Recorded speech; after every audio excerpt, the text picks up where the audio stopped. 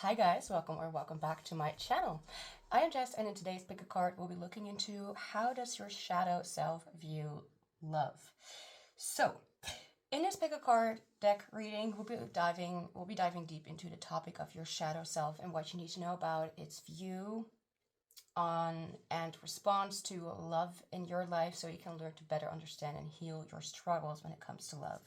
So to explain the shadow self, it represents itself because of pain, resentment, and fearful feelings within our body and mind, and makes us think, feel, behave, and react basically in survival mode, even though it mostly makes us behave in an irrational way and keeps us closed off to new and loving experiences.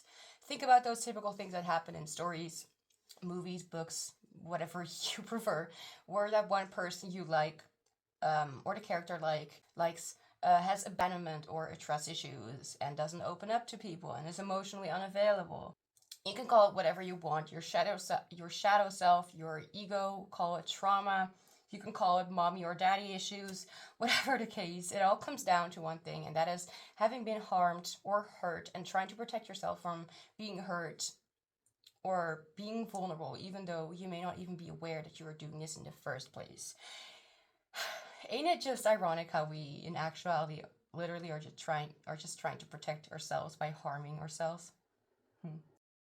But I digress. Now there are 4 groups to choose from. Group 1 with the honey calcite, Group 2 with the sodalite, Group 3 with the amethyst, and Group 4 with the strawberry quartz. So if you need a moment to find out which group you feel most drawn to, which can at times be more than one, you can pause the video or wait for the meditation moment.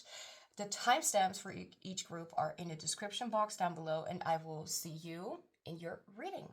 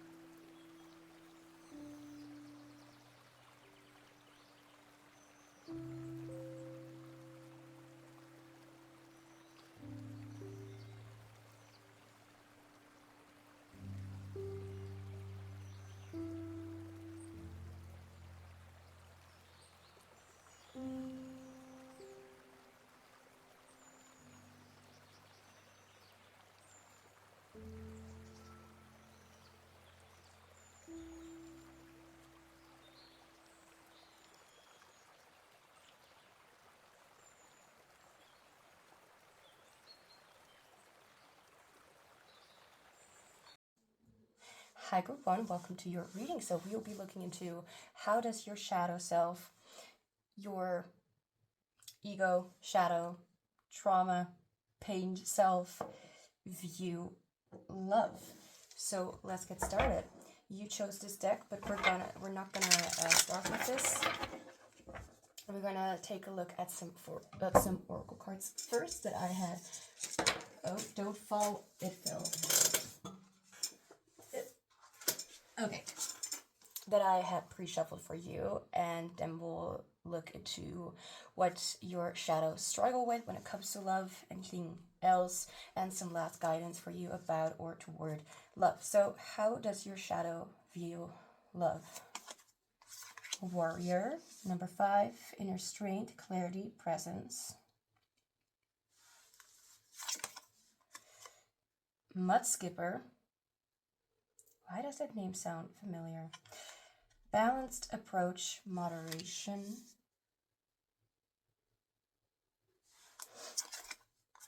Balance in reverse, which I find funny because we have balance twice.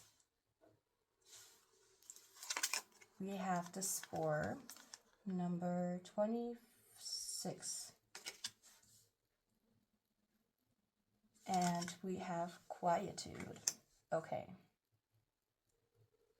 So the first thing that I'm feeling here is that how you may even think that because the shadow is not always present, like showing itself to the surface. It's something that's very sneaky, and sneaky is maybe misunderstood. But what I'm seeing here, especially with the warrior and the balance and the quietude, I'm getting the energy that even though you show a sort of balanced approach, a balanced kind of perspective on what love will be like, maybe you're the kind of person who doesn't really show, or like your shadow is something kind of mixed with your how will I say it? It's not necessarily like you can, like it's very plain in sight. It's not like it's very obvious to the eye or to you even. I feel like your shadow hides a lot in the fact like there is a balanced approach, and there's also like this unbalanced approach, and it's like it kind of goes from one place to the other every single time. It's like one time it's like good, and the other time it's like a little bit confusing, because it's like, why am I suddenly so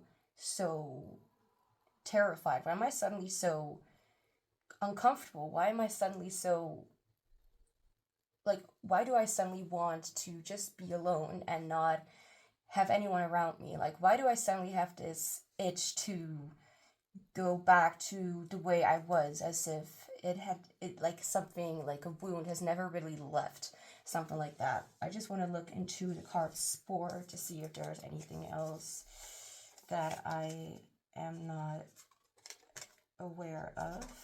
Let's see.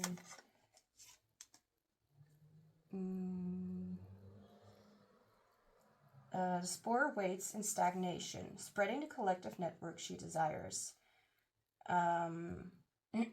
Spontaneous stagnation, collectiveness, communication, connections. So we also have stagnation. I wouldn't be surprised if you would really want to wait for the one, or for, like, when it comes to love, like, when it comes to a partner or something, like a romantic partner that you're seeking, or not romantic, whatever you desire, you kind of, I feel like you're kind of aware, like, you are ready, but then why also not? Why not just go for it? Why not say yes to a date? Why not do this? Why not do that? Because there are maybe things that are still not very clear about, like, what you do not like. So maybe you have the tendency to already think that you know who a person is right at the get-go, when you maybe don't.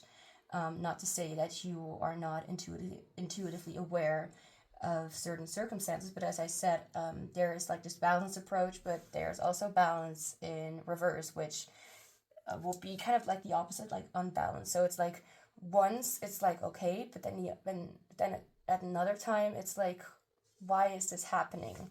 It's like you don't even know why you're holding back to begin with, why you're so ashamed or afraid. I do not really feel like there is much of fear like you,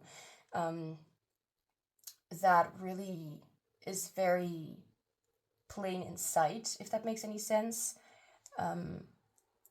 Maybe there's this discomfort with sharing yourself, or with sharing your alone time, or your precious you with other people, whether they be a romantic partner or not. I feel like there is somewhat safety in not bringing yourself to these kind of things. I'm getting distracted. Okay. What was I talking about? There's like this discomfort about certain things in that a relationship has to offer. It could be that you don't even know yet what those what you're looking for exactly, and that's maybe why you are uncomfortable by it. I feel like there is this want, this desire to have something, but at the same time it's like, why are you not taking the lead then? And why are you not doing this? Why are you not doing that? I do understand why it could get confusing, because, like, all the while you do want something. It's just, it's like you have like a version of something perfect in your mind, and anyone who seems a little bit different, or who doesn't show themselves to be that way immediately or right off the get-go, is like not even something that you consider, like not really someone you would even think about like having any kind of a love kind of relationship with.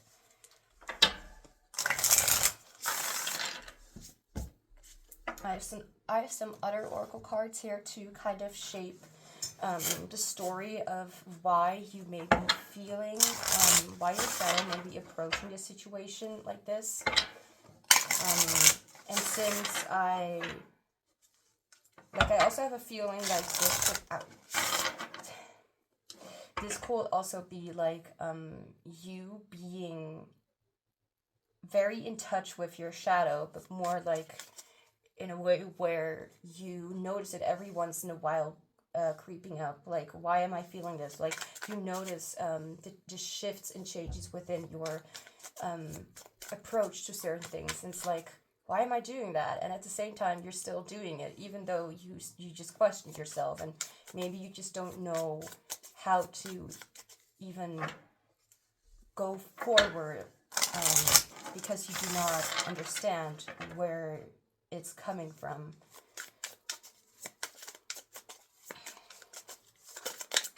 Alright, so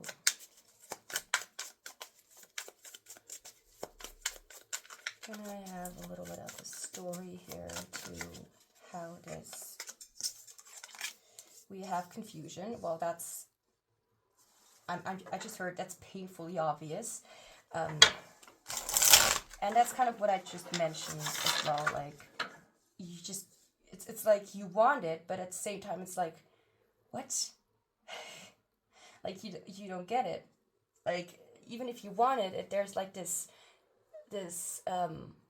wall in front of you, if that makes any sense, like a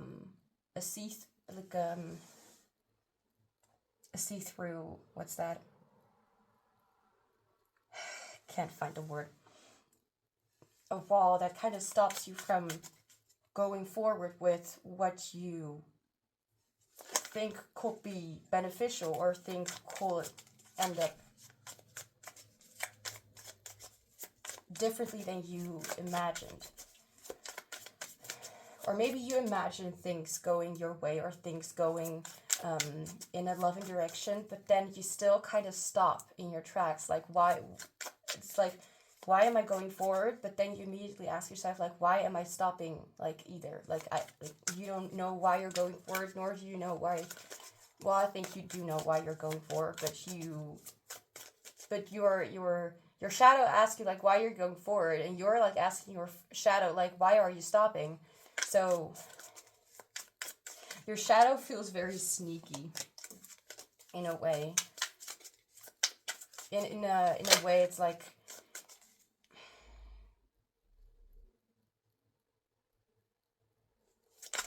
I don't know, like, it has the best intention. It's not there to... It doesn't want you to get hurt again, or to be in a situation that you would not appreciate. What is the story here, Spirit, to...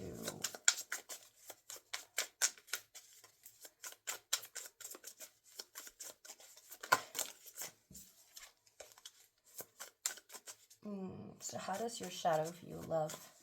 I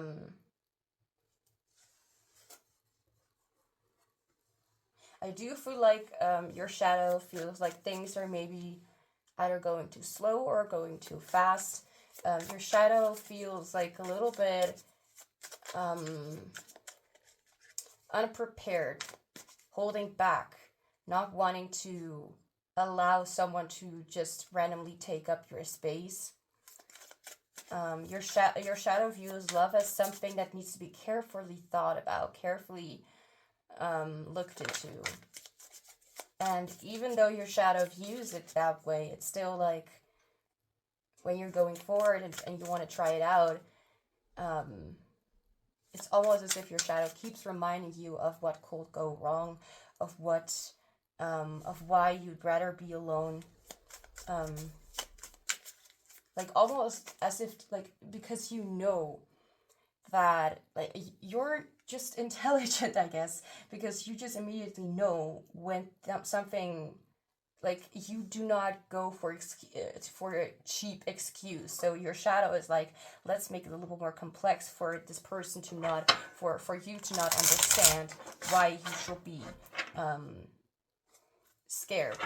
So if your shadow would just openly admit to you, like, I'm saying all of this because I'm scared that this and this and this, then you would know immediately that it's just your shadow, and that your shadow doesn't need to feel that way, so you will just ignore that. But your shadow doesn't want to be ignored, and that's the thing. Your shadow is like, no, that's not what we're gonna do. You're gonna listen to me, and your shadow is going to do that in ways how they know how to get you to listen to them. So to complicate things and to make things a little confusing, as to make you randomly like stop in what you're doing, and then you're like, wait, why? And your shadow is like, yeah, I'm not gonna tell you. Awesome. No, it is not awesome. Your shadow is a little bit of a dick. Like, not, but your shadow just knows you so well.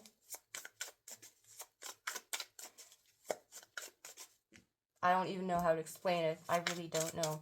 And that's exactly how you feel about it, maybe. It's like, I wish I would just get a clear answer, but you don't. And that's how you are not sure about how to approach this or how to go forward, because you keep being questioned by yourself, by your own shadow, so to speak. So it's like, and you can't give clear answers because you are not getting clear questions, if that makes any sense. Anyway, so can I get a story to how this all happened? How group 1, why does group 1 shadow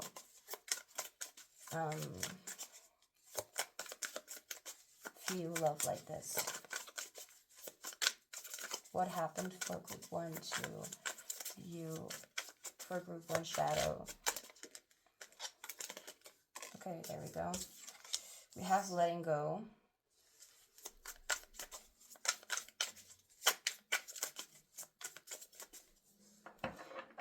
Your shadow is doing things on purpose in a confusing way to make you not approach things, because I feel like what makes you mostly afraid of any outcome is not knowing, or unpredictability, or the need to shape questions for to create answers. Like, it could be that someone was not clear on their intentions in the past, and that people have been a little bit like not communicating in a very like obvious or clear way that what they wanted or what they even felt. And it's like I cannot read your mind, but it's like they fury. Yeah, I will kind of get it though, because confusion also really makes me go crazy with questions, and I am not able to answer them, because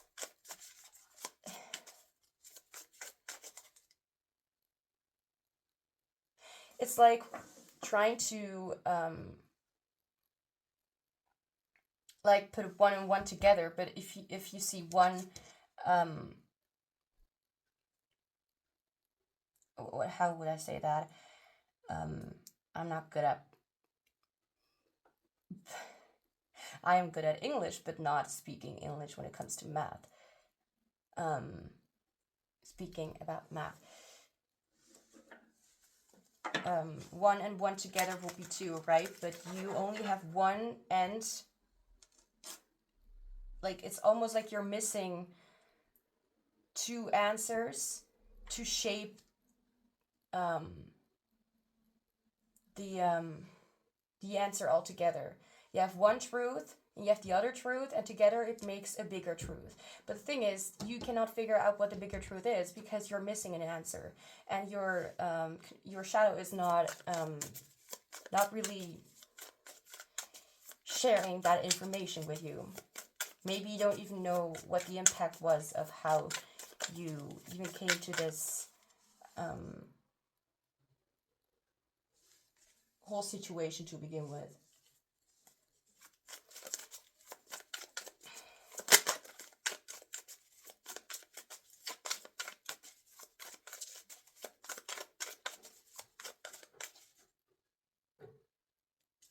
But it could be that people have not been very clear on what they, fork in the road, what they wanted, and what they expected out of you. So maybe that made you kind of have the same,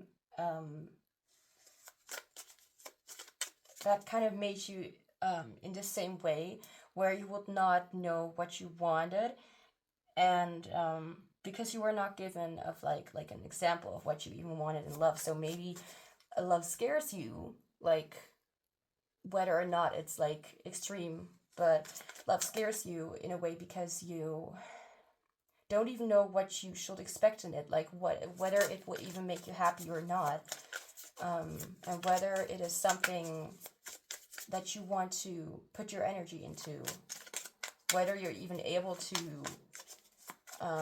or maybe you are being reminded of a certain structure or the way that people should be together, and then it's like, well, I actually don't want that, but you kind of want love, but at the same time it's like maybe there's a structure or like a routine, what's that other word,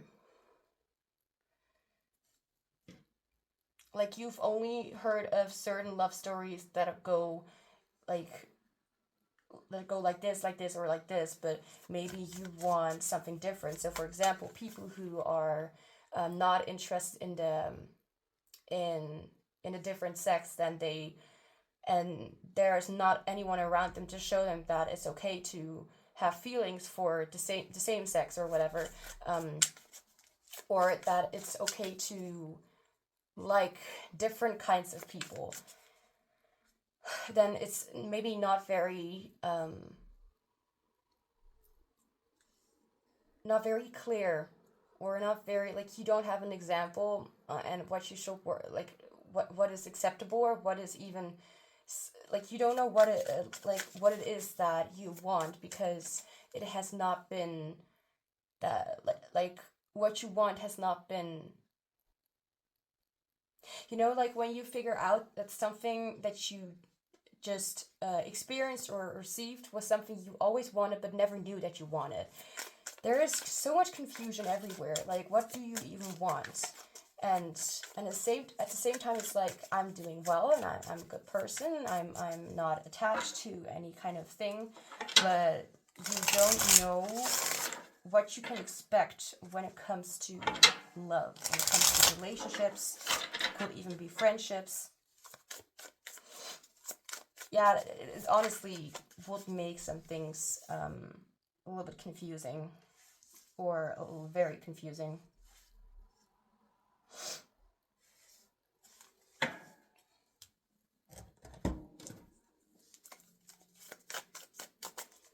How does your shadow view love?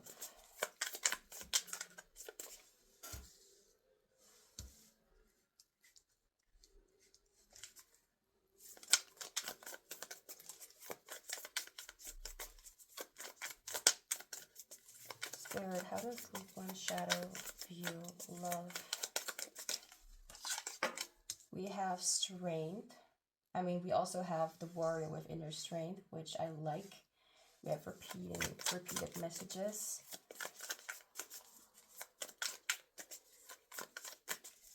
I feel like your shadow is kind of trying to tell you to be able to love and to hold love for somebody else is something extremely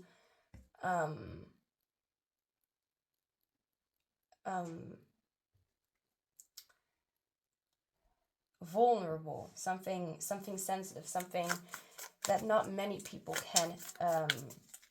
or want to experience, because there is the possibility of things not going the way you want it. So like, and this possibility will kind of make your shadow be like, well, you know, like when you're reading like what other people said about a product, what you want to purchase or something, and then everyone is positive, but then there's like this one comment that says like, it's an awful product, don't buy it, yeah, something like that. And it kind of makes you go like, oh, so maybe it's not that good after all. Like, there are a lot of good experience with it, but maybe someone is not as happy with those experiences because of A, B, and C, of whatever they have witnessed or experienced or something. Like, not everyone is going to be just as happy. Or maybe they'll be happy until there's like this point, and then they're unhappy, and then they only want to share those parts of what happened, and not the entirety of the experience before it broke, before something went wrong.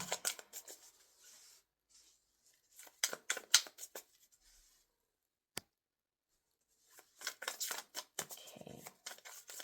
How does group 1 shadow view love?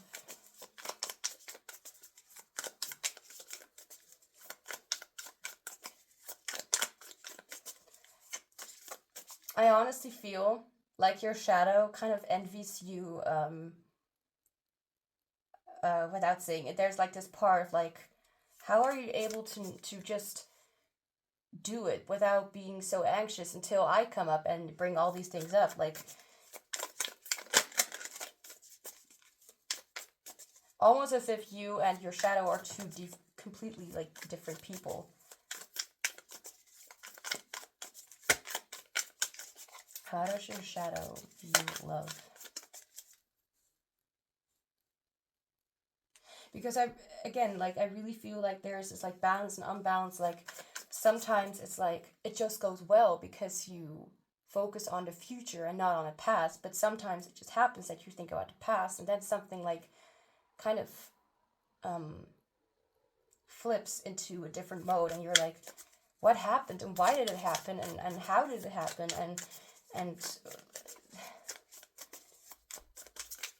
you don't even know where it came from. Like, it's very sudden. It's like, maybe this doesn't have anything to do with this person or with love in general, but it's like suddenly you're anxious. Maybe it's more because you had a bad day, or maybe because you didn't have your coffee. You know what I mean? It's like there is something that triggered that kind of thought to come in. It's not something that happens all the time, which is something that you should be very proud of, because that's whether you've always been like this or whatever the case,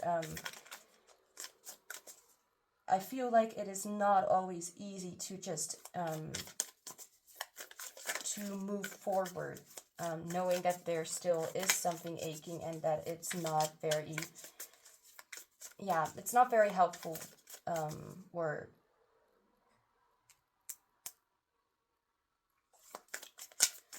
I don't even know how to explain it, but I can imagine, well, not imagine, but I think that it will be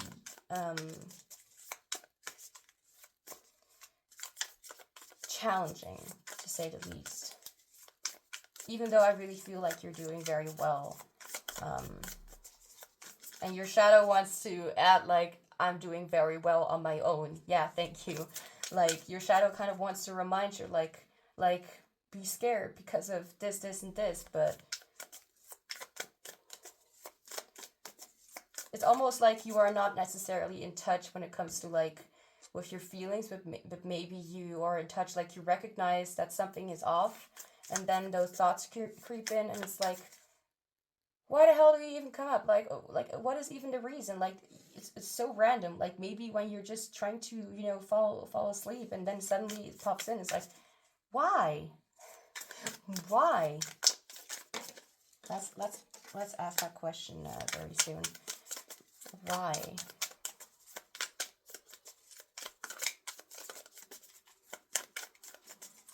Spirit came up with why to all those questions. questions, to all those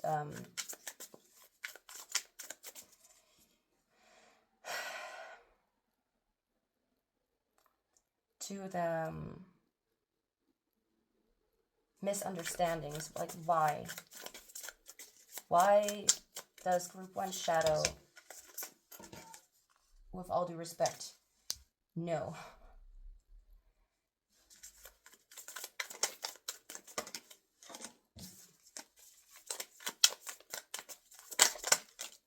We have unworthiness. Okay. So unworthiness could be a card talking about like you have not been made to believe that you should question every move you make or every step that you take towards something positive, because maybe something negative could happen out of it. Maybe you did not see something coming in the past, like maybe you walking away from people and them still making you feel, even though you're not talking to them, but you still feel like, okay, you still feel like something is going on behind your back, and it's like all you want to do is maybe just forget that this ever happened. I mean, which sounds logical, because not logical, it makes sense, because like you still don't understand why you keep holding back on things, hold yourself back on things. Pride.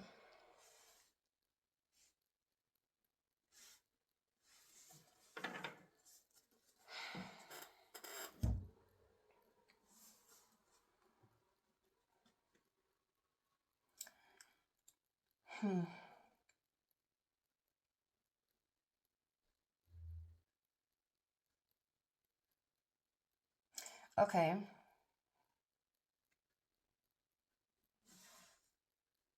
So don't question how I came to this conclusion, but it could be that you get scared with situations that give you a maybe as an answer, or a feeling of things, like as I said before, something about unpredictability. Here I'm seeing like this light and this dark color, so it could be that you feel more safe, or feel more safe on your own, because you then are able to base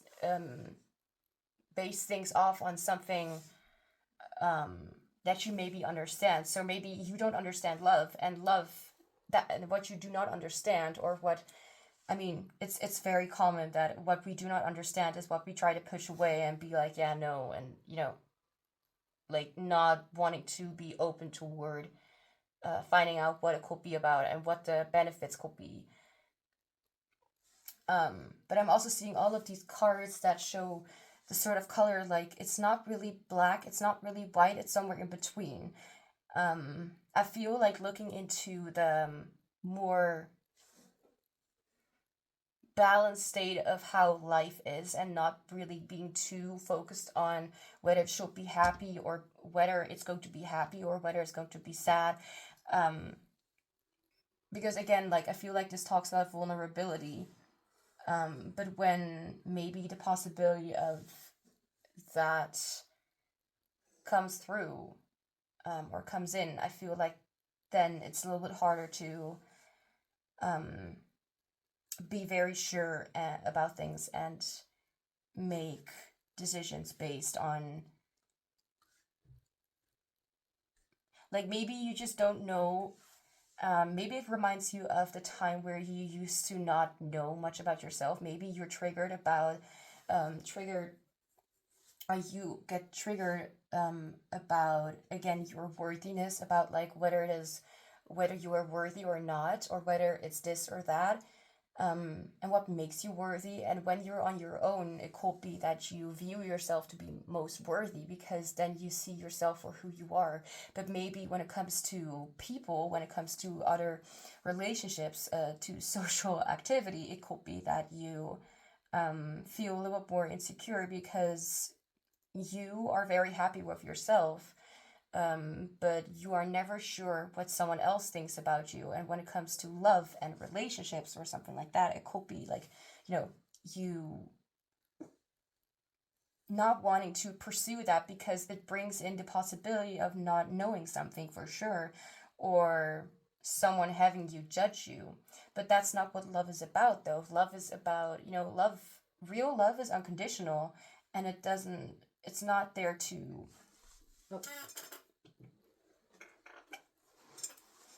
It's not there. Oh, I pushed a wrong button and... Ow. My chair. Okay, there we go. Oops.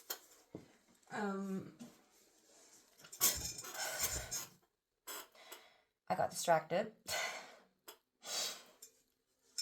The uncertainty of what other people think or what you can expect from other people because you cannot look into their minds. I honestly really relate to this, with this, because it's like, you are happy on your own, but you do not know whether you will be happy with someone else. Does that explain your situation? Feel free to put down in the comments how you feel about it. If you do not want to share your private information on social media, I get it. I have an email though, like if you want to talk to or you, not to me, but if you want to talk to somebody about it, about whether this could be significant in your approach to relationships and love, like maybe it could be helpful. Whew, so your shadow views love as something like, I don't get it, so I'm not into it. And it's more like your shadow is also like, your shadow feels relieved. Like your shadow is like honestly, as if it solved itself. Like it broadens, like as if it, how do I explain it? Dissolved into thin air. Your shadow honestly doesn't feel so misunderstood anymore, which could be another, which could be the case, like maybe I said, like what I said was true, and it's like your shadow's like, yeah, thank you, that is true, now you don't need to think too much about it anymore.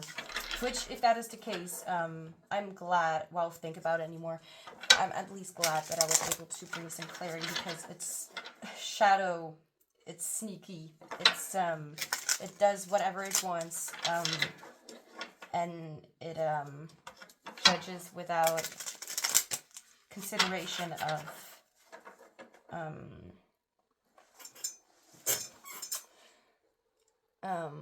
bias. No, not bias. It judges based on but it's kind of the same. What am I talking about? Anyway, so your shadow, how does your shadow view love? Well, there's uncertainty in how things will turn out and how things will end up for the both of you. So, or for the both of you, I don't even know if you are in a relationship or even considering, like a certain relationship or whatever.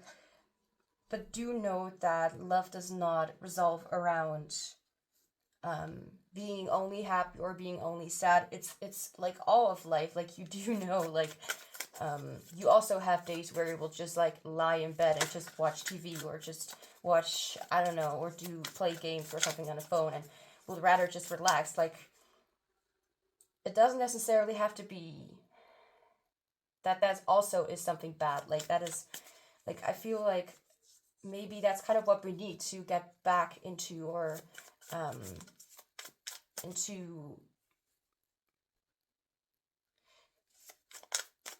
to feel more energetic in the next the time after, like relaxed and energetic and optimistic. So I don't even know what I'm talking about, but anyway, now we're going to look into what your shadow struggles with more specifically, and honestly, it could be that not a lot of messages will come out, so I'm just going to keep it short. So let's see what comes through. What does your shadow struggle with when it comes to love?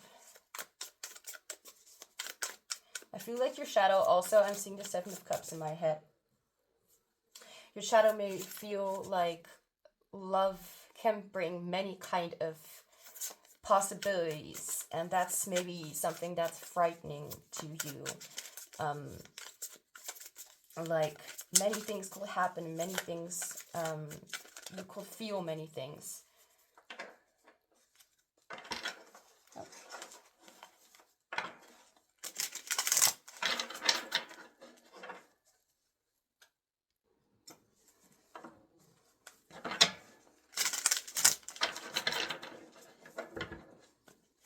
Okay, so what does your shadow struggle with when it comes to love? And this will be hopefully beneficial for you to know what you can work with, so you can understand yourself and your shadow, if you see it as another part of you, or if you see it all as a whole. What does your shadow struggle with? Oh, thank you. The song for this reading that really vibes is the song Stayed by Maria Mena. Mina, I don't know how to pronounce her name correctly. I'll just say it in the way that I want to. But that's it's a good song, definitely. But it vibes with this reading. So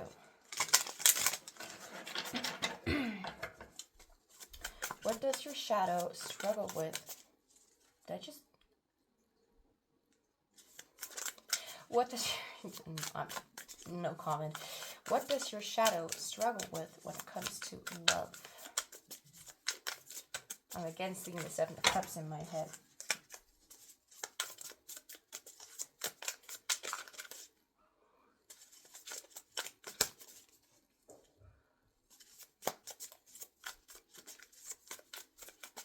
What does your shadow struggle with?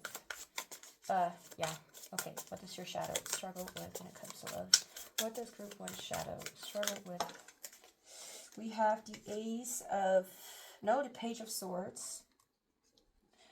This could mean, for whatever reason, I am being reminded of trying something new or trying a new approach. Your shadow may be like, okay, so this, like something that is new is obviously not something that you know. Not something that you are familiar with, and that also makes you, that's something that you don't know about, which also means that you may get confused about what it even is. So again, it comes back to you being confused, or something that brings you to try something new that you're like, okay, not familiar, it's new, it's different, and I can't handle it. I don't know if this is good or bad. You seem to have tendency to be biased about certain things that you are not familiar with. And this is not a judgment. This is an observation of this reading's energy, which, if you resonate with it, it will be your shadow, your whatever. Can I have a clarifier for the Page of Swords, please? So maybe you're just so used to something bad happening that maybe you will be more, well, I wouldn't say inclined, like maybe you'd be more comfortable with trying out something new with something with someone you already know, or with someone you already have a history with, instead of like getting to know new people. This may or may not resonate for every single one, but that's up to you to decide. Well, it's not really something you decide. Like, okay, I decide I want, or like this. Anyway,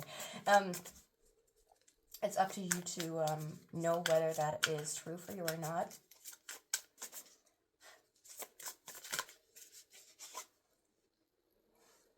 Can I have a clarifier, please, for the Page of Swords?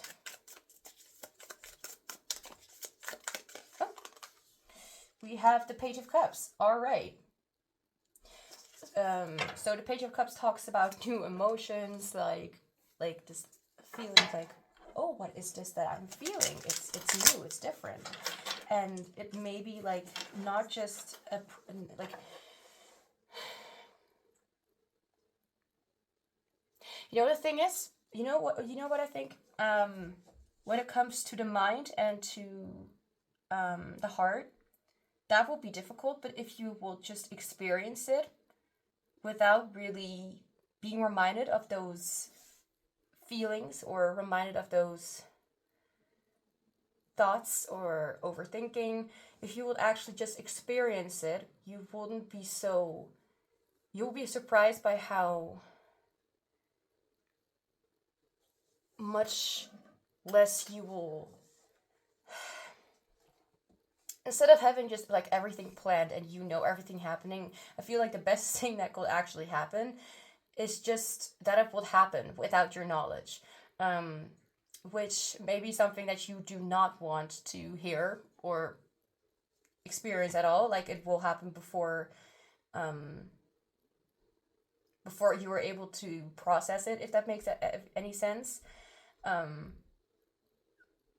But I feel like unpredictability will actually help with the desire to predict too much out of fear of things going in a bad way, because then you are not even letting yourself, even when predicting, you are not even letting yourself experience it, because you're too involved with your thoughts and not really considering just letting it happen, or just letting it not be perfect, just by experiencing it, just being yourself. Like it's like overthinking about everything.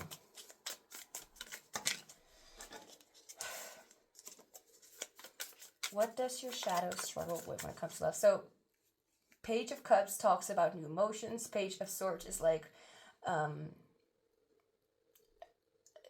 not necessarily ideas, but it could be like thoughts, like, so what if I do this? Like, what will happen then? Or what if I do this? Let's see, this reminds me of, we have INTP and INFP, so whether this is literally you, your personality type or not, that differs for everyone. It's just an energy, just like astrology signs. Just because I'm getting, I don't know, Scorpio or Sagittarius vibes or whatever, it doesn't necessarily mean that it's literally the case.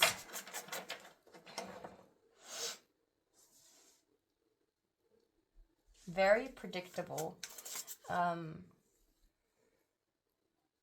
So I feel like your shadow struggles with the fact that new things could happen and that you may be at the start of something, even though you are, like you may have like the slightest bit of experience. That's actually what you need. Like you can't immediately be at level 10, you know what I mean? Like you need to start somewhere. You can't already be like, I need to know everything beforehand. Sometimes things happen that are out of our comfort zone, but if it wouldn't happen,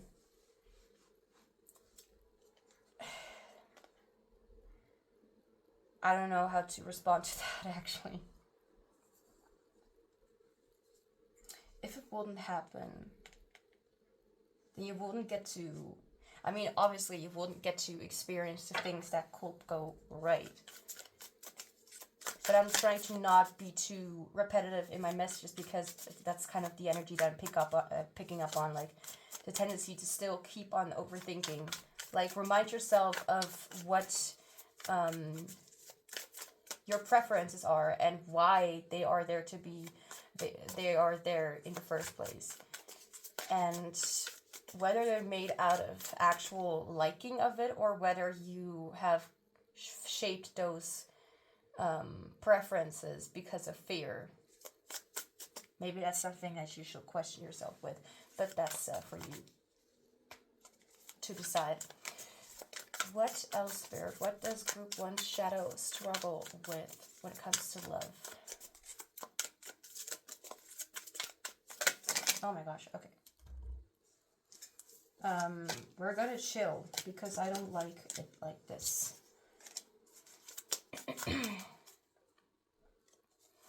let's ask a different question. Like, what is your shadow afraid of? The Hanged Man. Oh, right. Let's see. I need to turn my brain on for a second.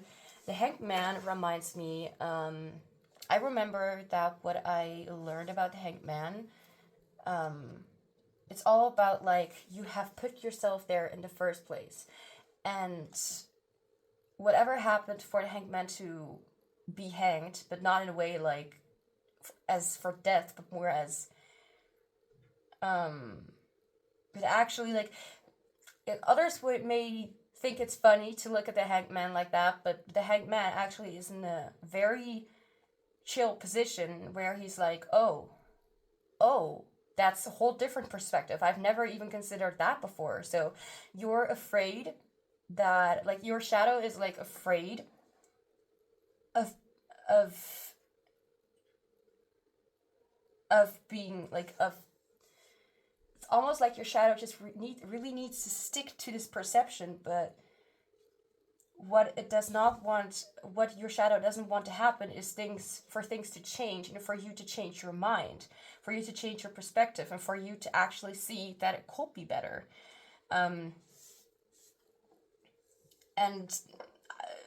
whether I could explain it or not, I don't even know the reason for why they are so afraid of it, but my guess will be that it's the good old being afraid to let go of these things that they're holding on to,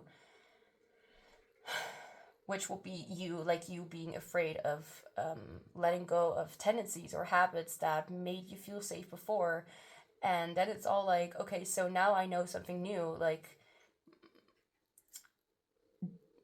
and it actually changed your perspective, and your shadow is like, I don't want to change my perspective, and I don't want to change my habits, because they are like, yeah, that's the best for me, which honestly really relatable for me personally, very relatable.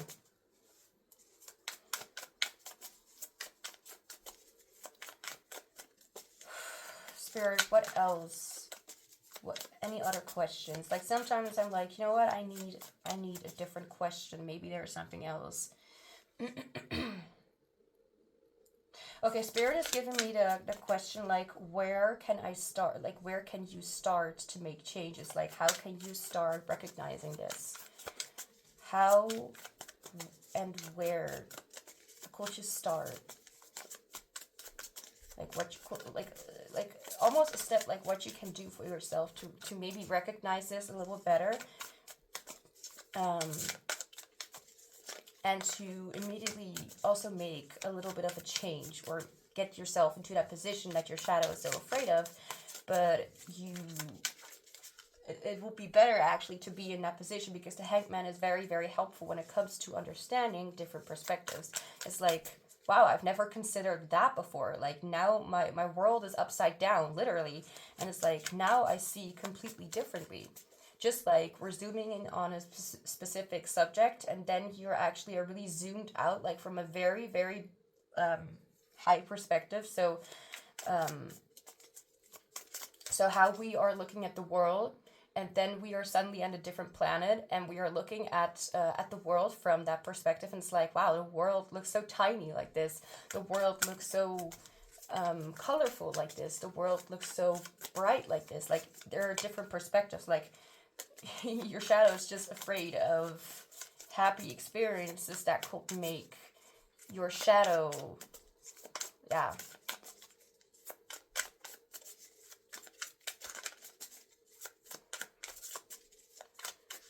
That will make your shadow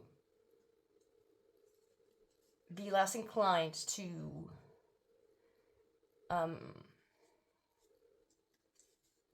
like, your shadow really doesn't understand like why it shouldn't be there. Like, am I not helping you? Like, you should ask your shadow, like, yeah, are you helping me, or are you actually just burdening me?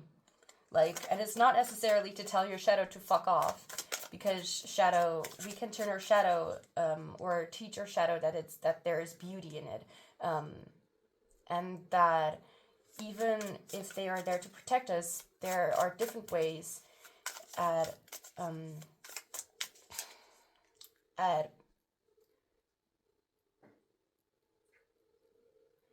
there are different ways to deal with things than to just hide away and cry alone. Like, not to say that crying alone is not something that I will even consider doing, because I love it to be alone and just have people just not bother me.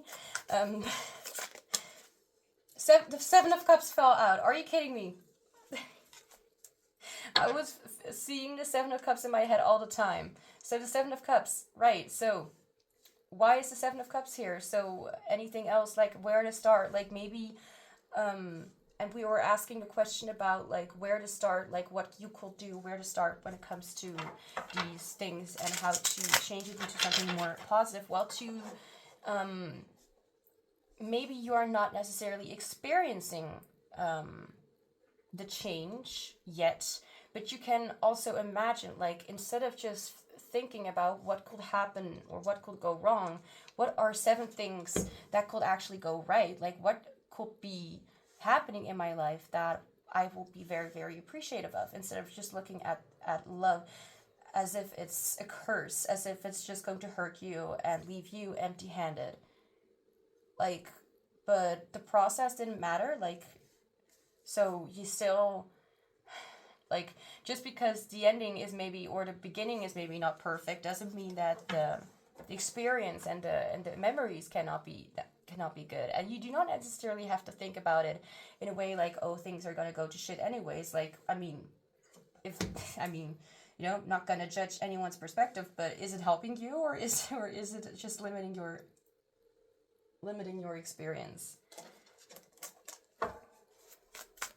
Yeah, I feel like I don't need to add another card to the Seven of Cups. It's like, ask yourself, like, or just imagine what it would be like if something will happen right, if something will not turn out the way that you thought it will be, which is in disaster, or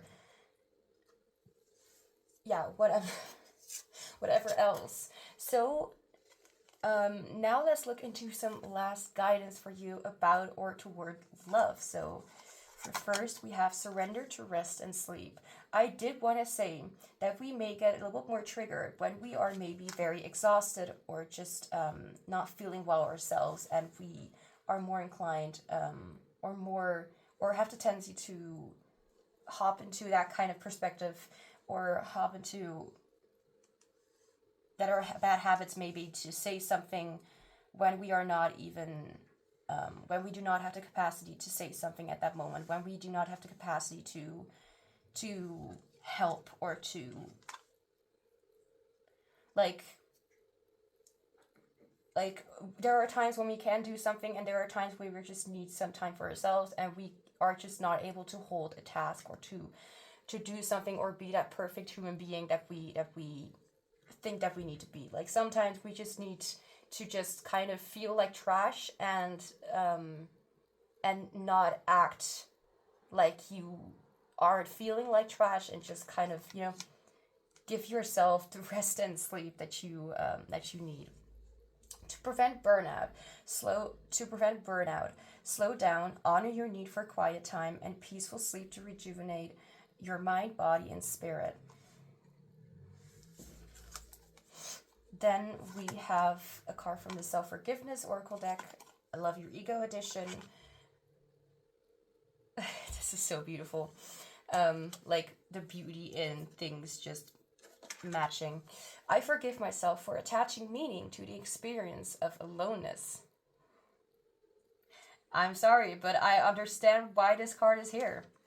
I choose to believe that it is through accepting solitude and connecting with myself in my own silence that I am able to meet and integrate aspects of my being I have long been resistant to.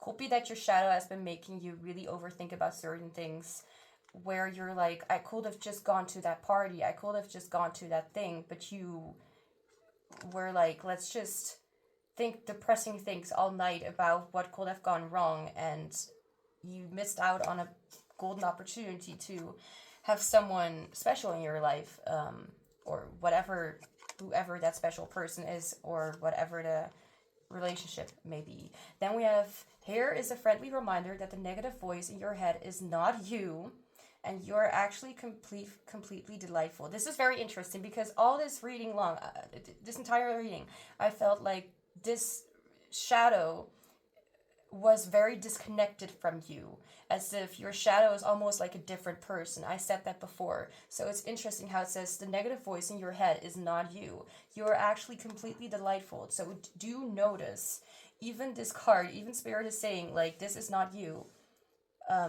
And I feel like that may actually make you feel a little more delighted as well, because it reminds you that just because you have bad moments doesn't necessarily mean that you are a bad person, or that the negative voice in your head is literally you, and you are always negatively thinking. So this is just something that happens, but it doesn't necessarily have to happen all the time, and you don't need to stick to it as if like it's just me, it's just a part of me, I need to accept it. You don't need to accept it like for it to go on. You can accept it as like, let's just make the best of it, and not let's try and heal this perspective instead of thinking that everything will go wrong and go to shit. So acceptance seeker, the rebel. I don't know if that is in any way somewhat significant or not, but I hope that it made sense, whatever is mentioned. So group 1, that's all I have for you. Thank you so much for being here. Do not forget to like this reading if you enjoyed it, so I know what you guys are interested in and what I can lean towards making in the future. You can also leave a comment down below if you feel like doing that, but don't feel like you have to. I'm sending you much love and joy, and I hope to see you back soon. Hi group 2, welcome to your reading. So we'll be looking into how does your shadow self view love. So let's get started. I have some oracle cards pre-shuffled for this reading that we're going to look into first before we're going to get into the tarot. So first we're going to look into how your shadow views love. Then we're going to look into what your shadow struggles with when it comes to love, and then some last guidance for you about or toward love. So how does your shadow view love? Visionary, confidence, passion, self-worth, mandrel, community, family, support system,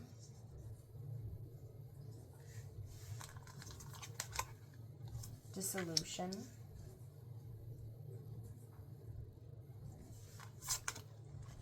bird, number 3,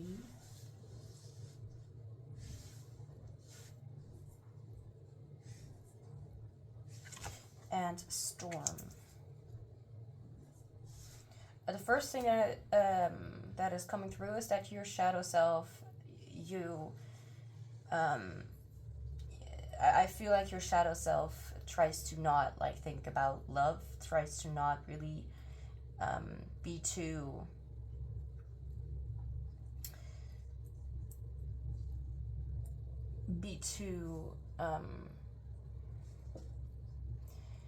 worried, or like your shadow self doesn't really want to get involved into that topic, if that makes any sense. It's like your shadow self is like, nope. We're gonna look into something different. Like there's something else that's gonna be interesting for us to focus on. But your shadow self is like, so let's just try to not talk about love. Let's just try to not be too bothered by or too much, doesn't want to be influenced or doesn't want to think about it at all. I feel. So for the bird, we have the bird whispers secrets, signs, messengers, information, fears. Visionary, so confidence, passion, self-worth, community, family, support system, dissolution, and storm. All right. To understand myself a little bit better, I looked into the book and I looked into Google Translate to see some other words that explain dissolution a little bit. So the closing down or dismissal of an assembly, partnership, or official body. That's one way of one substantive. Wait, what? Oh, synonym. Sorry. Wait, what? Okay, I'm getting confused. Anyway, and we also have words like ending, end, finish, breakup, split up, discontinuation, suspension, separation, recess, dispersal, termination, things like that. Conclusion, which I need to look it up to understand a little better a different point of view. So I really I really think that your shadow is like, no way, I don't want to think about that. I don't want to even have anything to do with that. So maybe you came here like either wanting to know more about that, or maybe you are not even wanting to click on this video at all. And I'm not going to comment on that because I don't know what I would say. Yeah, no, I don't know how to comment.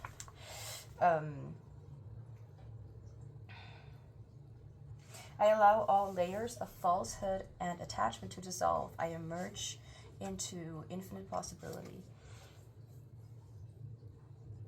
What is ready to dissolve what I've been holding on to?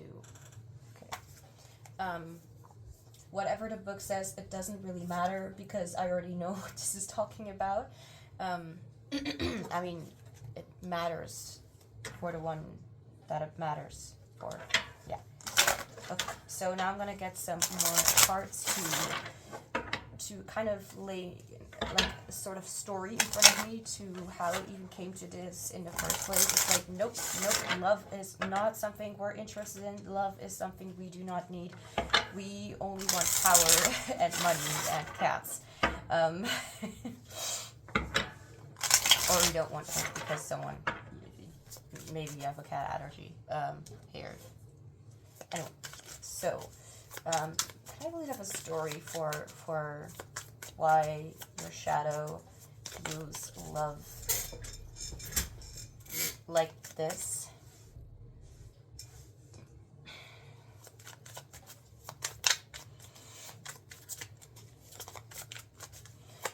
How does your shadow, like, why does your shadow view love like this? With desire. Okay. I'm gonna sit a little differently because it's aching. Ow, that too. I bumped my knee into the table.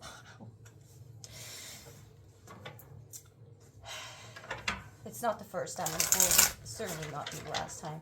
Anyway, hit the road. I'm immediately getting a thing like you may have had like a bad experience when it comes to love. That may have happened when you were like, well, hit the road doesn't necessarily mean that you had to go like camping or whatever, but it can be that you like went for a vacation or whatever, or you were not in your environment, in your place, like for many, well, not for many, but I feel like there is this thing like something may have happened while you were on vacation or something like that. Why does your shadow view love? Like, why does your shadow view?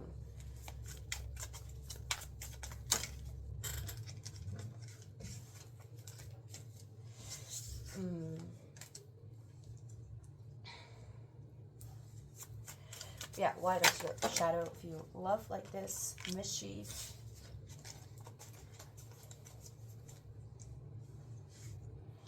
It could have been that something not very serious happened, like to say like someone did not feel like I'm getting horrible images, like that's not okay. Like I'm getting images where someone, okay, this this is probably for no one, but I'm getting the images of like being used for some sort of like someone only approaching you because they wanted to fool you or wanted to make fun of you or to I'm hearing catfish. That's what? Catfish, wait. I need to look this up for a second.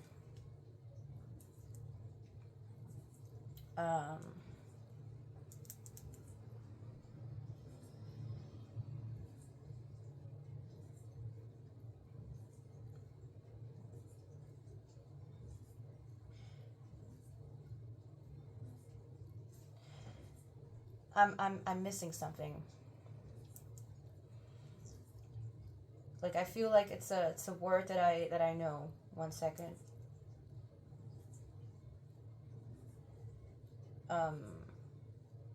Oh, yeah, okay. So the word was correct. Catfishing refers to when a person takes information and images, typically from other people, and uses them to create a new identity for themselves. Yeah, where they do not have to,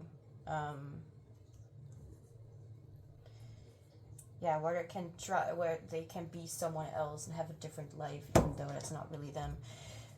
That sucks. Jesus Christ, like, nope, love is a lie, love is bullshit, love is, like, that's kind of what, it's about, like, nope, love only gives complications, love only messes, shits things up, I don't know, messes things up, and creates burdens. Yeah, mischief. I don't feel that mischief is something positive in this case. I feel like someone really manipulated or used you just to get what they wanted. And I'm not sure whether this term is used often. Like, not mischief, but like, you know, that thing with... I don't like it when people say things like, oh yeah, they used you and now you're better off and stuff like that. I don't know, like, there are things that, I'm sorry, even tarot readers say that are just kind of like, you know, everyone, it fits into everybody's situation. That's kind of what it means, what it means to me. So I'm trying to stay original with what I'm saying so it doesn't sound as cringe as with other things. But why does Group 2 Shadow view love like this? Blue or dark blue could be a significant color. You have a lot of blue, like I see a grayish kind of vibe here, like a lot of blue here. This card is blue, she is wearing a blue, it's really cute. Blue in the background, like the soda light is also blue. The thing here, okay. Why does Group 2 Shadow view love like this?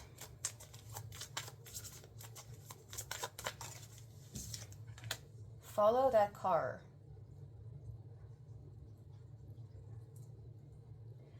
Okay, can we just talk about the fact that it sounds very wrong? Very, very, very, very, very, very wrong. Like, extremely wrong. We don't need to talk about it, but still, it's like, okay. I'm getting, like, what you've been through, that's absolutely disgusting. Like, what these people did, or what these people, alright, these people, there you go. We have multiple people there, I guess. What those people, what those individuals did, like, it ruined your, like, it could have been that you may have even been, like, younger, like, or, like, still at a, well, it doesn't matter, like, whatever age, it's more like, you know, innocence, like, maybe you were very innocent, didn't know what it was like, or maybe, I'm even getting for some, like, you may like to just have fun, but you wouldn't think that it actually ended up being so horrible as it actually turned out. Like, what the hell? Like, can I just be honest? I'm seeing an image, and this is not going to be for everyone. That's just the way it is. But I'm seeing an image of someone, like, making out with another person, and then someone comes in with a camera and films them and says all prank or something like that, and shares that on social media and shit. Like, it feels like the ultimate betrayal, you know, like, whatever happened here, and you can take it in any way you want, like, it doesn't necessarily have to be literally a camera, but maybe, like, this person, like, cheated or talked dirty or about you or disrespected you behind your back.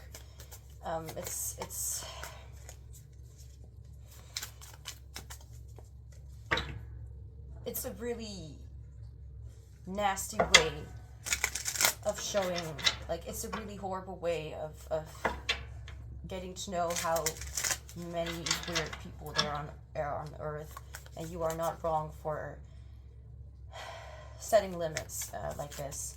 So let's see, or at least your shadow. But I feel like, no, I'm not sure about that. So if I'm not sure, I'm not going to say it. Okay, so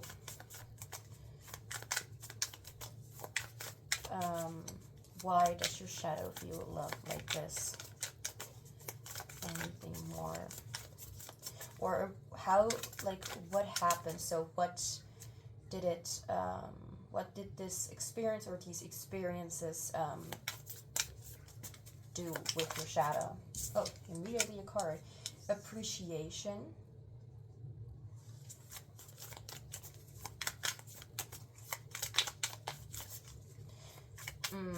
I am getting a message, like, for some of you, it could be that you would rather want a partner for who they are, for their personality, than to ever even consider their looks, or at least in a way, like, it almost feels like, even if you're feeling like something happening between you and a significant other that doesn't, like, you know, it's like your shadow doesn't even want to acknowledge them. Like, your shadow tries to ignore people who try to come closer, and it's pretty obvious. It's like there's still this connection, but it's like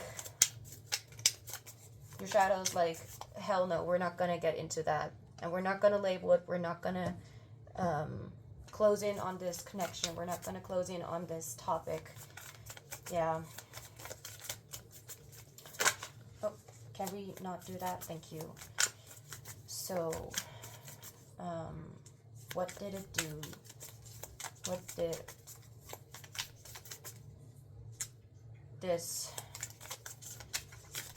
What happened to your shadow, pretty much? Like, what made your shadow this way? Or, no, it was how it will turn out. Sorry, confusing.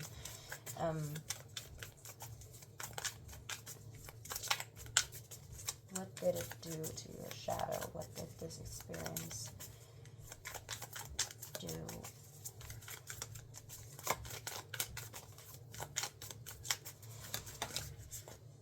Perseverance.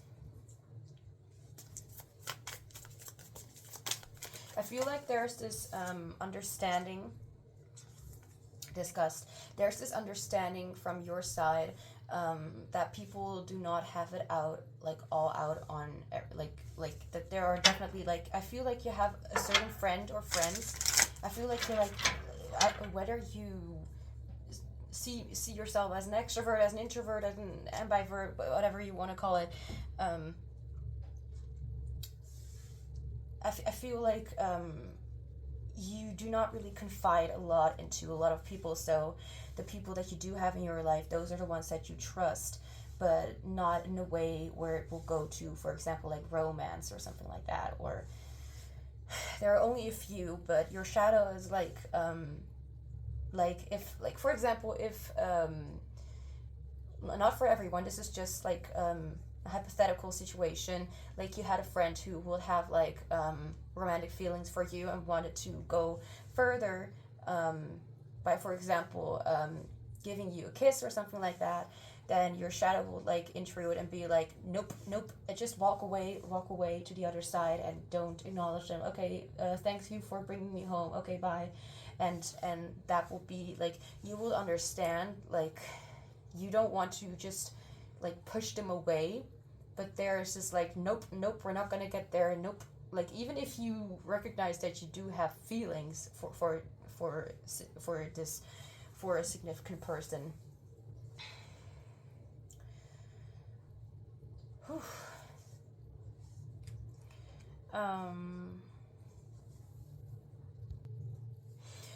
All right, so now let's look into what your shadow struggles with when it comes to love. So to get some more specific answers, if there are more specific answers,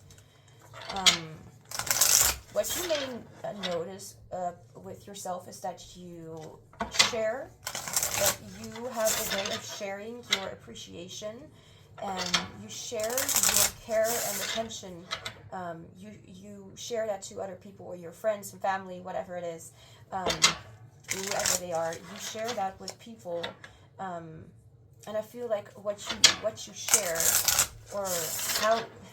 Okay. You will share, for example, like you will be artistic or creative, because this is a deck based on like art stuff. Like what's the deck called again? The Maker's Tarot. Yeah, it's a really fun deck, but I only use it when I know, like, okay, yeah, I gotta use it for this one. So anyway,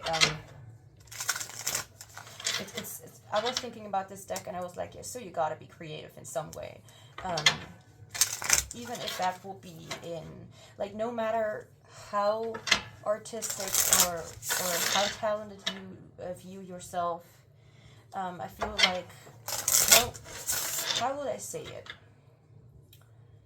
I notice with myself, as I am autistic, I have difficulty with sharing things with people, and sharing things like my own personal things, like something that I like, and it's something like, no, it's my thing, not because I'm selfish, not because of what, it's just like I like to enjoy it for myself. So for example, if someone would give me something, like what I can do, like when it comes to like art or something, like a deck or something, like, and I show my interest in that entire thing, what they gave me, that's my way of saying thank you and I love you, or I really appreciate you. But also making or sharing art, so if I really trust someone, and I feel comfortable around them, I like sharing the things that I like the most. So I will share my favorite YouTube channel. I would share my special interests to them. I would share how I do my readings. I would like make them, because I am also artistically gifted, let's just say it like that. I will offer them to draw them, which I did do with someone like a few months ago, and I'm still busy. Busy. You know, it doesn't matter. What I'm trying to say is that I will try to put in my effort to share something or to give something to someone that also has to do with my interest itself. So, for example, doing a reading for them, or sharing my favorite music, or the music that I make, or the drawing that I make, or showing them all of that, because I want to share that, and that's my way of like sharing. So it could be that you also have like this tendency to, for example, want to show someone like a painting or a drawing that you made, or like maybe like something that you created, music. It can be anything, like be music, be art. Music is also art, but you know what I mean. Let it be like a painting, let it be a drawing, whether it be like music, a creation, whatever creation it may be. even if it's a poem, like something written, like I'm hearing apology letter. Okay, don't know why or how or what, but you know, I feel like that could be your way of like confiding into in other people and giving them a little bit of an inside scoop of what's going on within you, or what you have been very interested in, or whatever the case. It doesn't matter whether you are also autistic or not. Like it doesn't matter. Like it's your own way, like of sharing love. So that may be also something important or significant when it comes to you and your way of showing love, or of how you would rather share yourself instead of like your body, or instead of like needing to be close, you would rather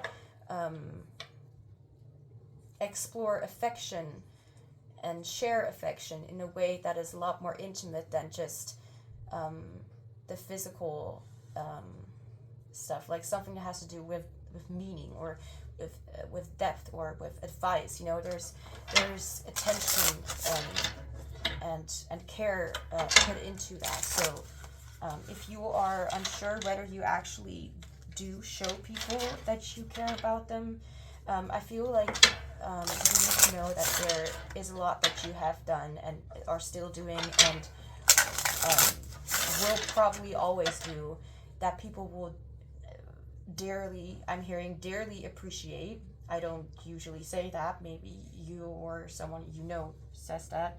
I dearly appreciate it.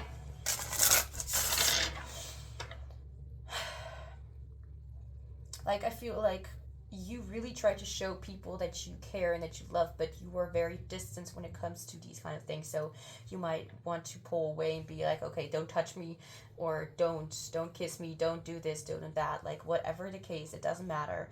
Like, you are a little bit like, no, like whether you will ever like think that you will be open to physical intimacy, whether that even is the topic, or whether it has to do with any sort of intimacy, like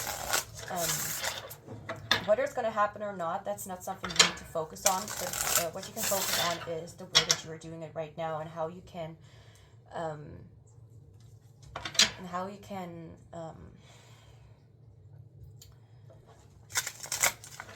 understand yourself a little better and appreciate what you're doing without needing to worry whether you're actually. You don't need to self-sacrifice or give away your body to be appreciated, okay? Like, people who want that, like only that, that's not what you want in a relationship. That's not what you want in love. Love is deeper than just the physical shit. Like, that's honestly lust, or not even close to real affection in a way. Like, even if you are a very attractive person, which also doesn't matter, because attraction, you know, even if you are a very beautiful or handsome person, that it's more on the inside. And I'm not even sure if this is general knowledge to you or not, but it definitely is the case that love is deeper than just the physical things and needing that. So that's why love is maybe you were, or your shadow views love as something that's only meant to harm you, or only meant to take what you have and to leave you with nothing, with literally like an empty cup. That's not what love is. That's just well, it could be a form of abuse. It could be a form of toxicity. It could be a form of selfishness, of lust, but it's not love. Love is... And the thing is, this is not coming from me, this message. Just that's why it's a little hard to explain, because it's coming from spirit. Because I understand very, very well, all right? Very, very, very, very, very well. What it feels like, what it's like to feel like you have to give everything of yourself, even maybe your body, to be appreciated or respected, or to to have people rooting for you almost. Like, ew. You don't need to stick to those values or those beliefs, because those are far from the truth of what love is. So that's why love is not really what you're afraid of. It's being used and mistreated. That's what your shadow is afraid of. But maybe you need to redefine what love actually really is. So, for example, I don't know if this will help people or not, but I want to say it anyways. I have a bad relationship with family and something like that, and what's that other word? You know, the ones who came before you, kind of stuff. The ones, like the family that have already passed. There was a specific word. You probably know what I mean. I keep thinking of the word ascension, but that's not what I want to say. No, there's this movie, Descendants, or whatever. I don't know. Anyway, what do you know? What do your... I'm thinking for myself. 1 second.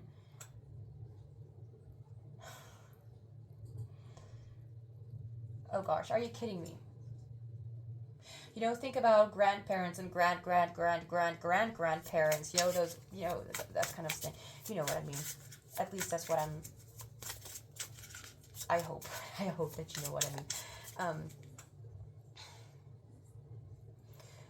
But I have a bad relationship with those kind of things, because family to me has been the most rotten part of my life. Like, it has been full of fear and also disgust, and also like this, like, desire to just be alone. Like, not because I'm so necessarily like introverted, but because it just makes you, like, for the ones who definitely have like a worse experience, like, it just doesn't help you. Okay, it doesn't help with anything. So for me, family was like a trigger. So if I even would like own a deck that uses the word family and stuff like that, I will be like, what do you mean family? Like, my definition of family is disgust. My definition of family is people who just want to tell you who you need to be, people who don't accept you for who you are. I'm not saying that is literally what family means. I'm just saying that's what I have been taught. That's the word. So for you, it's like, for your shadow, it's like love. Ew, no, that's horrible. But that's not love. It's not love what you think is horrible. Love has a completely different definition, and it's completely based on different aspects, different parts of, like, it love is that feeling that you feel. What is love? That's a good question. It could show itself through appreciation. Like, you could feel love for yourself, like confidence, passion, self-worth, like honesty. Like, why do my viewers really always vibe with me in a way? I'm feeling more and more comfortable, and I hope that's a good sign. Because I've realized when I'm taking breaks, I think about things. I think a lot. Let's not go on that route. Like, I will never stop talking if I talk about my thoughts. My thoughts. I was talking about my viewers. Just give me a moment. My AuDHD is giving me an interesting time. Yeah, no, I don't remember it. Cool. Even though I did took my meds, but let's just go back to what I was talking about. When I see the card, like a card that talks about like family,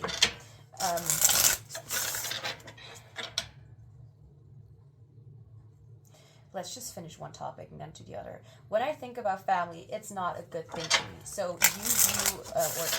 your shadow, however you want to, however you see it. I know I'm still not shuffling the cards, but there are things that I need to mention before even starting with the cards.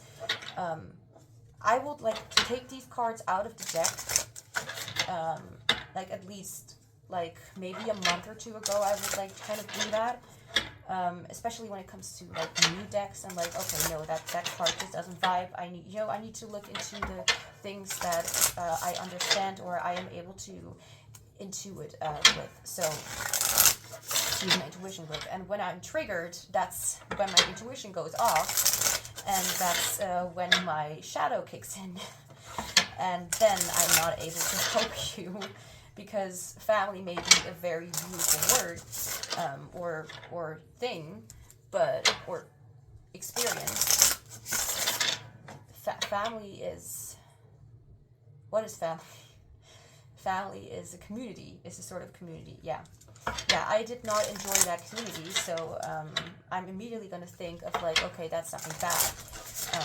Even though obviously I did try to intuit and everything went well in former readings, but still it's like, I take away what triggers me, so I'm able to focus on the things that do bring me messages that I'm able to connect with and able to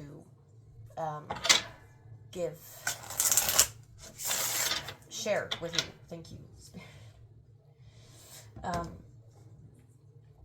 So I put these cards away so to not trigger myself, and that may be one thing. So maybe to kind of try to disconnect. That's also true. Like, I don't know if I'm the only one who has that, but I'm very sensitive to everything. And that's not what I meant with if everyone has that. I'm just very sensitive.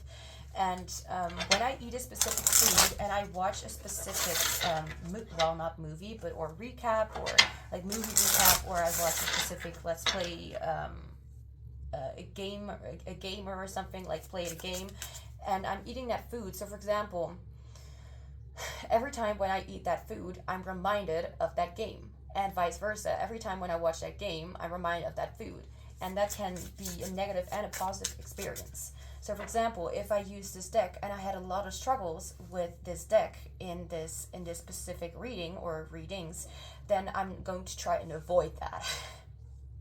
I'm going to try and avoid that because it triggers me back into the feeling that I had with it. It kind of brings me into a stuck position where I'm like, this card only reminds me now of something that is bad. Even though this card can literally also be something fun and light and not at all. Like, it's our own definition. It's not really like the universal definition that we really feel. It's more like our own definition because of what we have experienced. So for example, I have no idea, but this is a huge thing that used to happen like when I was a teenager. And it's weird to say that because it still feels as if I'm a teenager in some way. But that was long ago. Not that long ago. Maybe a little tiny bit long ago. Me and time do not work together. My rambling is a part of my my personality, so if you don't like it, you know where the thingy button is. I don't want to watch the button. Not the dislike button, but the...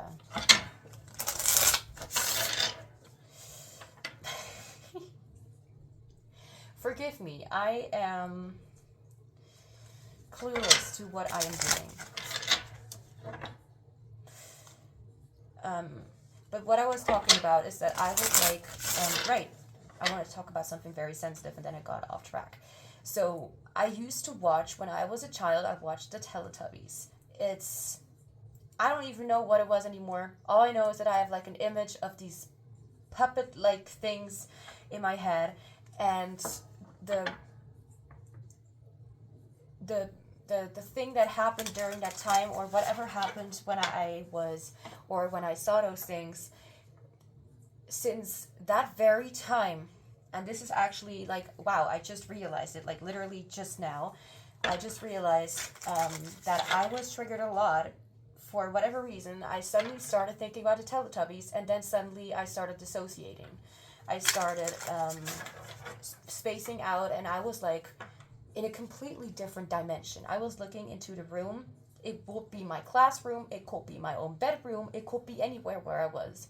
And suddenly I'd be triggered, or I'd be reminded of that whole scene, and it feels like kind of like, you know, closing your eyes and then opening them again, and then feeling like you're in a completely different room. It was very intense, and I don't even know why I even tried to do that, but I usually would want to remind myself of that feeling, and then I will be back in that feeling, and I'm like, I wish I never asked for anything. I wish I never wished that I would be back in it, because it was horrible.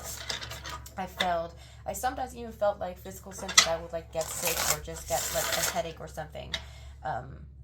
But this must be like my reminder that the Teletubbies, we all have our own definitions to things, but the Teletubbies, it itself was not like something that intended harm, but what did happen during the time that I watched it could have caused me harm. Hence why I get triggered, or why I suddenly think about it, which right now reminds me that that was when I was like very, very young, which like maybe underneath the 5 years old, underneath the 8 years old or something.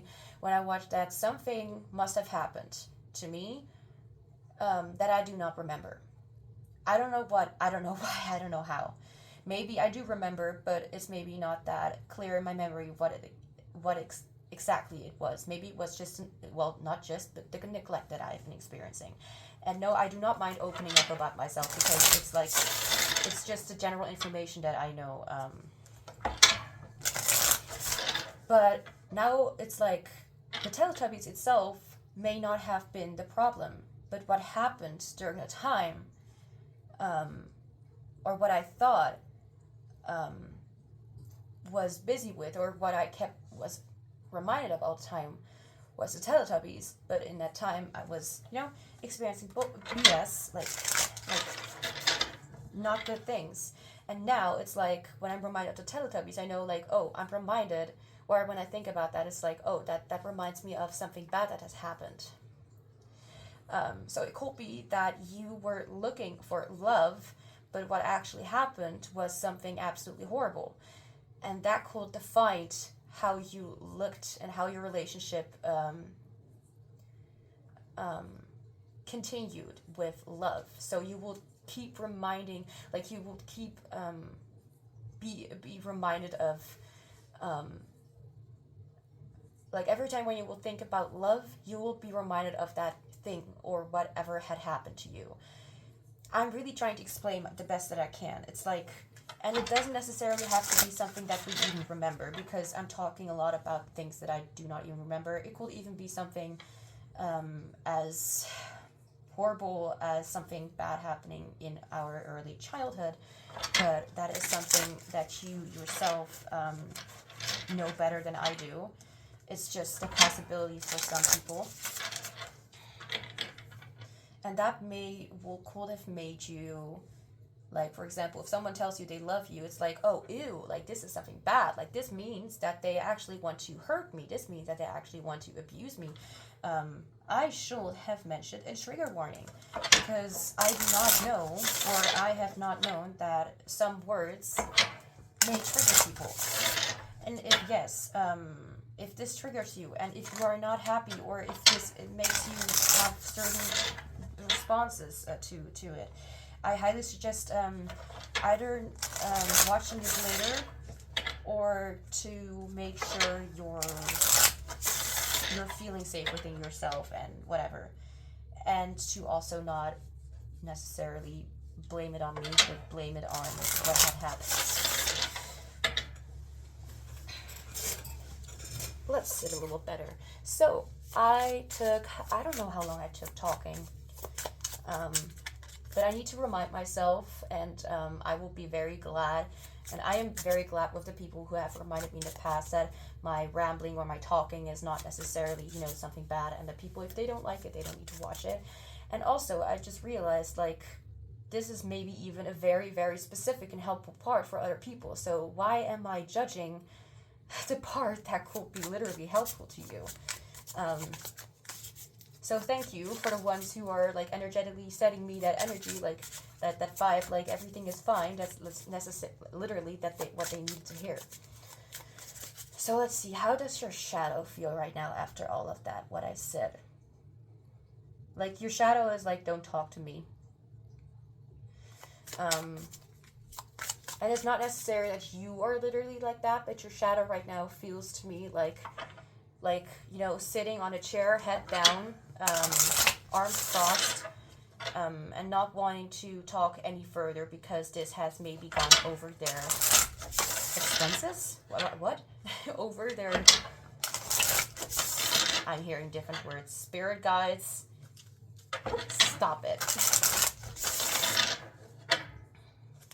Recently, someone had commented something like, you must have, like, a lot of spirit guides. Well, not recently, I just looked into some old comments. And someone said, like, you must have, like, tons of spirit guides with all those messages that come through. I'm like, wow, I should have realized that a lot sooner, that I do not only have one person rambling in my ear. There are maybe multiple energies and spirit guides. Yeah, you might be right. You might actually be very right. That will make a lot of sense. Oh, like,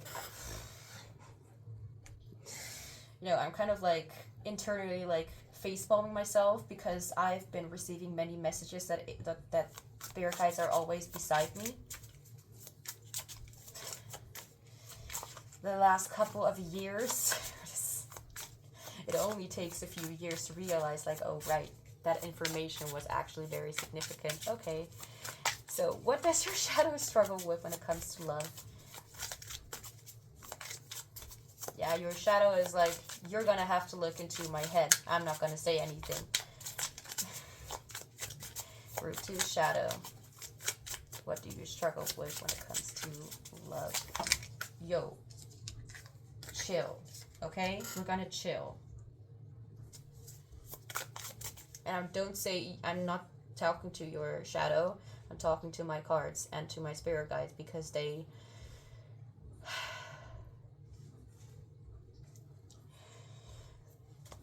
I don't know what to say anymore.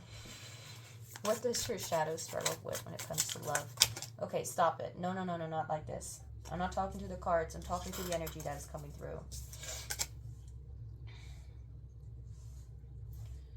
It's not a very comfortable energy. If this energy comes back, like, every once in a while, I will need to take a break and I will come back later. Because I want to do this in a fair way.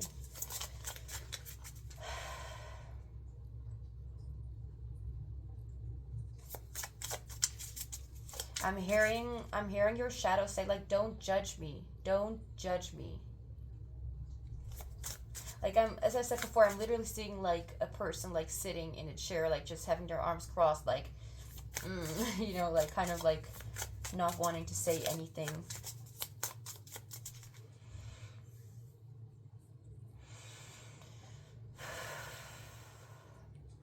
I'm gonna ask Spirit then.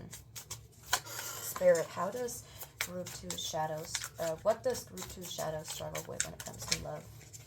Like, I feel like there's just a lot that they have to say. I mean, I also need to look into how the deck is behaving. I found out about that a little while ago, and I was like, of course I need to do that. I need to look into the deck, and I should not judge my deck as well for having many things to say. Oh, now I get it. Don't judge me. Don't judge me. Okay. Sorry. Shouldn't have done that. I apologize profusely. Okay. What does your shadow struggle with when it comes to love? What does Group 2's shadow struggle with when it comes to love? Definitely opening up about feelings, about your feelings. the devil.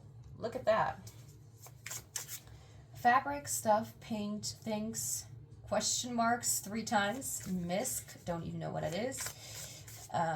Glue, doodads, what the heck is that? Beats or beds, I don't know. The devil. How am I supposed to look at that?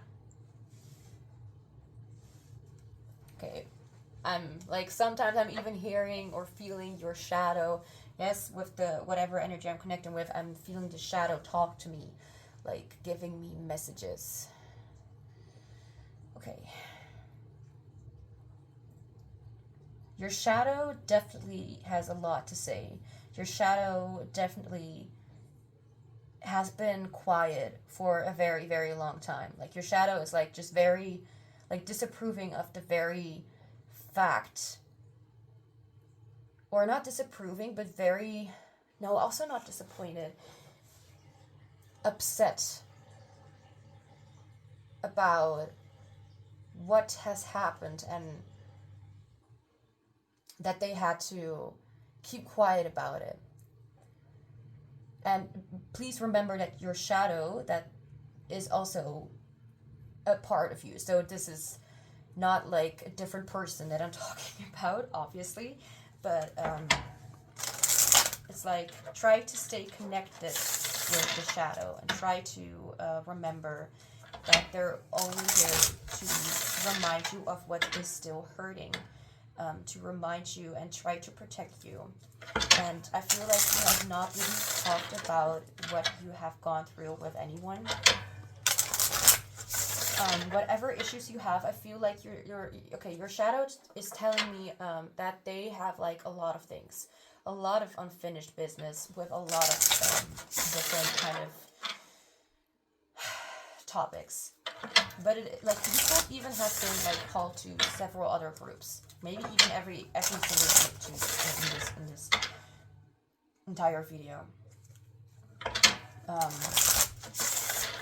But I feel like your shadow wants to approach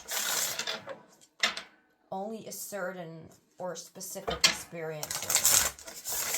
So you are definitely not off the hook, is what I'm hearing. Like, you have still a lot to process, and there are a lot of things that you won't even, like there may have, like maybe you have not been even like acknowledging your shadow for a long time. Maybe it's even a completely different or new topic to you.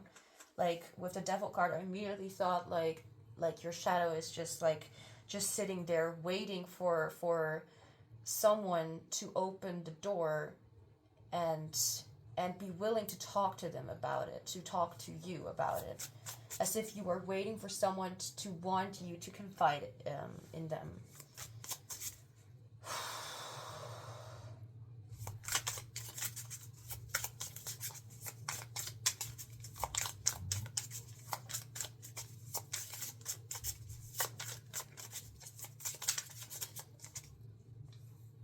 Can I just also be proud of myself for having reached the goal of not being too, because I a lot of times can feel the energy of the reading, feel someone's energy so intensely as if I am feeling it myself, and then I cannot explain it. Maybe it's also just my, medication that helps me, that helps me survive. This also reminds me, like, you also need to be happy. Well, you need to be happy. No, you need to, you are also allowed to be proud of yourself for making huge steps in your life that maybe other people will not even acknowledge, but you do. Like, because I'm feeling like I actually am making huge progress with the way that I'm doing these readings, because I'm not taking them, because a lot of times I'm able to understand without really feel it, because if I feel it, it gets so intense. It's like, hold it, we need to take a break here. Like, maybe my last 2 readings have been preparing me for this a little bit. The way that I have not been shuffling these cards, communication. Also for me to not get frustrated when the cards take too long to fall out, because that's why, honestly, it felt like the readings were getting too long because of the long ass shuffling. And the ass is not involved. Can we have to clarify it for the devil? No, the devil is not really specifically telling me anything about what specific struggle is there. This card immediately gave me a scene of like a child with long black hair, with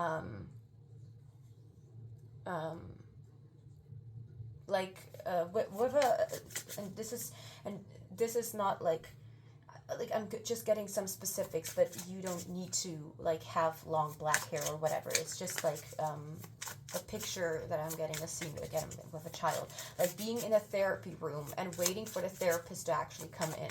It's almost like your shadow self has been waiting to be acknowledged all this time. Your shadow self is like almost getting kind of like I feel like it's not necessarily at you, but at people to acknowledge them. Like maybe your shadow self has been waiting to just really put shit out there and to really speak about things and to really like also just get angry or just really upset about something, because then it feels like it's being heard. Then it feels like it's being listened to. Okay. I'm spitting all around. I need to take a sip of my drink.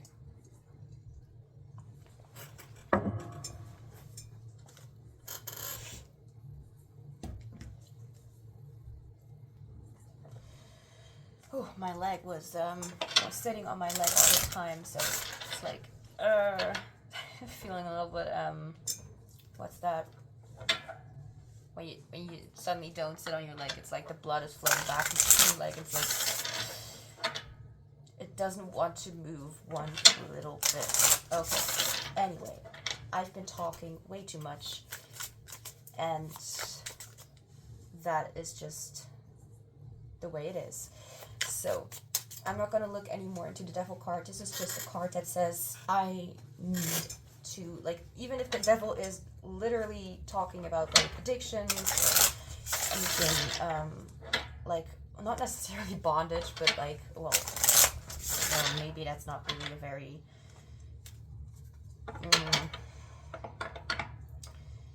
a very pleasing thing to talk about when it comes to certain situations, because yeah, I feel like whatever you've been through was not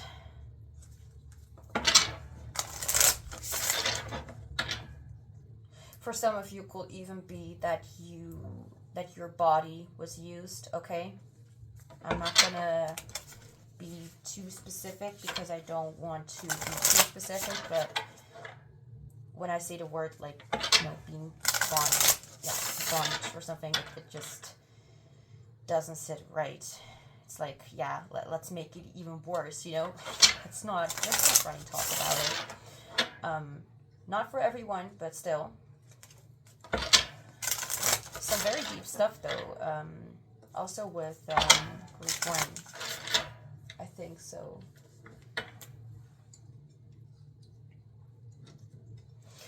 I mean, shadow is there for a reason, right? But anyway, what does your shadow struggle with when it comes to love?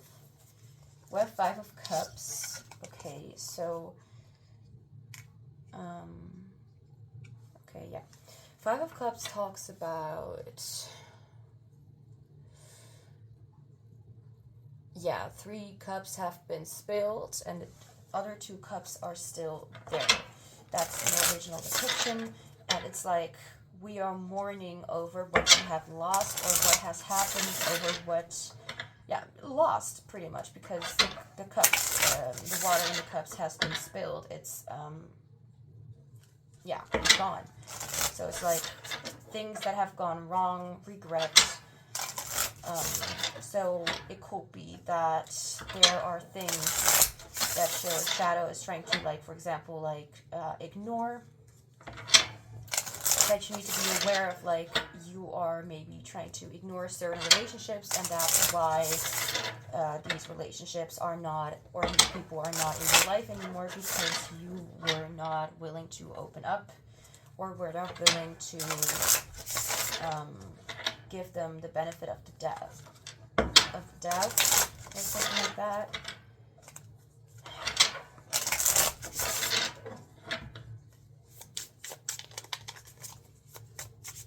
Can I have a clarifier for the Five of Cups, please, Spirit?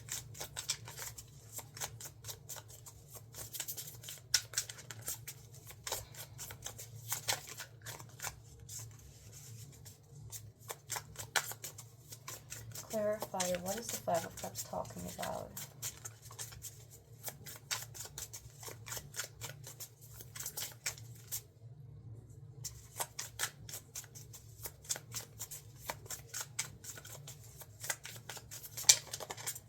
Clarifier, what is the Five of Cups talking about?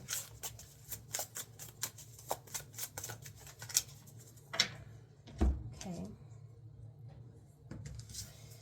We have the Nine of Swords and the Emperor.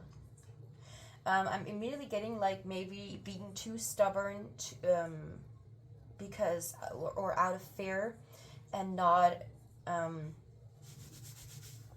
taking action because, yeah, out of fear. Like, it's like maybe you didn't even talk to those people because you're just too afraid that they will be better off without you, or that you will be better off without them.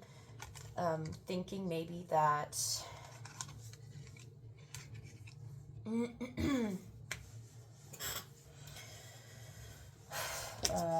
me think.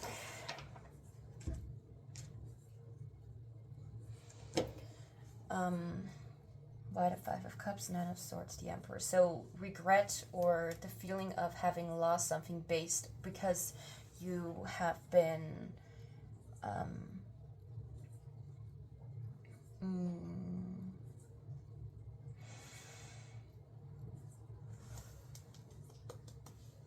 let's stay awake for a couple more minutes.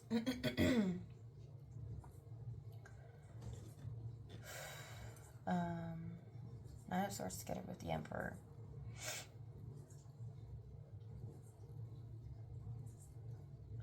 Maybe being in a position where you are not in control over your own actions, or not in control over over the outcome of the situation.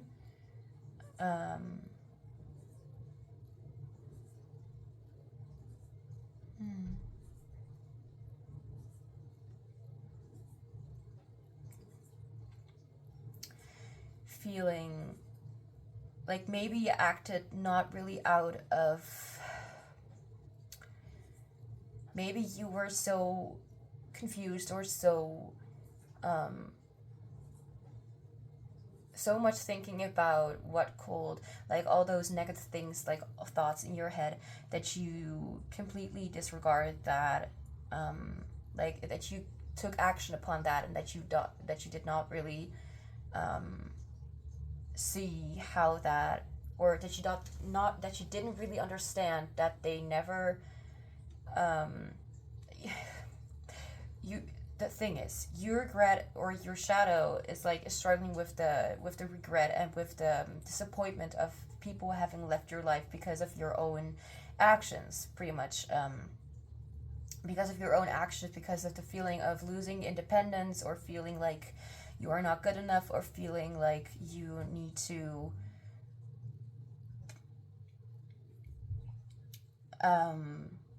be too harsh in your approach, or not even noticing that you are harsh in your approach in the first place. And it's not necessarily because you are meaning any harm. It's more like you're just so terrified that you try to take control over the situation, and maybe you literally cut them out of your life, and it's like, I shouldn't have done that, you know? Like, maybe those were people that you relied on, that you, well, not relied like you were dependent or something, but felt like those were actually helpful people, or at least people that you wanted in your life. I think that's something that your shadow struggles with, to accept that it was because of the shadow that this happened, and not because you were too innocent or too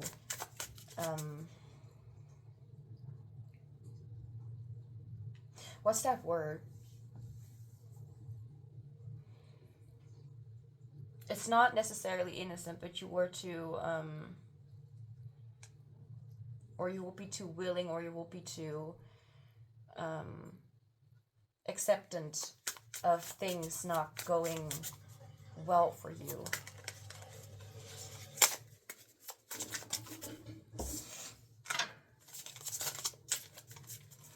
Okay, so anything else to, like, okay, let me ask Spirit, just like with group 1, if there is another question that needs to be asked.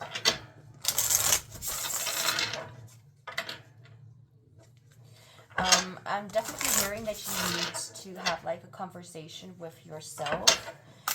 I feel like your shadow is not necessarily, I mean, there's a part that also wants other people to, there's a part in your shadow that also wants other people to be showing care and affection and the desire to help or be there for you, or to just hear you out.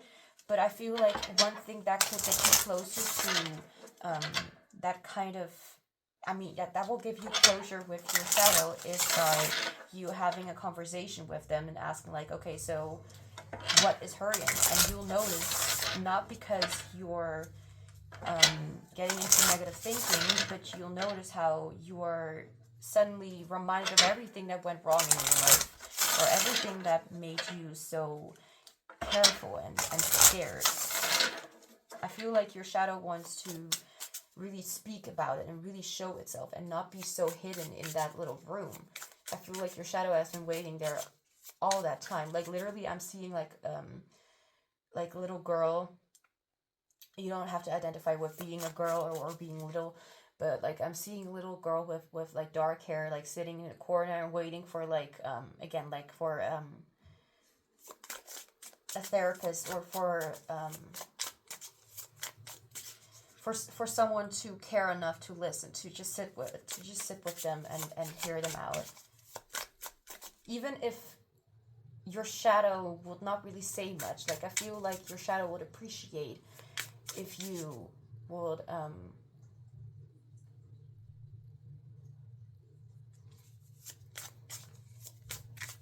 if there will just be someone who'd care enough to just be there. What else do you need to know about what your shadow struggles with? Or what should your approach be when it comes to your shadow? That's kind of what I'm picking up on. Like Spirit wants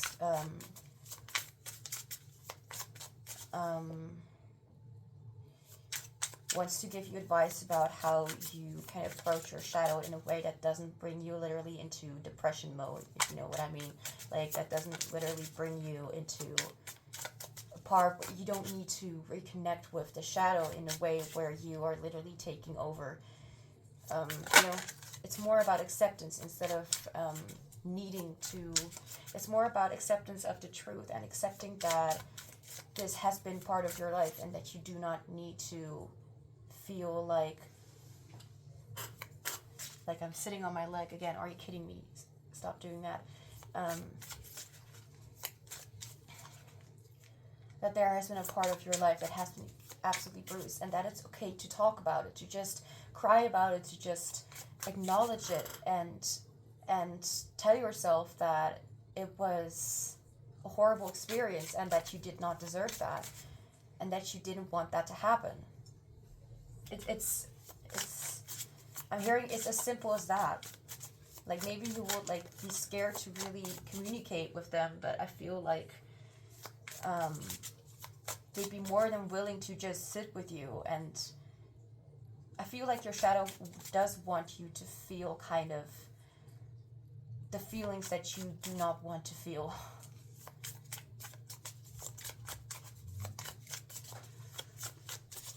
And what are those feelings? What does your shadow want you to acknowledge?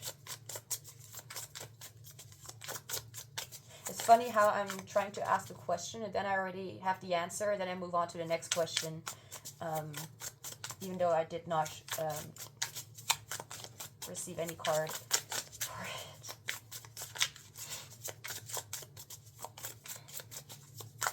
Apologies if this reading is taking a little bit longer than expected. Like with shadow work topics, it usually, yeah, there usually is a lot to talk about and a lot to discuss. So, what does your shadow want you to acknowledge? Wow, that fell out very soon. The Lovers. Okay. Wow, your shadow self wants... Now it's your shadow self who wants to talk about love. Okay, so that's very interesting. And at the back of the deck, we have the Two of Cups. Okay, your shadow self actually... It's interesting. Okay. Your shadow self actually does want to talk and want you to really redefine what love actually is and how that feels like. Your shadow self, like, what does your shadow self want you to acknowledge? That there is love, and that the relationship that you have had with love and what you thought was love is that like it wasn't love. It was not love. It was abuse, and you shouldn't have gone through that. And to think that something like that could ever be love is, I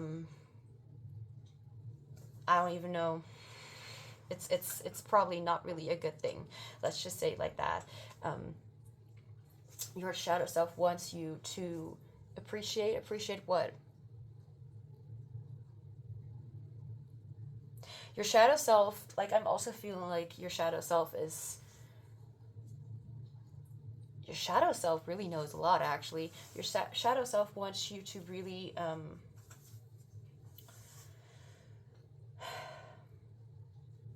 really come close to what love actually is, and not with you and your shadow have always been taught of what love was. I thought I heard it like a burning okay, it was not a burning sound. It was my hair against my headphone. Are you kidding me?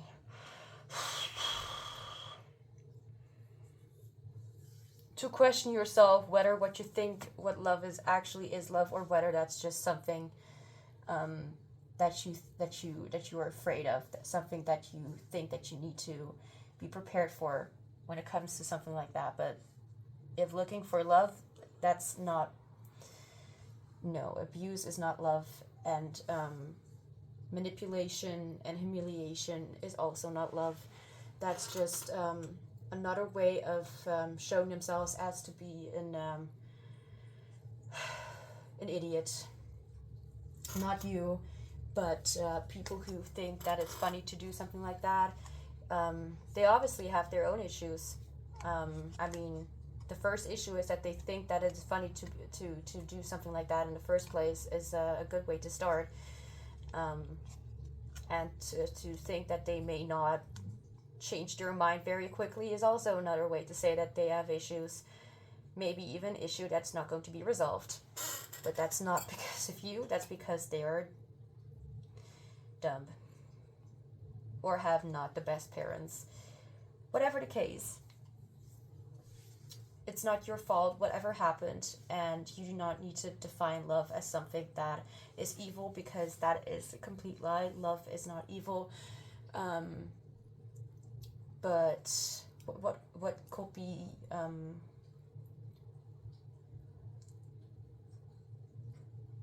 but our mind can be more evil than love itself. Now we are looking into some last guidance for you about or toward love, and we have surrender to inner peace.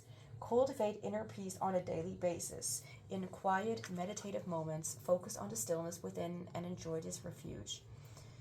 Others will feel your good vibes too, and your life will flow more easily. Then we have the Self-Forgiveness Oracle deck with Love Your Ego edition. I forgive myself for distrusting others to be able to take care of themselves. Yeah. Literally what I said. The people who have hurt you it was not your fault, and they make their own decisions,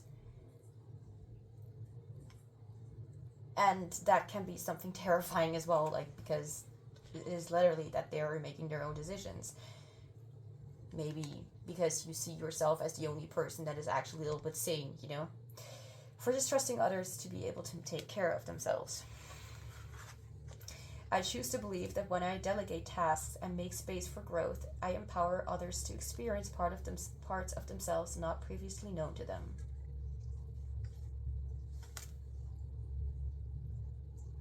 Also, this could be a card that says, like, maybe you're distrusting your own shadow, which your shadow is there for a reason.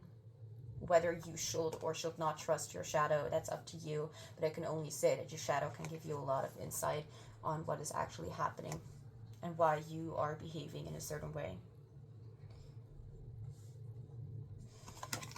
You're doing well, keep going. No, there's no necessarily, like, there's not like a message that, like, that's specifically like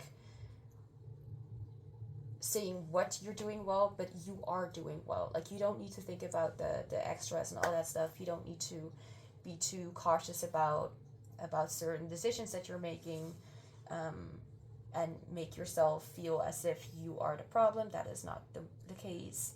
And to deserve and to feel love is something that we all have a right to experience. And the way that you just take care of yourself and you just want to protect yourself, like, I feel like your shadow loves you, though. Now, group 2.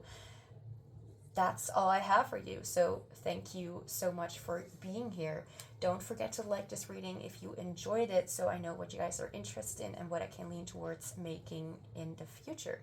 I'm sending you much love and joy and healing, and I hope to see you back soon. Hi, Group 3, welcome to your reading. So we'll be looking into how does your shadow self view love. So let's get started with some pre-shuffled oracle cards. And after that, we'll get into the tarot, and we'll be looking into, so first things first. First, we're going to look into how your shadow views love and see what you need to know about that. Then we're going to see what your shadow struggles with when it comes to love, and maybe some other questions. And then we'll look at some guidance for you about or toward love. So how does your shadow view love? Blood moon, illusion, uncertainty, narcissism. Oh, it starts off really great.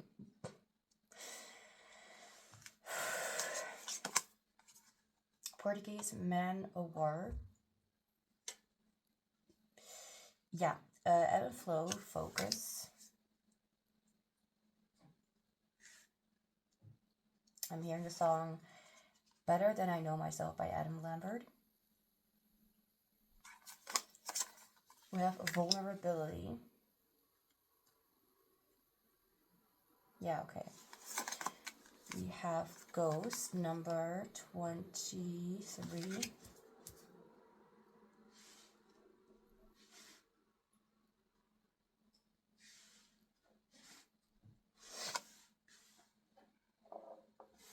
And we have as above, so below.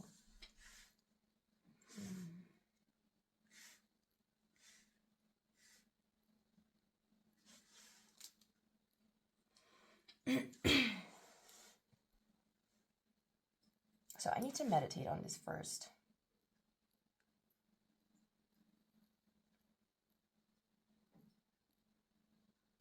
Okay, so I'm seeing in this card, I'm seeing love me, who am I, tell me I'm okay, will I survive, will I be alone, am I seen, look at me, see me, holy. Okay, what else does it say?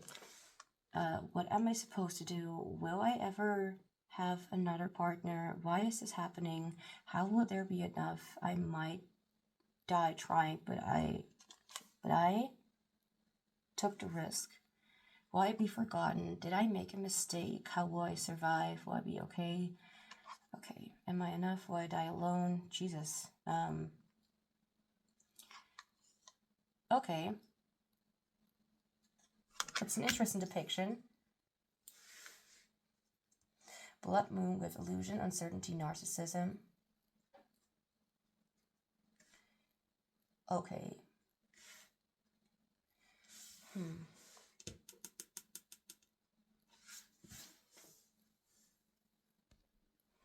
So with the ghost, we have the ghost lingers, forlorn and forgotten, hidden, mystery, forgotten, spiritual matters, fears and fate, ebb and flow, focus. Oh gosh,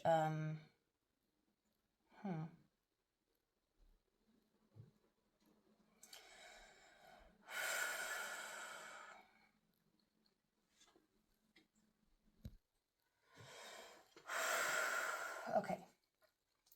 I took a few minutes to myself to meditate on this, and an idea flew through my head, and that was to write down what I was picking up on. Because those messages are completely random, usually, and they don't really give an explanation to exactly what, but they do give me an understanding about where it's kind of going towards. So I have a lot of things that kind of defines the energy for me, and it pretty much comes down to a point of someone or of a shadow that is absolutely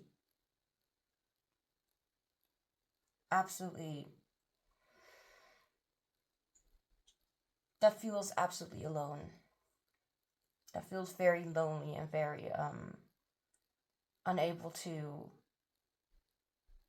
share what they feel. Now, in case people want to know what I was picking up on, so I was picking up on words and as if like channeled messages. So we have I don't know myself. We have why am I so sensitive? There is something I cannot see. Will they linger or will they leave? I want to be loved. I behaved. Can I not notice the deep nurturing within me? I cannot decide who I am or who I want to be. Please don't leave me. I can strain my back for you. I can give you a little more, and I'm hearing advice. I cannot stay, but I can't bring myself to leave. I'm sorry. I'm alone again. I need to be told who I am. I can't recognize myself. This bothers me. What do you see in me? Very sensitive. I take things personally. Don't judge me. You are important to me. Please don't leave. Things will be repeated. Self-destruction. Take it or leave it. This is very specific. Father, you were not there. Sorry. I can take it for you. Or I can hold it for you.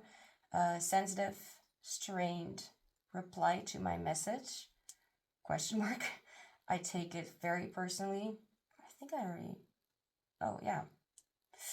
Underage, so could have happened something like inner child, maybe. Saturday, I have time for me. I know this is very specific, but this came through. I don't know. Maybe. Please don't leave. Can I help you? Take it or leave it. What is the matter?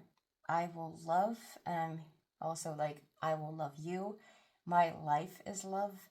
Dependency, far away, sound of silence. Whether people are just as confused as I expect them to be, that's yeah, I can't explain much, but what I can say about your shadow is how it views love. It's like love is the entire essence. No, it's all like what your shadow desires. All that your shadow desires is love. Desires is love and patience and understanding. I feel like your shadow self tends to feel very out of touch with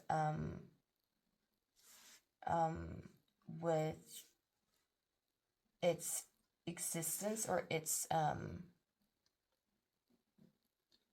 not necessarily desire of love, but it's like almost like I am not someone until I have someone. And this is not necessarily like as extreme as it may sound, but it may be a very, very deep hidden part that doesn't come forward until there is an indication of someone giving you attention, someone or certain people giving you attention. So for example, if you don't, you know, if you like men, then you getting attention from men is something that may trigger this kind of response, or you know what I mean, like people who you see, like, and I did mention like father, you were not there, so it could be daddy issues, or it could be the desire of a love, or not literally everyone, but it could be anyone, depending on whether you trust them or whether they give you a vibe of like comfort. And the thing is, comfort is not always something that immediately like means that there is love or romance involved. Comfort can be with anyone. So it could be missing comfort, or having, like, it almost feels like, honestly, almost feels like maybe having had no father figure, or almost not having your father in your life, or missing a certain like for example, if you would not have your or father figure in your life a lot and only sometimes, but there will be comfort, and you know, like maybe wanting attention from your father and maybe wanting to be there more often, that could make someone feel like they need to strain themselves to even get attention, or to feel like they are worthy enough. The song "Attention" by what's her name? I'm thinking of that song. I want Ulrika Brandstorp, I think is her name. Let's see. Yeah, Brandstorp, "Attention." It's honestly a very good song, in my opinion. Your shadow is, well, I wouldn't say addicted to love. It could literally also be addicted to the feeling of care and attention. And the way that your shadow views love is that it needs to provide that kind of feeling of being safe and being cared for and feeling like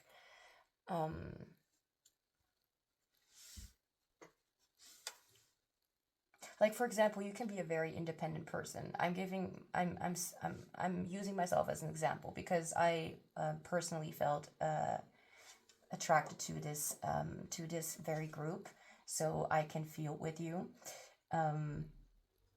what this what this feels like, not having a father or even mother figure. All right, doesn't have to be a father, but missing a parental figure to show you, or not show you, but if you do not have that parental figure in your life, you may be missing out on like it's to me, it's just general knowledge right now, the way that we what we know about our parents is also the way that we are going to be like feel attracted to certain people. So when we have had like very toxic people in our life or something like that, like our parents, or we had never really had parents to begin with, so we didn't really have like an example of we're going to be attracted to the same kind of person. So maybe because that's what we're used to. Like I'm not really sure how to explain it, or even to myself, but I can honestly feel like if we miss a sort of figure, a sort of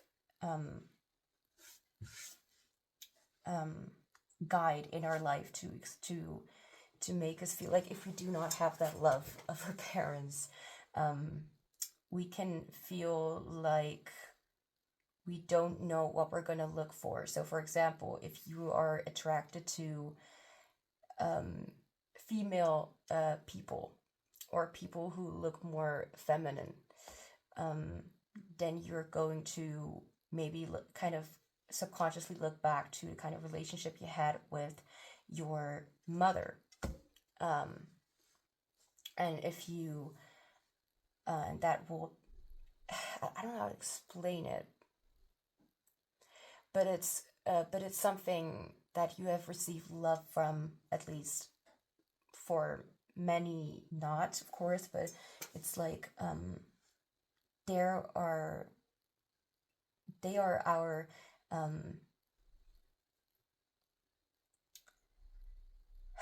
what's that word?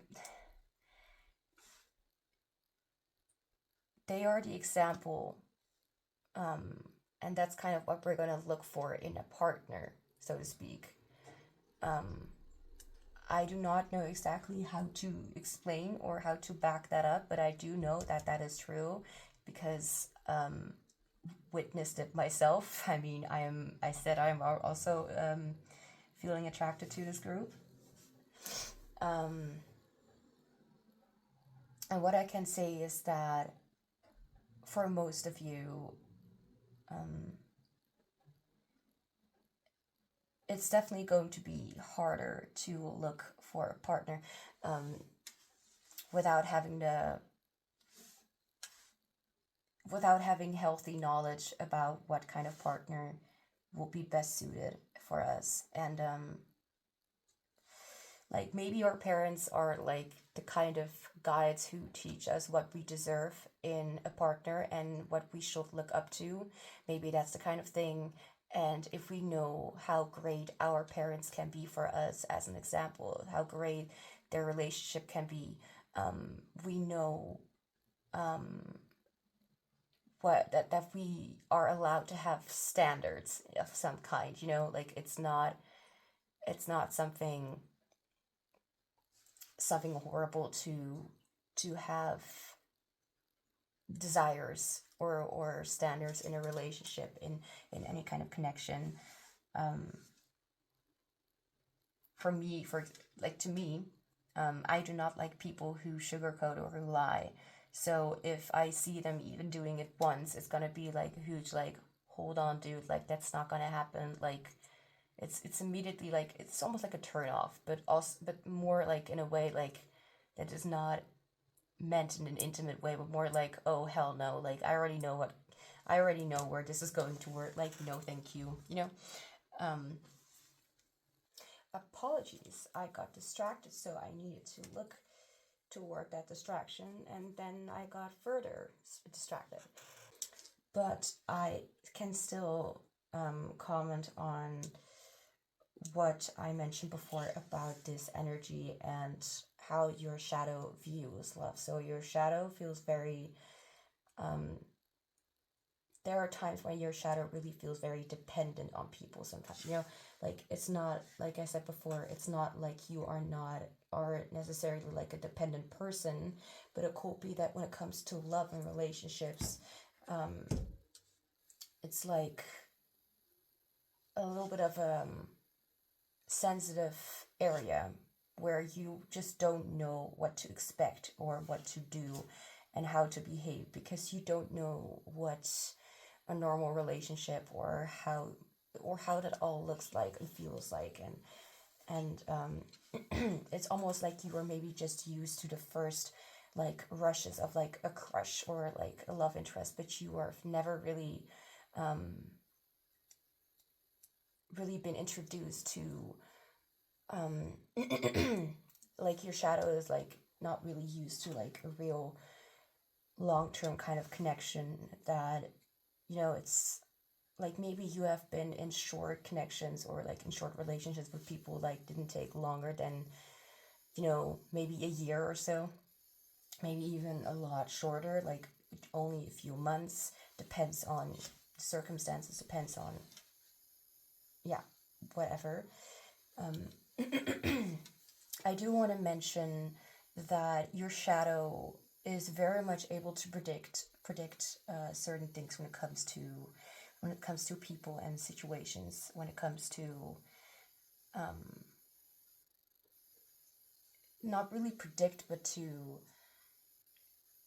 see or notice a small change when it comes to people's behaviors, and maybe that kind of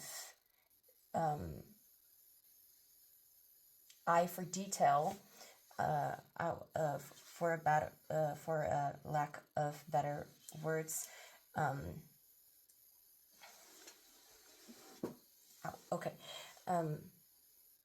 you may have thought that it was all because of you, that you were the one who triggered those behaviors.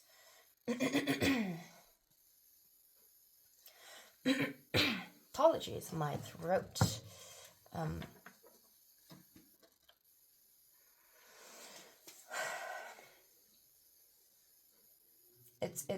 How would I even explain it? The way that it feels is very like being so attached to a certain connection or wanting to be close to somebody that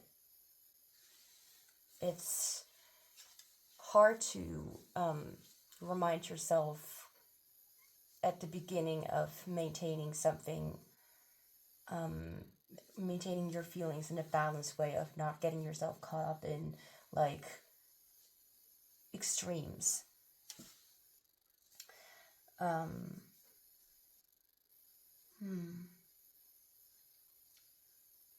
feel like if there's anything that you would want, or that your shadow would want to share, it is a lot, like it's almost like maybe you as a person are holding back your millions of questions about whether, like, for example, like I know that in a relationship, or well, not in a relationship, but I have come to a realization that that I sometimes behave in a way as if I need to know the answer right away. It can be because of my stubbornness and my desire to know it at that very moment, because it is important for me at that moment, and that can make me feel as if I'm an obsessive kind of person. That makes me feel as if oh gosh, was distracted again. It makes me feel as if I am asking too much, as if I'm being overwhelming, I'm being a burden, as if I shouldn't ask or shouldn't complain, because that's kind of what, you know, like in a certain, well, it wasn't really a real relationship, like when you were like because I was a little bit younger and I had like this boyfriend. Again, like, I wouldn't call it a real relationship, but I would like ask him like things, and I don't even know what. But now it's like I should never do that again, because that made him break up with me, or that made the relationship end, the thing end. And that's kind of something that, for example, sticks with me. Let's see. What else?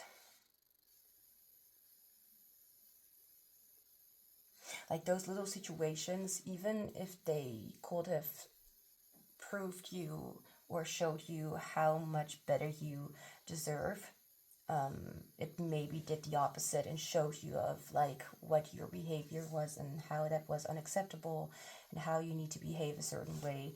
I don't know why I even said that in the first place, so that could be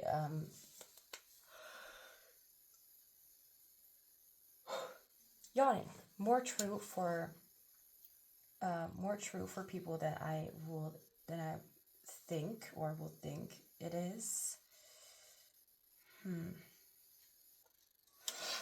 So I'm also gonna get some extra oracle cards to see a little bit of why I got to this in the first place.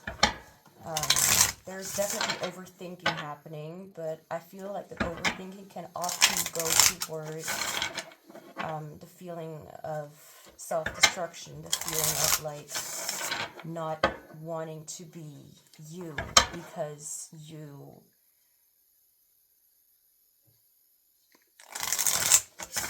you feel like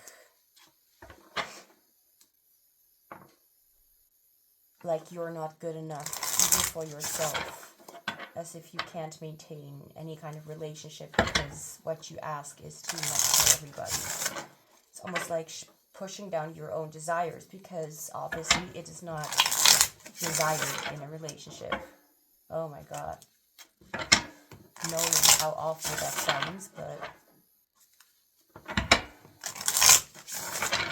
I don't think that many people will really notice that, neither will you.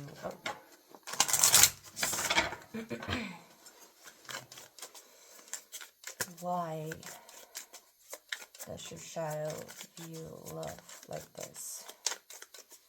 So to kind of look at the story of where or how it shaped your current shadows condition,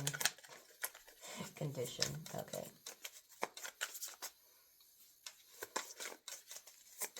Why does your shadow view love like this?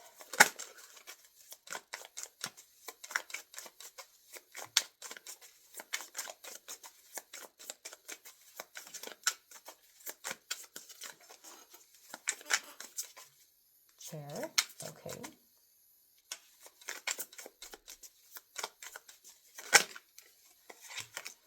We have message.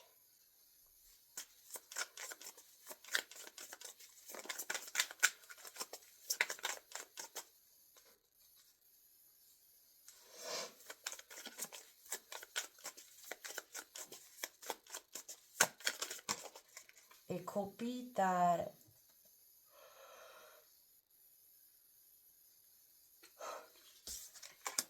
the spark, yeah, okay. It could be that you were never really listened to as, well, for most of you, of course, like a child, because children,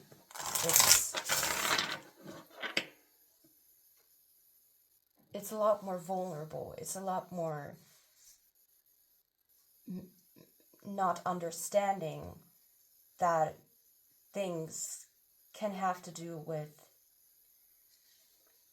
other things than just you, that you are not always the problem. Children do not understand these things, at least to my knowledge. I mean, it's not like I spend days with children to know that, but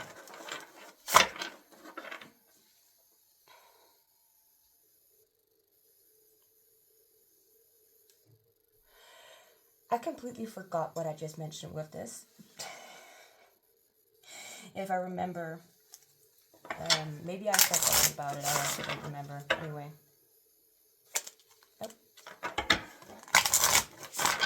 Why does your shadow view love like this?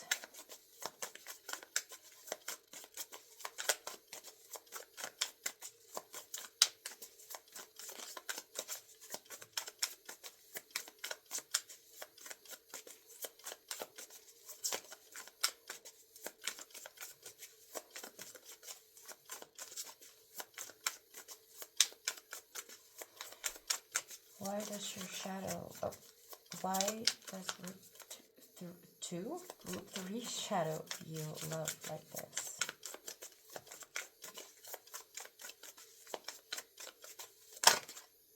Excuse me, what just happened? Great depths.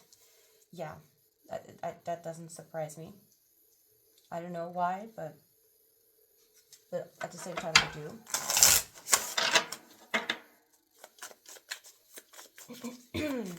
Why does your shadow self view love this way? Wrench in the works. I want to look that card up real quick.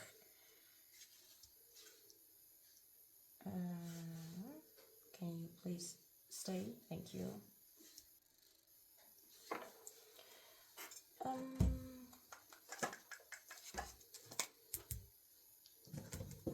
Okay. Do I need to look the card up, or I need to look it up? Okay. Okay, maybe alphabetically ordered. Just a second.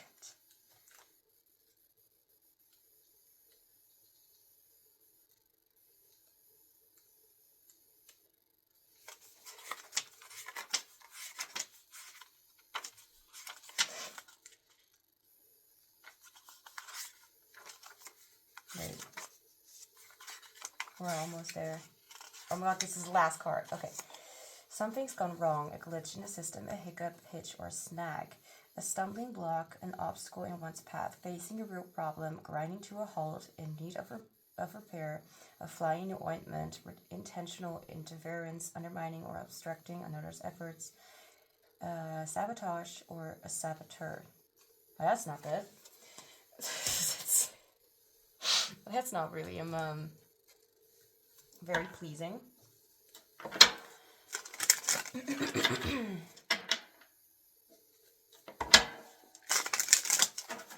I'm definitely feeling people who are born, okay, this sounds, no, not born. I mean, everyone has qualities, has psychic qualities, whether they're aware of it or not, but someone who has a more in-depth interest. I feel like you are definitely someone who has a more in-depth interest when it comes to, I'm hearing psychology, but I wanted to say, not necessarily spirituality, but like psychic abilities, and using that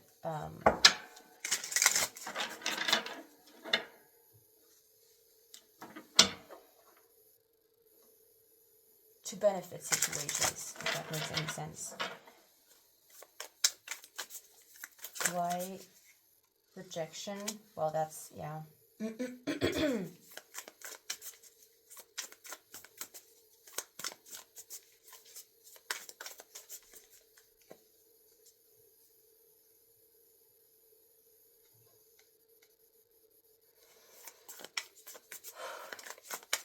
Why does group 3 shadow self view love this way?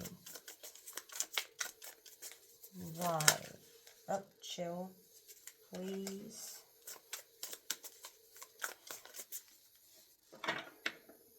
I feel honestly like your entire life has been filled with people who did not appreciate you and accept you for who you were. Whether that be by literally saying that, but for most of you, I know it's going to be in a different way, where they expressed it by making fun of you, by ignoring you, by making fun of you. Did I already say that? I don't know. By literally rejecting what you had to offer, who you were as a natural. This is I'm literally really bothered by that the people are actually able to do this and make and create this hurt because they just cannot be open-minded and accept people for who they are. It's bullshit, honestly.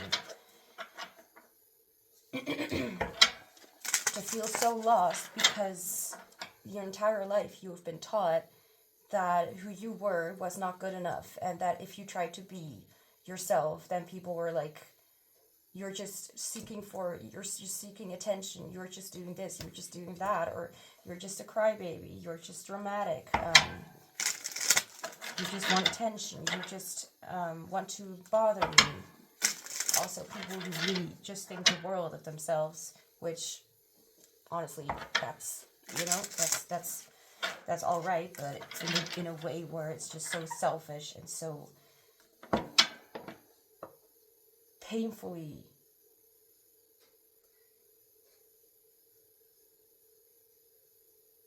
ungrateful. But the thing is, and this does not fit at all with what you need here. But usually, rejection is viewed as divine protection. Well, not usually, but rejection is often. Well, it's not true. Not often, but there are people who would see rejection as divine protection. Okay, so that was not meant for me, but that's not the case when you're a child. That's not the case when you're still learning how to be a person. Like, you were literally taught to not be you. You were literally taught to be non-existent. To have so much things going on and wanting to stand up for yourself or wanting to speak. But I feel like with the message card, I really felt like this card meant that your message was never replied to. Whether in literal form, like a text or a phone call, whatever the case, it's as if you were ignored. It's horrible. It's just the way it is.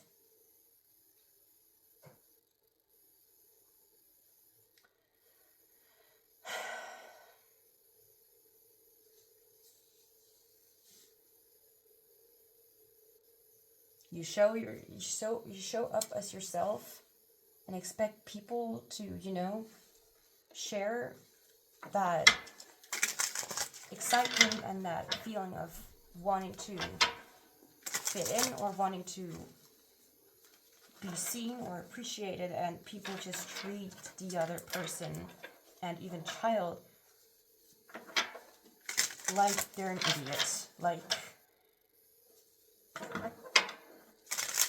it's unacceptable. Like, how are you able to form your own personality if people constantly keep telling you that what you're offering is not negotiable? What the hell do they think they're doing? My mind is like, what? Like, I can't explain at all why people will do that. I just can't. Like, the logical mind will come up like, yeah, ego. But I'd be like, but what did you do for those people to treat you like trash? Just for you being you. Just for existing. Are they utterly insane? How dare they?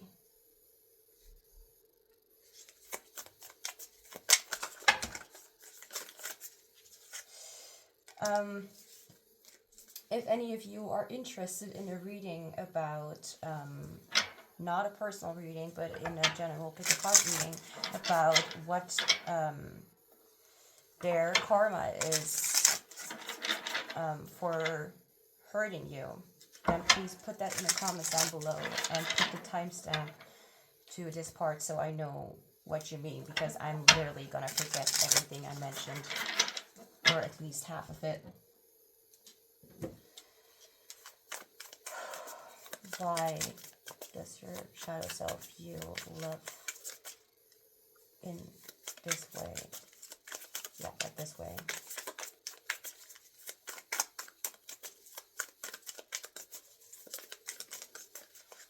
I honestly don't even feel or think it's very necessary to even ask further questions. I feel like people have just, whoever they were, especially since I was talking about, like, you know, when it comes to love, we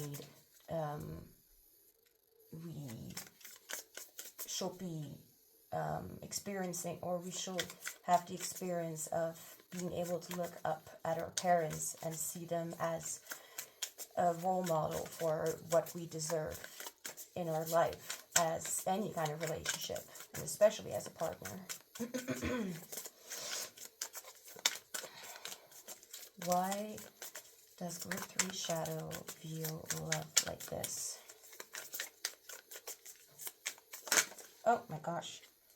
Attachment. You kidding? Of course.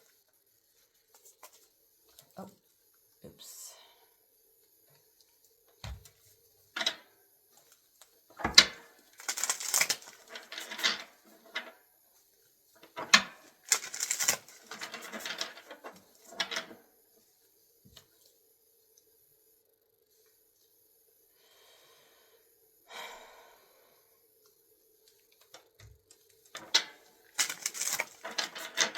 In case you're wondering, why am I shuffling all the time? It's a way for me to think and process and to be able to focus, just like you. Okay, anyway. Why does your shadow, or anything else that you need to know about why or how your shadow views love?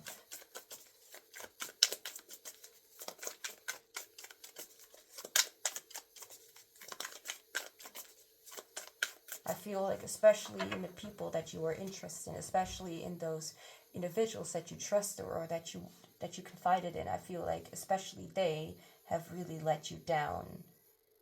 And not to say that they literally chose for you to feel this way, but you know, we can't blame others for how what's that, like, it's not like they want us to feel that way. I know, I get that, but at the same time, when we don't know something and we get so attached to it, we, like, experience is just going to be very limited. If anything, only the experience of misunderstandings and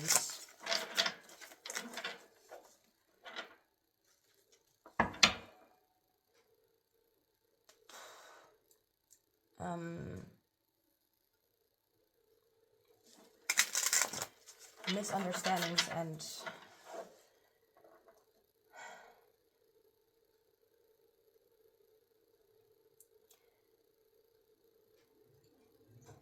being taught, like, things that I'm struggling to find the words. Being taught only that you need to be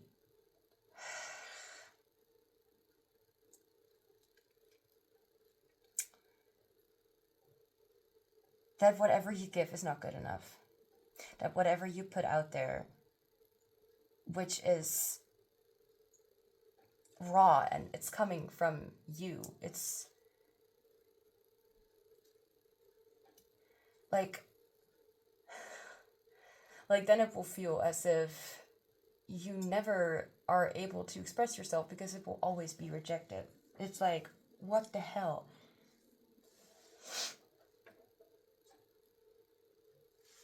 And there's nothing that you could do, especially if you were a child,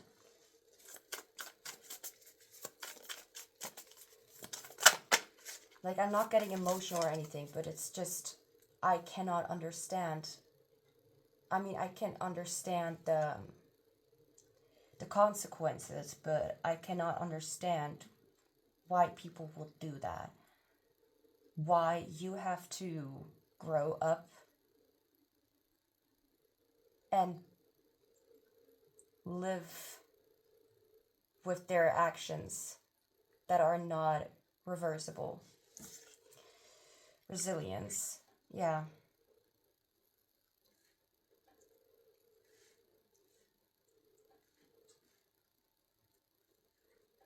Yeah, now I'm hearing, like, in my head, I'm hearing the song Skyscraper by Demi Lovato.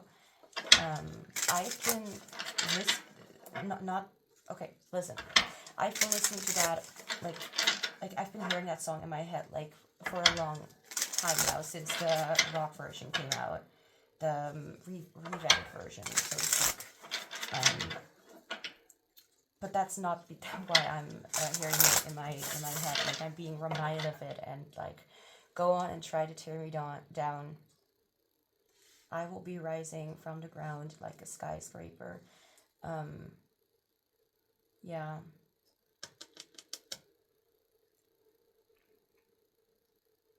I'm also seeing, like, you taking care of responsibilities that were not even, like, they maybe were responsibilities, but not appropriate for you. Your responsibility was to know when you needed to pee. You know, your responsibility was to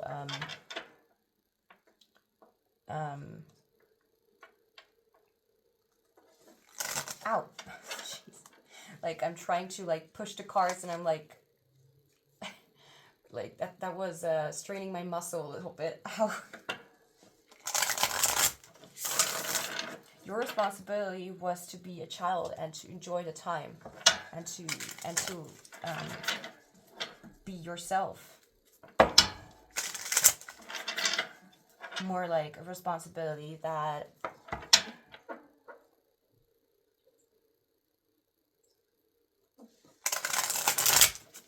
I mean, a child cannot really have much responsibility other than, you know,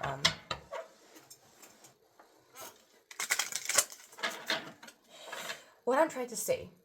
It depends on what age, of course, and there are things that we all need to learn, you know, like, and that there are boundaries.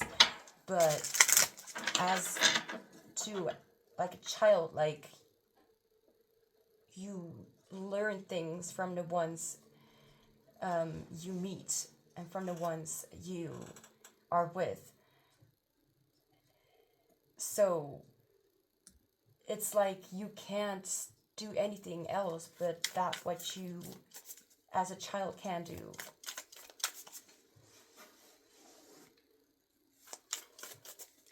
As a child, you need to be taken care of, and you honestly only learned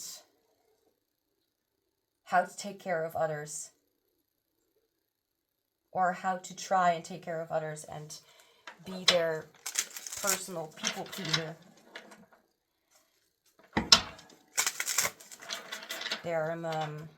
Their positive back-talking mirror in the morning when they look as if they would have been drunk all night.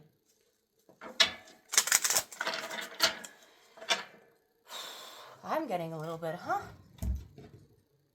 people. And it's just like, no, wait.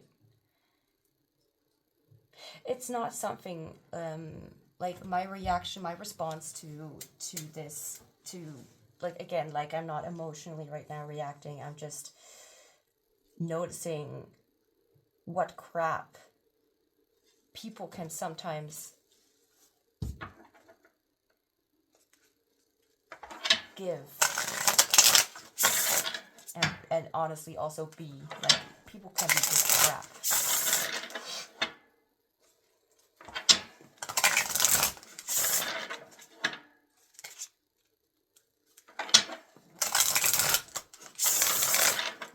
The biggest thing here is, like, honestly, like, really,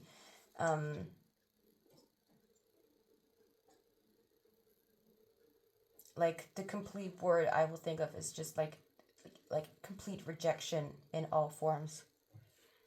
Like what you have never really understood was acceptance.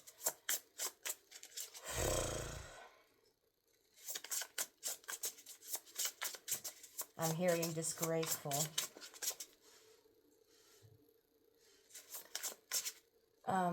Did I miss anything? Did I forget anything? No, I didn't. So now we're going to look a little bit more into the more specific areas, like what your shadow struggles with, and if other questions come up, anything more related to this, anything more specific or significant for this reading, then that's also going to be looked into. So, what does your shadow struggle with when it comes to love? I'm hearing sharing how you really feel. Like maybe you have like an automatic response to people's behavior, and you completely forget how to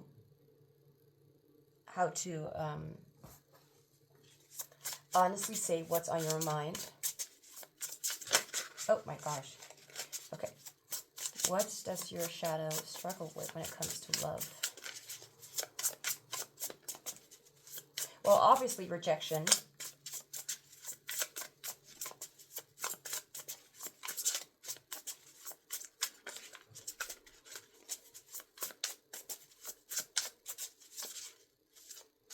Just think of a sad kitten or puppy or whatever being left in the snow, in the bushes, and the others like have just left without them. It's kind of like that, and the puppy is like, I don't get it. I just want love, so I'm gonna ask to every person that I meet, like, or not even, like, it's like, oh, I've been rejected, so obviously I am not something that people want around them, so I'm going to try to hide myself. I'm going to try and blend into the crowd, to not be seen, to not be noticed for who I really am. That's relatable. I mean, I have felt very my reality or my existence, no, identity, I identified a long time with being a ghost. Like, literally, just like this card says, like, I do not even I don't even feel comfortable anymore with being in the spotlight, with being outside and people looking at me. It's like, you know, like, why are you looking at me? Leave me alone. Like, what you want from me is not going to be good anyways, and if I want something from you, or if I am interested, then you will not want me. Yeah. Anyway, like, I don't even know if it will, like, I don't even know how I'm coming across to other people right now. I have really no clue. Like, I'm kind of letting my own thoughts loose at this moment. What does your shadow struggle with? Okay, what does group 3 shadow struggle with when it comes to love? And we have the Knight of Cups. Yeah, your shadow has a lot of struggles with not just accepting love, but I feel like even with giving love. In a way, like, it's not like you don't want or are not able to give love. It's more like you wanting to, but feeling afraid that people will not accept what you have to offer. It's literally how this night looks like. Like, you offered it, and the other person's like, no thanks, and moves on, and you're like, well, you know, you're still standing there, still wanting to offer that cup, and yet they're walking away. That's not cool, man. I mean,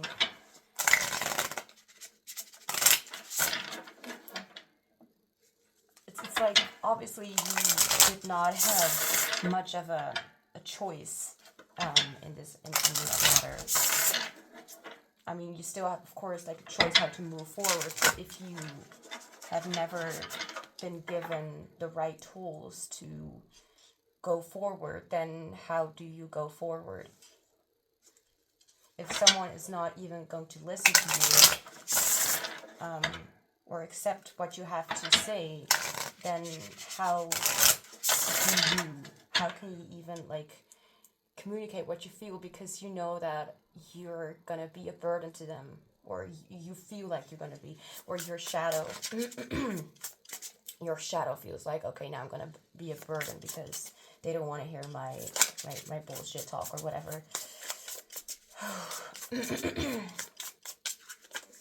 Okay, don't. Can I maybe have a clarifier for the Knight of Cups? Maybe there's something more that you need to hear, something more specific. If the message is not going to resonate, by the way, it doesn't necessarily mean that that you need to take that entire message. You can still take this as like, oh, you've been rejected and you've not been, like, you want to give love and you want to, you know, you want it to be appreciated, but people obviously, well, not obviously, like, I would not appreciate you, but more like, obviously people have not done that because they have not listened to their mother saying, or behind their back, that they are actually a disappointment to them. No, just kidding, but honestly, these people don't even know what they're doing. I don't even have an excuse, like, not even an excuse, I don't even have a good reason for why they are. I cannot even tell you what their reasons are, or, you know, it's just, and I guess that's something as well as a child, like, you don't know why, like, all you know is that it came from you, so maybe it was because you mentioned it. Maybe they wouldn't do that with other people, so I guess it was me. I was the one who that people didn't want because of A, B, and C. So maybe you don't know their reasons, so you're gonna pretend or imagine that it has something to do with you, since it came from you, since you offered it and it was rejected. So there must be something wrong with it. Perspective. And to also be clear, I do not support that perspective. That is not, like, I can understand the perspective very, very much, but I do not think that this is something, that this is at all fair to you. Like, at all. Yeah. Seven of Swords. I just saw that almost wanting to fall out, and I'm like, I don't even know if this is a card that wanted to fall out or not, but I'm gonna take it, because the Seven of Swords is all about, like, hiding. It's about secrecy, sneakiness, but mostly it's about keeping information hidden, and that information could be your entire personality.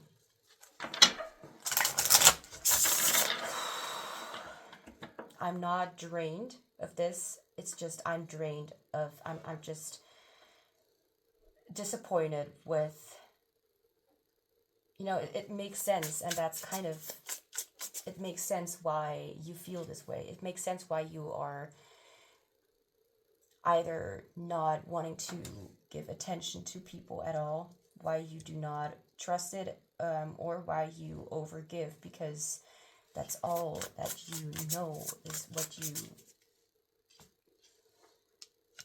you knew, what you thought that you should do, because people are shit.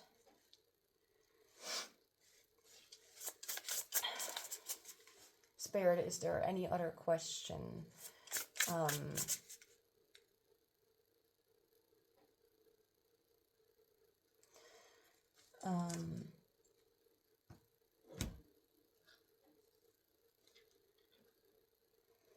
I'm hearing of one that I feel like, okay, it's kind of unfinished. I'm hearing, like, how did you know you were the one, or how did you know they were the one? which it could not, it doesn't necessarily have to be a question like for me to answer with tarot cards, but that may be a question or something like just like all these words and things that I wrote down on my phone. It could be something to that kind of sets the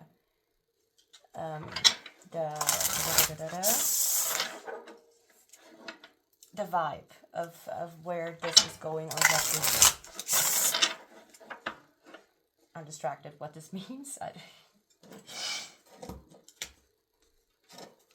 Oh, can that please not? Thank you.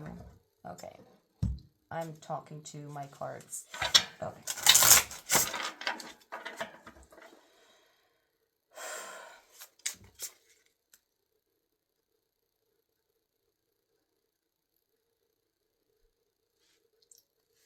Okay, I'm hearing something about what is true. What perception do you have that actually is true about love?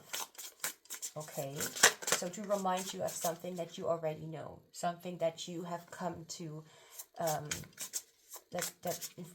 like the information that you've gathered yourself, something that was not taught, like in the far away past, or something like something that you have made yourself realize. What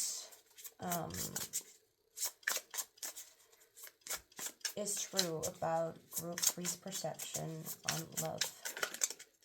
And I'm asking your perception. 8 of Pentacles. Okay, beautiful. The 8 of Pentacles. And I'm having the 8 of Wands. Oh, 8. This is maybe a number. The 8 of Pentacles is a card like about hard work. It's a card about not necessarily perfection, but it can be when it comes to, like, for example, like when it's about like art, for example. But when it comes to the 8 of Pentacles, like as in a general thing, I feel like this is talking about how it takes effort and how it takes mutual effort, and not just from your side. So for example, when you have a relationship and you notice that someone is not giving you that effort that you deserve, it's like okay, this is not, like, something is off, you know, like you notice like that you deserve better than that, like why are you not putting in the effort that I am putting in? Why are you not trying to change the situation? Why are you not trying to tell me how you feel? Why are you not trying to be honest? I'm hearing maintain a healthy lifestyle as well, like as if someone is just willingly letting themselves fall into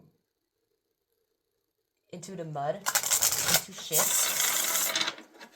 and having you watching that as if like, and you're like, what the hell are you doing?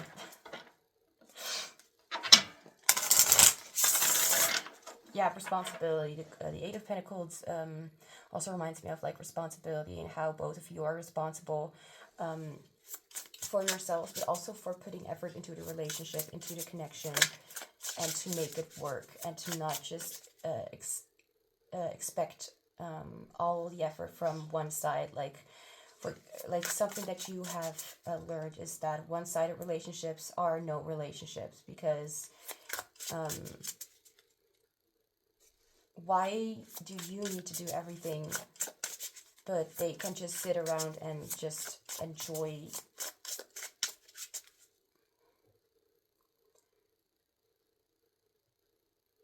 having your presence, but not being presentable themselves, not making an effort to be, it may sound strange, but I don't intend on this, to be worthy of your attention.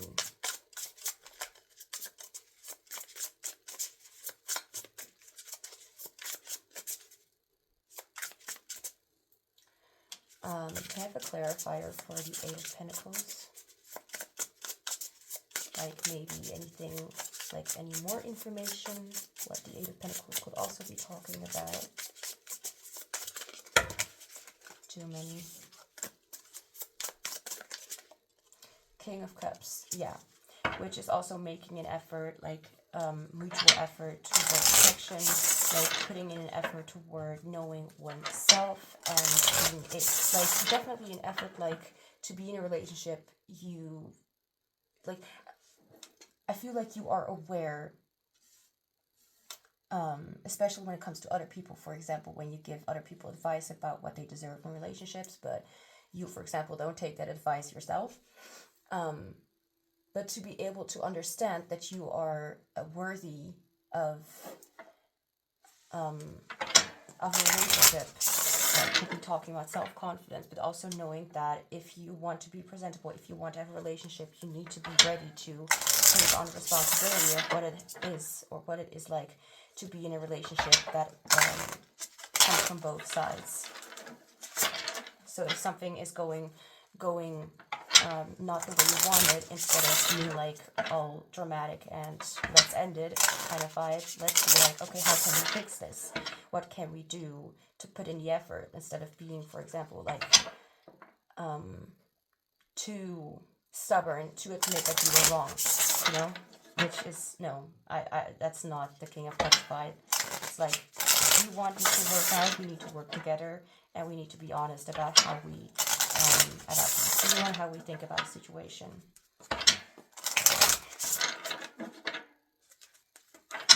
Like, I feel like honesty and effort is something that is very important to you.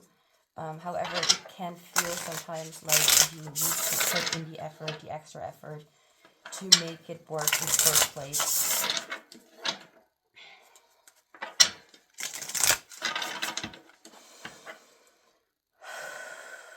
So Spirit, what other question, or what other information does Group 3 need to know about their shadow when it comes to love?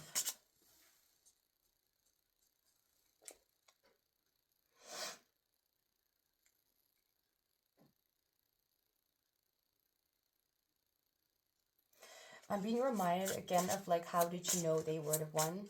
But not in a way like as if we're gonna ask that question, but more like, let me think, because I'm trying to explain, but at the same time I'm forgetting what I'm talking about.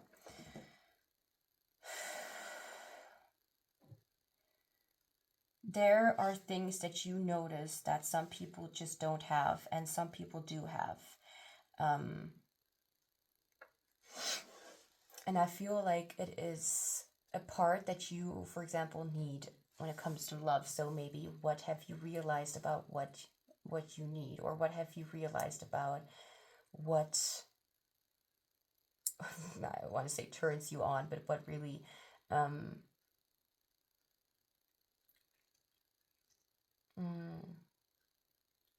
makes you understand that you can trust that person. Like,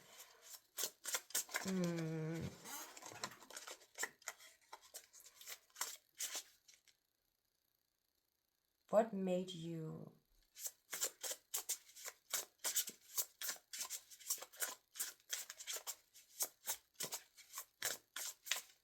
no what did you find out about what you seek? What do you actually seek when it comes to love?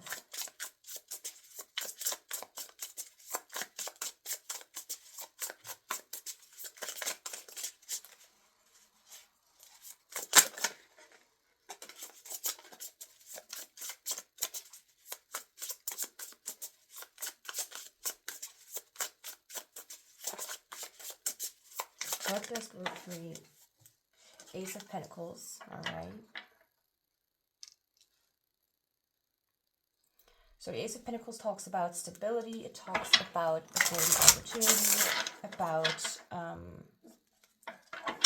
also think responsibility in a way, like, this is not just feelings, this is not just thoughts, this is not just desire or passion, this actually has to do with groundedness. Like, I feel like what you desire is something to be stable and something to come into your life that will actually work out and will actually be or have the possibility and what's that, the something that has the, it's like on the tip of my tongue, it has the, stop with the word responsibility, that's not it, courage, that has the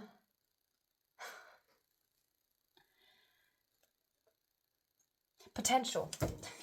It has the potential to actually be something worthwhile, something that you desire, something that can actually turn into a very beautiful connection, a very beautiful relationship that is stable on both ends.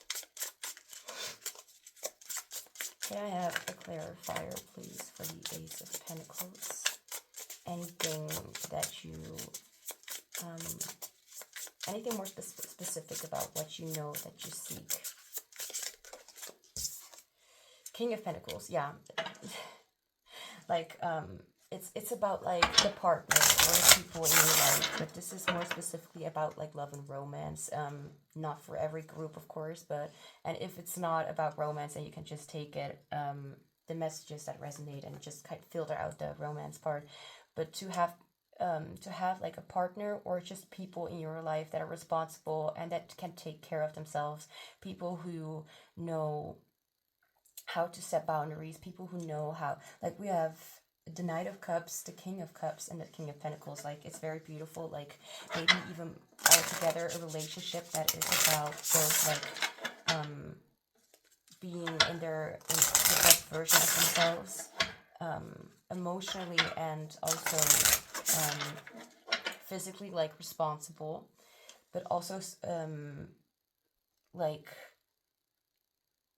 able to ask for what they want, able to tell what it is that they desire.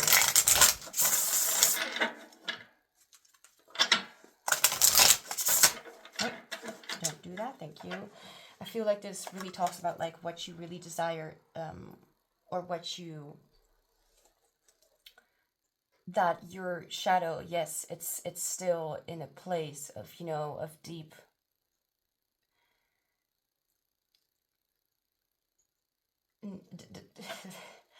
in a place of healing from all that rejection from people who never even deserved you in the first place, people who did not have the capacity to love you, like to actually accept you for who you were, like, because what you offered was too much for them to carry. Like, they only gave a half-ass effort, and that's what they kind of like, that's the people that they attract into their life and want in their life. And that's the reason why you did not why it did not work out with you and the people in the past who rejected you, because not to say that it will be like, you know, not everyone will stay in their disappointing perspective, but to know that you deserve much more than they were able to offer you at that point in time, or just in general, because that's kind of the kind of people that they are. So do know that your desires when it comes to love are not unhealthy, are not too much. I really want to tell you, like, what you struggled with was being yourself and being accepted and being taken for who you were, and not and giving yourself away to please others. That was never something for you. Like, I mean, it's still it still kind of happened, but you know what I mean. Like, you deserve better than those people who were never able to show you that you are actually so much more worth.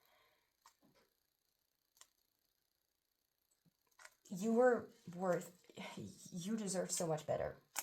That's what I wanted to say. So now we have some last guidance for you about or toward love. We have surrender your needs to always be right. Give others the gift of letting them be right. Be yielding, not rigid. This will help resolve conflicts and improve your relationships.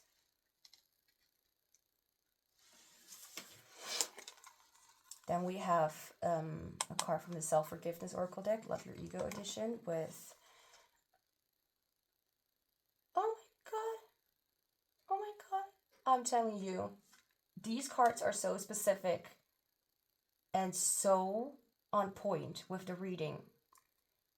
It's scary accurate. Like, this is almost the most accurate I've ever seen. Like this. Like, let me just read it. I forgive myself for thinking that I cannot find belonging by being true to who I am. Like, let me just hold that up in the camera. Like, maybe for 10 minutes. Just kidding. But honestly, I choose to believe that the more I make time to understand myself, the more easily I step into the experience of intimate connection. And there you go, also talking about intimate connection. Acceptance seeker. Yes, absolutely. The rebel. I forgive myself. All right, forgive yourself for thinking that you cannot find belonging by being true to who you are. All right, like, being true to who you are, that is only something, like, that people are allowed to like, they did not even deserve you for who you really were. They honestly were not able to carry it because they only can take so much love and beauty and freedom. Honestly, like, I could I could look at this card the entire evening. I forgive myself for thinking that I cannot find belonging by being true to who I am. My gosh. I choose to believe, I know I read it before, that the more I make time to understand myself, the more easily I step into the experience of intimate connection. And may I just say, these cards were the first cards that I shuffled for your group. Like, before I even shuffled these cards. And I may be convinced that this is much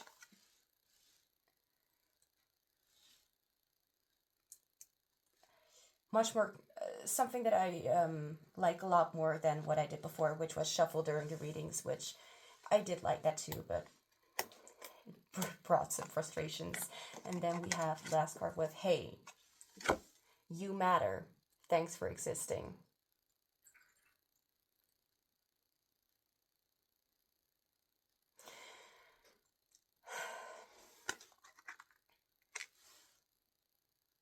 Like, just because you look different, just because you look maybe like this, just because you are not look like or are like other people, are like other souls out there, doesn't necessarily mean that you are not worthy. Being true to who you are and that you matter and that you exist, like, it's a blessing. And that's why you are also so protected by spirit, because I feel like really they wouldn't want you to suffer the rigid and bullshit expectations that egotistical people put on you. You deserve so much better, and that's why they never got into your life, because they were trash. And you deserve trash. You deserve the good, beautiful new things. Anyway, group 3, that's all I have for you. So thank you so much for being here. Do not forget to like this reading if you enjoyed it, even just a little bit, so I know what you guys are interested in and what I can lean toward making in the future. I'm sending you much love and joy, and I hope to see you back soon. Hi, Group 4, welcome to your reading. So we will be looking into how does your shadow self view love. You can, again, call it anything you want, but how does that hurt part within you, which I'm going to call in this reading, your shadow view love? For some reason, I feel called to mention, if you do not like the word shadow, if you would like to call it anything else, that fits better with the description of, just fits better to me. Just filter out shadow and just imagine I'm saying the word I'm saying, because I can't do everything for everyone. So we're gonna get started with that. With some oracle cards is what I meant, that I had pre-shuffled for this reading. Where is it? There it is. Okay. Why do I feel unprepared? Okay. So, chair, can you please shut up? Thank you. After this, we're going to look into the tarot with the deck that you chose or belongs to this reading. And we're going to look into what your shadow struggles with when it comes to love, and any other questions that are aligned with this group, pile, whatever you prefer. And then we'll look into some last guidance for you about or toward love. So we'll start with fate, number 23, alignment, decisive moments, opportunistic events.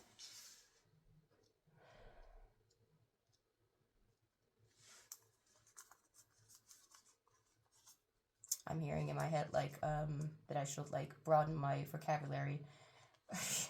I know the word opportunity, but I did not know that there was a word called opportunistic. Okay, anyway. Sea sapphire. I want to say sea serpent, but I don't even know what I'm talking about. Deeper levels of consciousness, lightness.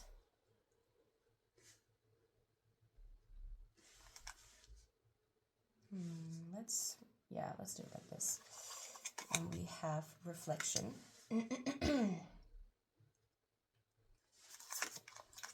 Rose, number 21. And we have portal.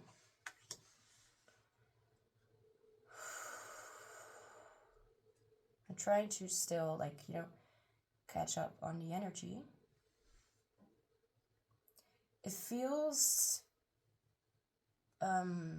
like your shadow is close to a certain kind of, I feel release, especially with the portal card, as if a chapter, or not necessarily a chapter, or like a way of looking at things, a way of looking toward love is gonna broaden. It's gonna because of those lighter colors here, I feel like things are looking up in a way, as if you've taken certain action. I mean, I'm already hearing people say, obviously, as if you've contributed to your own growth in some way.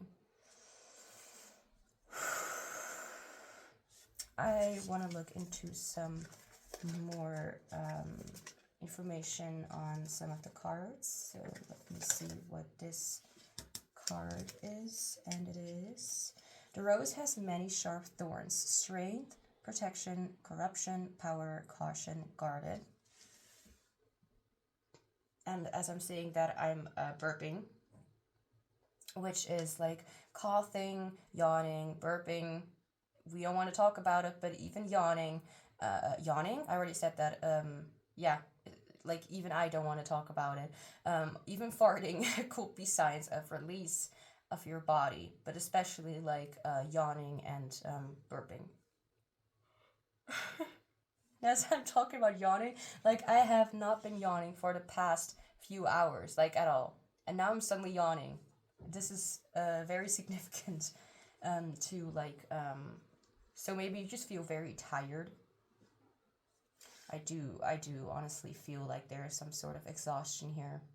But it's a positive kind of exhaustion. It's if you feel like you have like come to, and I know I'm talking about your shadow, but the shadow is also a part of you.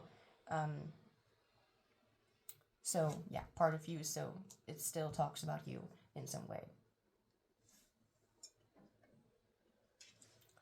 Anyway, I'm trying to explain so much.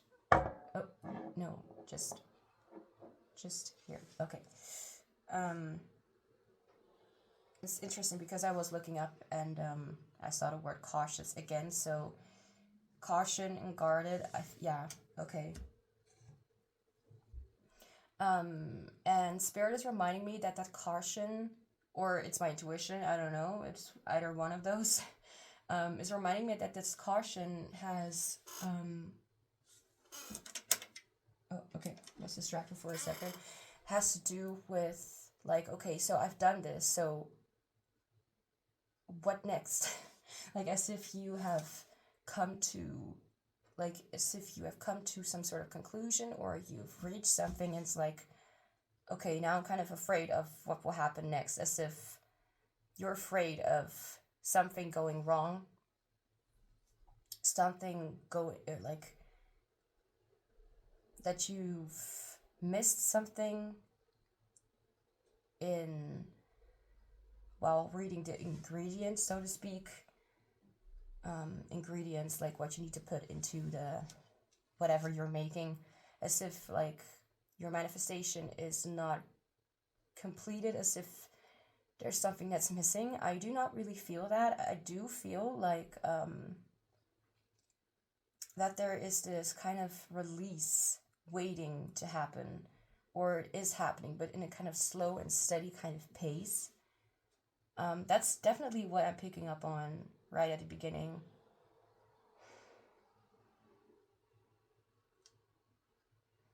Let me see if there's anything else that I'm noticing.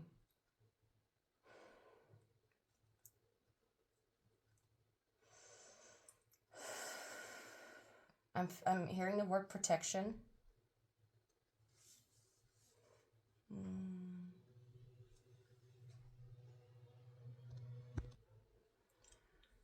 So what I definitely notice is that there is not really an attachment to love in a way.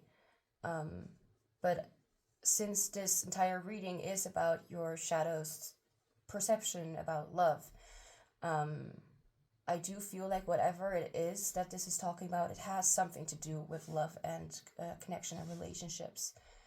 I feel like it's not necessarily that, but it could be for some, like peace after the storm. It's, you would almost feel like it's like, okay, so now that I've done this, or now that I've realized this, it also, okay, one step at a time. Now that you've realized it, it's like, okay, like you've come to terms with it, or you've healed it in some way.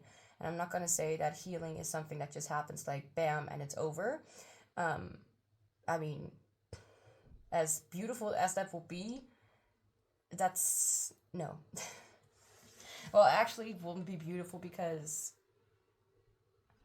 I don't know, like, without something like that, we will be missing depth of when it comes to our life or personality or whatever the case. But what I was also feeling is that, what was it that I was feeling? I was trying to take it one step at a time, trying to listen to advice. But I feel like it doesn't really work that way. Like, there's this feeling, this nagging feeling of like, okay, so I've come forward, I've released it, or right, what I wanted to say is that this energy, the cards are speaking to me in a way like it's not necessarily something that's very shadowy. I mean, it can be, and there will obviously be some sort of shadow things here, or what I'm maybe not picking up on yet because something else needs to be said first.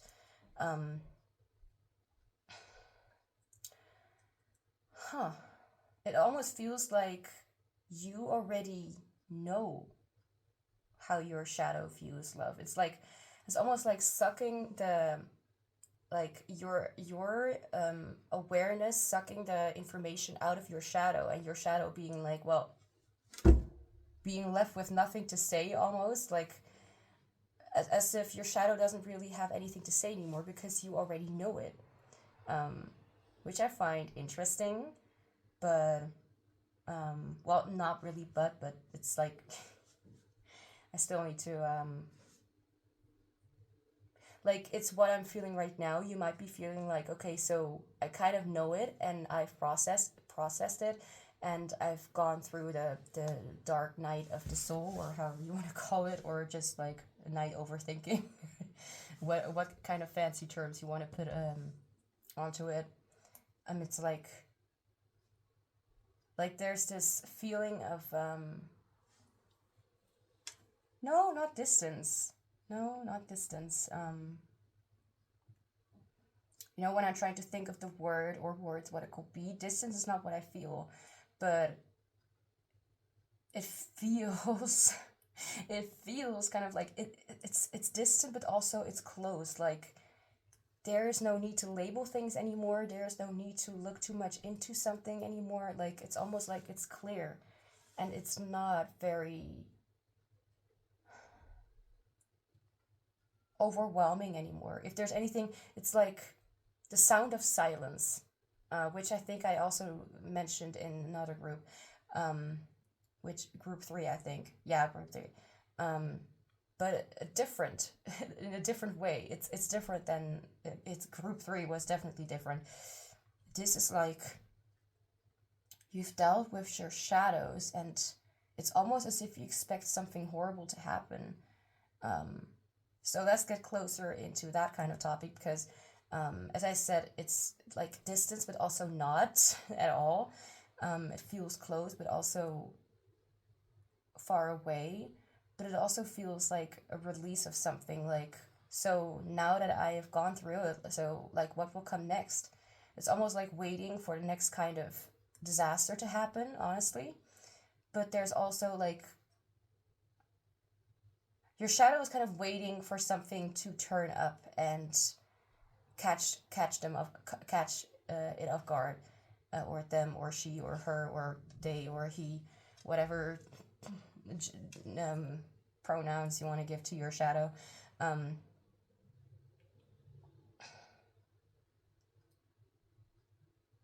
The thing is, because I'm trying to understand it myself, which is already hard enough, but I feel like there's this sort of expectation of things to go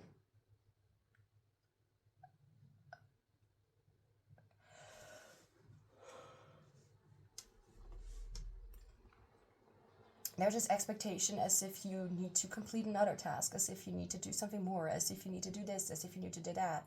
And it's like, now that you finally come closer to that, to the truth of what you already know, and it's going to differ for everybody, since I'm not really very specific at this very moment, and that's okay. But maybe we will get some extra information with some other oracle decks that I have laying beside me to create kind of like the story of why your shadow views love like this. So we're looking into love, right? So it could be, for some of you, it could be the case that you've had a sort of argument when it comes to your partner or something, and I feel for some of you it could have cleared up something about a confusion that you had when it comes to your own shadows, when it comes to your own behavior, when it comes to love and relationships, and even yourself. It's like it's almost like not explainable, because I'm picking up on your energy. And it feels like because as soon as I started this reading, I started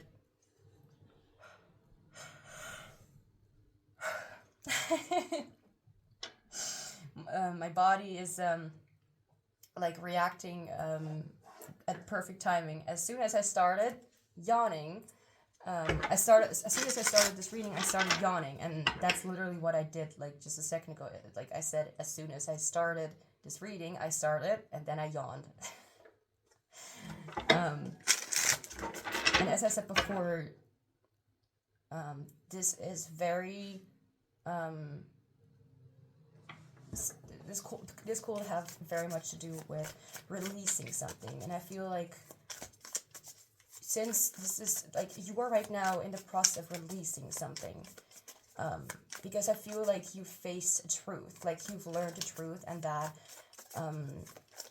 really made a lot of sense, or really gave a lot of clarity on your shadow and why it is behaving that way. And your shadow is still like, your shadow is like, well, now I know it, but now what? Like, what am I still here for? It's kind of what I'm feeling.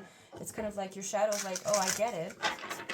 But at the same time, it's like, but wait, this is not what I'm used to. Or, but there was so much confusion before. Like, why suddenly all of this understanding? And maybe you've come to terms with it. Maybe you've started to understand what it is, or start to understand in some way, but you don't know the why, or why you suddenly feel so much release and relief, maybe even. So how I would right now look at this is like, you have started, and your shadow has started coming to terms and kind of slowing down and embracing the peace of that revelation of what has happened. And that's kind of new. It's like, now there's nothing but silence in the shadows. There's nothing that you can right now look into any further, because you already, it's like trying to reach the, like, when someone like jumps from a high stage, I don't know how you call it, plank, whatever, into a pool, and you try to reach the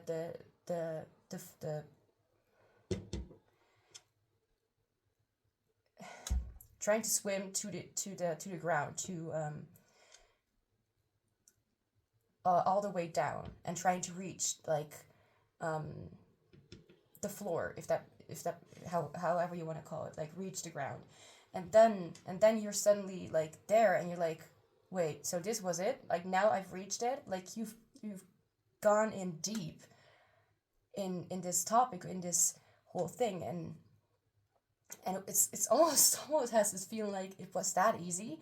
I'm not gonna say it, like, I'm not gonna expect that everyone is gonna view that as easy, but you know what I mean? It's like, wait, it's easy in a way, like when it comes to like actions or what you can do, but it's not easy in a way of like processing it, or like, because you're still are in a process of doing that. Right now it's like I've come to a certain realization, and I'm still dealing with that realization. It's still happening, and it's so silent. It's so quiet. Like, why am I not hearing that same old screaming or shouting, or that same old yelling in my head that something is wrong? Why am I here? Why is it suddenly so silent? Why have the wolves taken their leave. Like, why are there monsters suddenly backing away? Why is it suddenly so easy? It kind of feels like that. It's almost like, huh? It's so strange. It's so easy, but it's weird, and I'm not used to this. And I get it though. In some way, because I'm like feeling your energy. Otherwise, I wouldn't know all of this, right? Am I right? Anyway. Oh. So, and for some of you, I feel like you don't even know what it is that you've started to understand. Like, something has cleared up in your mind, something has cleared up in your subconscious, like something is not bothering you anymore because you've come to a certain conclusion. But maybe there's this understanding that you're missing of like why it happened so like this. Like, maybe it honestly is even like an experience that you didn't even know was burning you till that point, and then you were triggered with that entire topic in some way. Like, it's weird. It's really weird. How do I say this? Like, I explained this in another group as well, in another pile. Like, many of you like to say that, but I don't call you a pile. It is a pile, but you are not a pile, so that's why I say you are group, 1, 2, 3, 4. Anyway, me explaining, over-explaining. But I explained, like, there are a lot of triggers in a way that we did not even know triggered us in the first place. With me, and what used to trigger me, or what I used to think about, even though I wouldn't know what it related to, was the Teletubbies. I don't know if anybody of you know that, but when that stuff was still going on, I was like young, like under the age of, definitely under the age of like 8 or 7 or whatever. I don't really know. Could even be under the age of like maybe between my birth and my 9th, till I was 9 or something. Somewhere in that time, something must have happened to me that I do not remember, or do not know exactly that was even traumatic or horrible to me to begin with. Because the reason that I know that something must have happened, and even if other people would not understand why it was so bad to begin with, I don't know, like every person views things differently. But I remember like in my teenage years, and it happens like, it doesn't even happen anymore. The last few years has never happened anymore. But in my teenage years, so around like early on, like in childhood, so even during that time till like my 17th, I was experiencing derealization a fucking lot. Where I will be in a classroom, in my bedroom, in any kind of place, and I will suddenly think of the Teletubbies, and I'd be derealizing. So I will be dissociating, I will be spacing out. But in a more specific way, my environment, so as I'm looking at this table, for example, the table would feel or look or just feel like completely different in my head, as if I'm in a completely different dimension. Everything is weird. It's unexplainable. It's the most extreme cases. I still have it, but not in a way that it literally is because of a trigger of childhood or whatever, or because I'm still responding to that in such an extreme manner. But then I will be triggered, or I will suddenly be thinking about the Teletubbies, and then I'd be derealizing. So we all have some sort of trigger thing that we used to watch, eat, smell, experience. There's something that reminds us, or it doesn't really remind us, but something that we used to do, watch, or something that happened around that time, that something happened to us, that we don't remember. But when we have that certain smell or that certain food in front of us, we suddenly get reminded or have like these kind of flashbacks. I don't know if it's very extreme in your case. I remember in a story like, what was it? To the Moon. It was a RPG game by Kan Gao. And there was an interesting scene of a man who had experienced childhood trauma and had forgotten about his, about that trauma and what had happened. But he remembered after smelling a certain scent, and that was roadkill. And roadkill would trigger him to mentally sort of kind of feel like triggered. Honestly, it made him feel triggered. So to get him his memory back, they delivered that roadkill on while he was like unconscious, or it's hard to explain, but they got that for him and opened the box where the roadkill was in, like you know what it means. And then suddenly his heart went up and went quick. You know what I mean? There was a reaction in his body and in his mind. That's, triggers. And that can, like I said, with me, with the Teletubbies, like something may have happened that we do not remember, but there is something that we sometimes, are reminded of because of a certain thing around us, and it's usually through our senses. So something we have touched, something we have smelled, something we have tasted, something we have seen, witnessed. Our senses, pretty much. I don't really know why I was talking about this in the first place, but it could be that this happened as well, and that you don't really know. Right now, I remember, you're like, but I don't know why. Why is my mind suddenly so quiet? Why is there suddenly no demons in my mind anymore? Not literally, but why are suddenly all the confusion and the struggles and challenges, why are they all just so much clearer and just gone almost? Why is it suddenly so silent? And that's because maybe you have been confronted with a certain truth, a certain sense, or like senses, physical bodily senses, that may have confronted us subconsciously, and that may have given us some sort of peace, even though we don't understand it. So there may have been something and I'm getting an argument with a partner, and something that you or they have said. It's not for everyone, but an argument with someone, or maybe an argument with yourself, where you have noticed something about yourself, but you don't even know what that even had to do with. It's like something is in front of you and you get it, but you also don't. There is release, and there is this feeling of something that doesn't feel bad, and you don't know why it is not feeling bad. You don't know what it did for you to feel that way, if that makes any sense. I hope I was somehow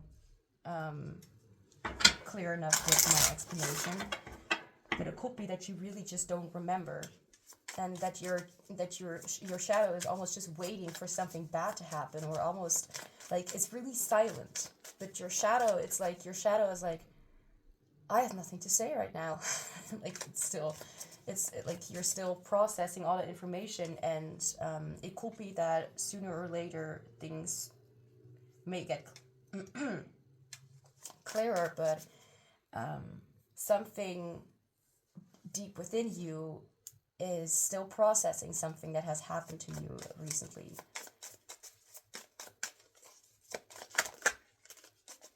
I really have no idea whether it even is very necessary to begin with, if or necessary for you personally to even know what had happened or why you felt this way.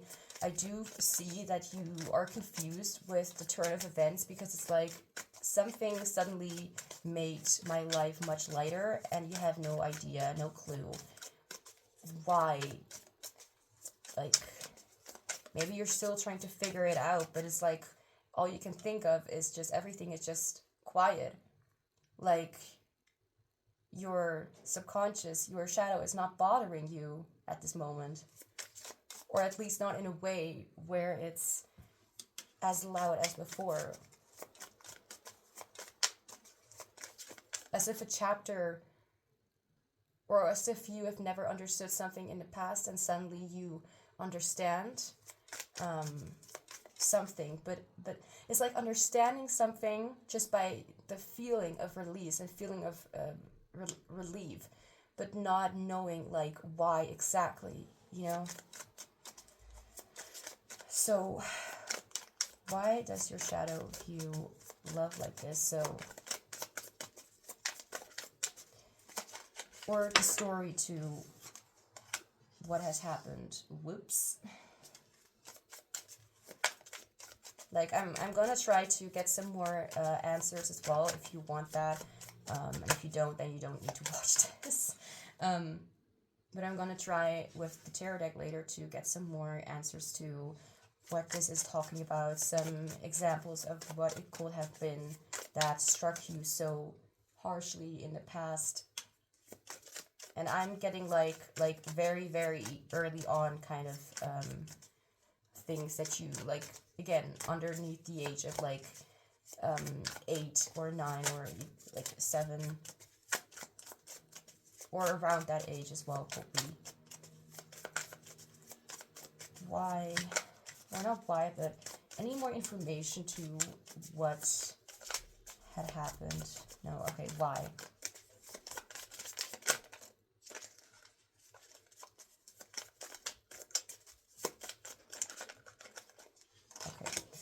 Home. Yeah.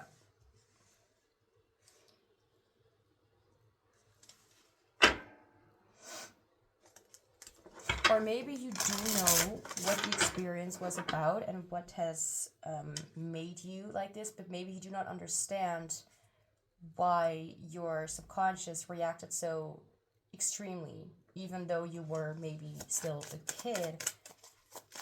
It's, wow. All uphill from here. Oh, okay.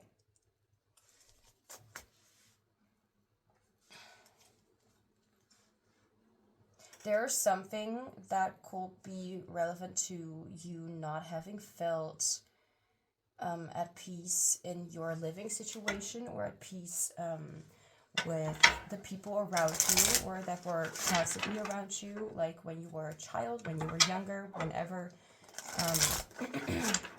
like accidents that happened, or you feel like a dread of something, like almost like a curse following you around, and maybe you took that to heart.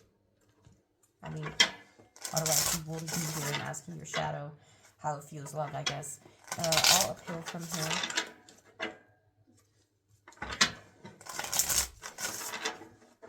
I'm feeling like for some of you it could be that someone actually offered like their assistance or their guidance, help, or just like them to be there, and it's like maybe you have not been really feeling supported by some people around you, and you just kind of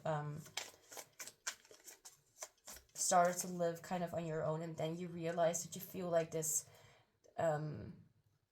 this enlightenment from being given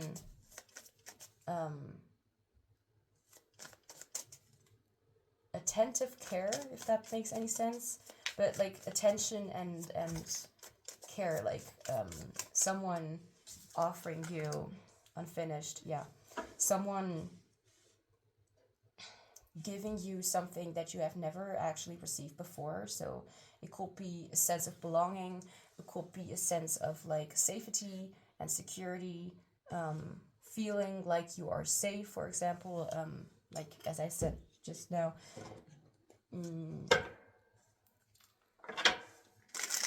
maybe as if you have been given the responsibility to take over, you have been given the responsibility to take care of the people around you, or to not be bothered by your own care, but in a different way. Like it kind of feels relevant, or to another reading in this video, but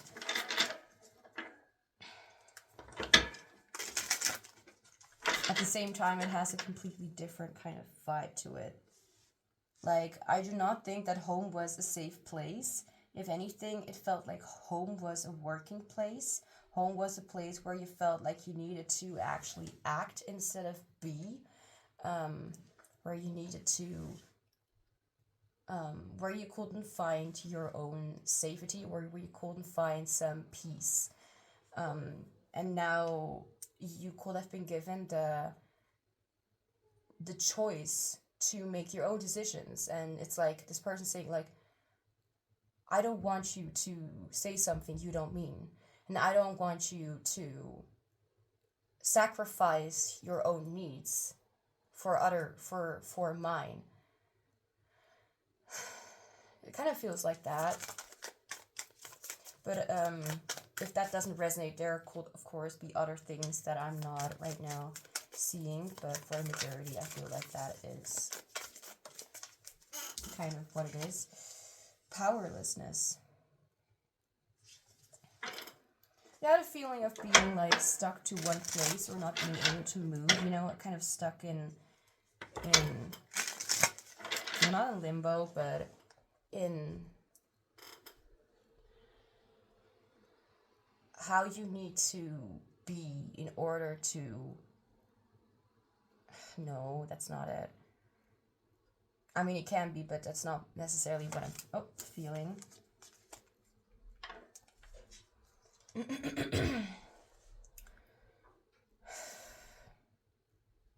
I feel like this could have a lot to do with you not having been your own person. And I'm not talking about you not being yourself, but it's like going to work and never going home, never taking a break, you know? It's like always needing to put up an act, or literally be of service all the time to other people, but never to yourself. But also in a way where it's like you needed to be an adult like very soon, like not being able to even process your own emotions, nor even being able to ever look too much into what you want, but more about what other people want. And it's not really about being a people pleaser. It's more like, I have a task to do. I have something that I need to complete, or to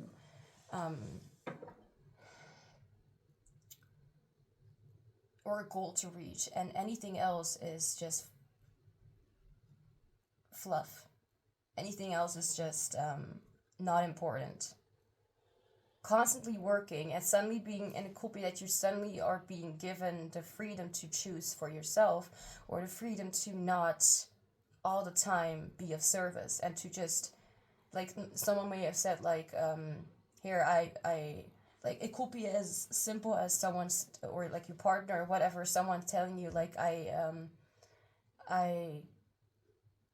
put some hot water for you in the bathtub, like go relax and do your own thing or whatever. I'll be like take what however long you need. It's as easy as that, like being given some space. I feel like you just have never really like you've never really gotten space to kind of do your own thing. It's almost like live your life to serve others, or serve your fate, but not to enjoy life for yourself. I hope that makes any sense. And all this time you're like, why is my overthinking suddenly gone? Like, why am I suddenly so peaceful? Like, why? Yeah, maybe because you've been given tasks all your life, and you've never really gotten to know what it's like to have a moment for yourself, and kind of imagine a future where you can just chill and not be on duty all the time. Like, this could really lead to burnout. I wouldn't even be surprised if you told me that you are suffering from it. Like, yeah, I wouldn't be surprised. To live your entire life, to always work, even as a child, like, what the hell? Yeah, my cards are also like, dude, that's not good shit.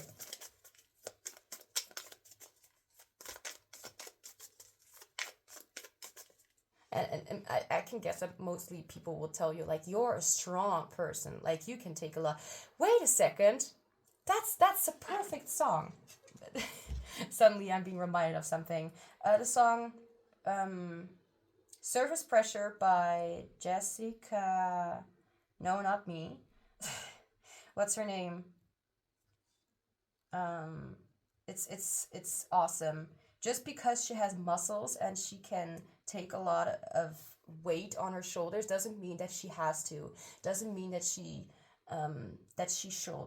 Just because you can doesn't mean that you have to. All right.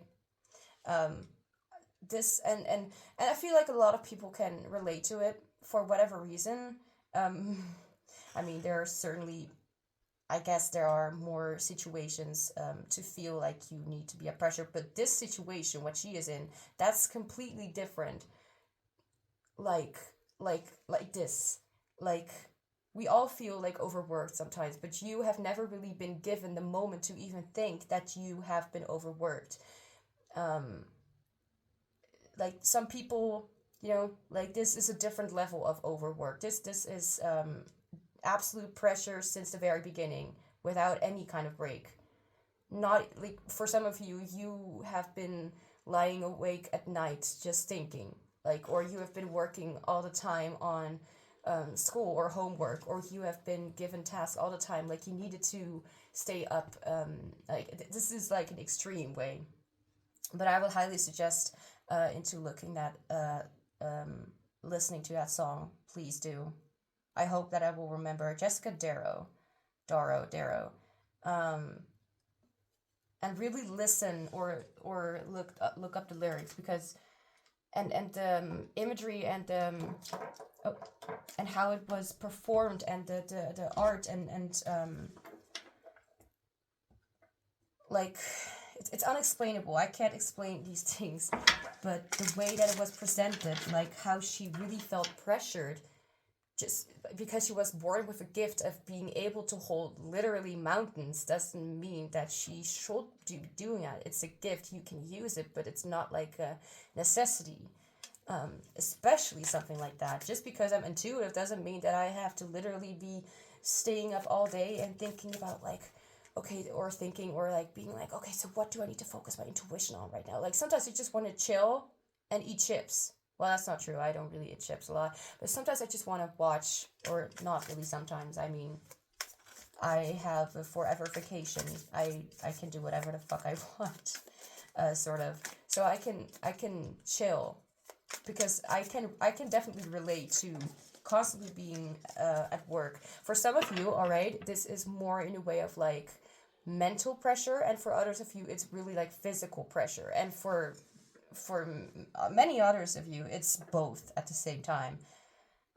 As I said before, like, not being able to really even feel things out. It's actually really interesting, and you know, it doesn't make things much easier, but I do understand where it came from. I hope you also understand, like, maybe you thought that this was all normal and this is just part of life, but then you suddenly realized how nice it is to have someone remind you of your own free will and of your own part in your own choices and your own decisions, and that you can also say, like, no, I'm not able to come to the party because I'm busy just chilling. You don't need to have a reason to just relax. You can just relax because you want to.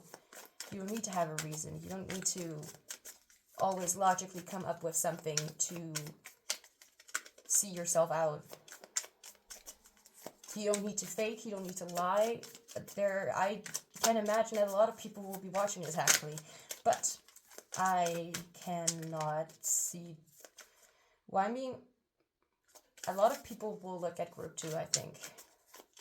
I'm suddenly being given, like, that's my intuition, I'm suddenly being given, like, a sort of scene of, like, yeah, group 1 is also, people are going to watch group 1 a lot.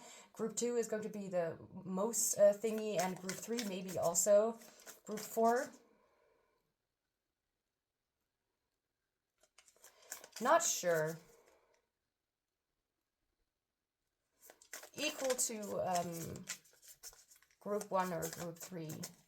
It doesn't even matter, but it's interesting to challenge myself with new ways of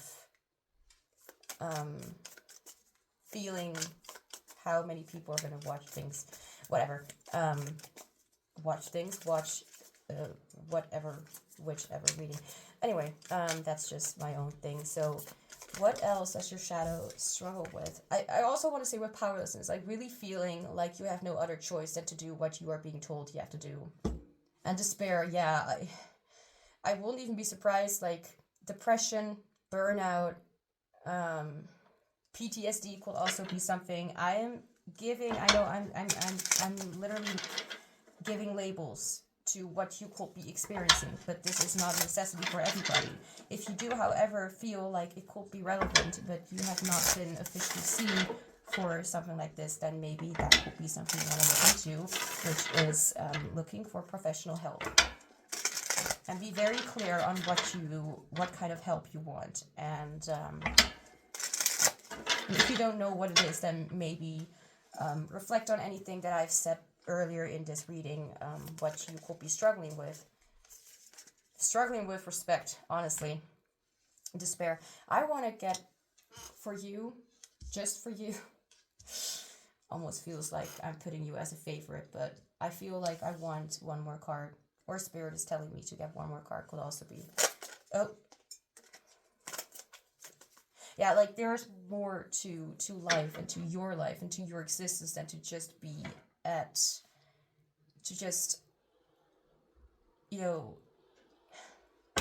kiss other people's feet. Honestly, there's more to that, to your life and to your existence than just being a workaholic and being a slave to society or slave to financial struggles. And it's always okay to ask for help, always.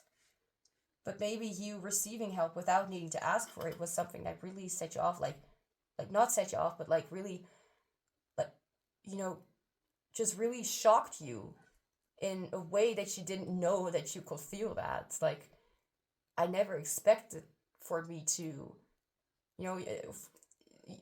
thinking to myself like that you will be saying like, I never expected that this will be something I needed.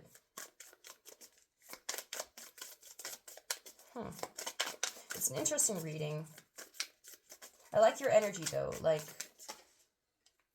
but honestly, with all of this silence here, it's like you are not even able to give a comment on any of this. Like, you won't even know, like there are people, for example, who are able to trash talk about other people and what they have done to them. And I am one of those people. Maybe not literally out loud to every single person, but, like, everyone does that. Like, not in a way, like, to say, like, their hair looks ugly or they have smelly feet. I'm not like, the one who, prefers such, kind of communications, and even if it's just a joke and I don't really talk about it, or, it's not gossiping, it's just, make light of the situation for yourself to make yourself feel better, but it's nothing personal. And obviously I wouldn't do it out loud, like, to that person, like, it's, like, my mind is right now, like, kind of reminding me, like, you do know that it sounds like gossiping. It's like, not really, and like, it's not like I'm, you know what I mean? It's not like in a hurtful manner. It's more like to, it's something that they will also be able almost to laugh about, or it's just, like,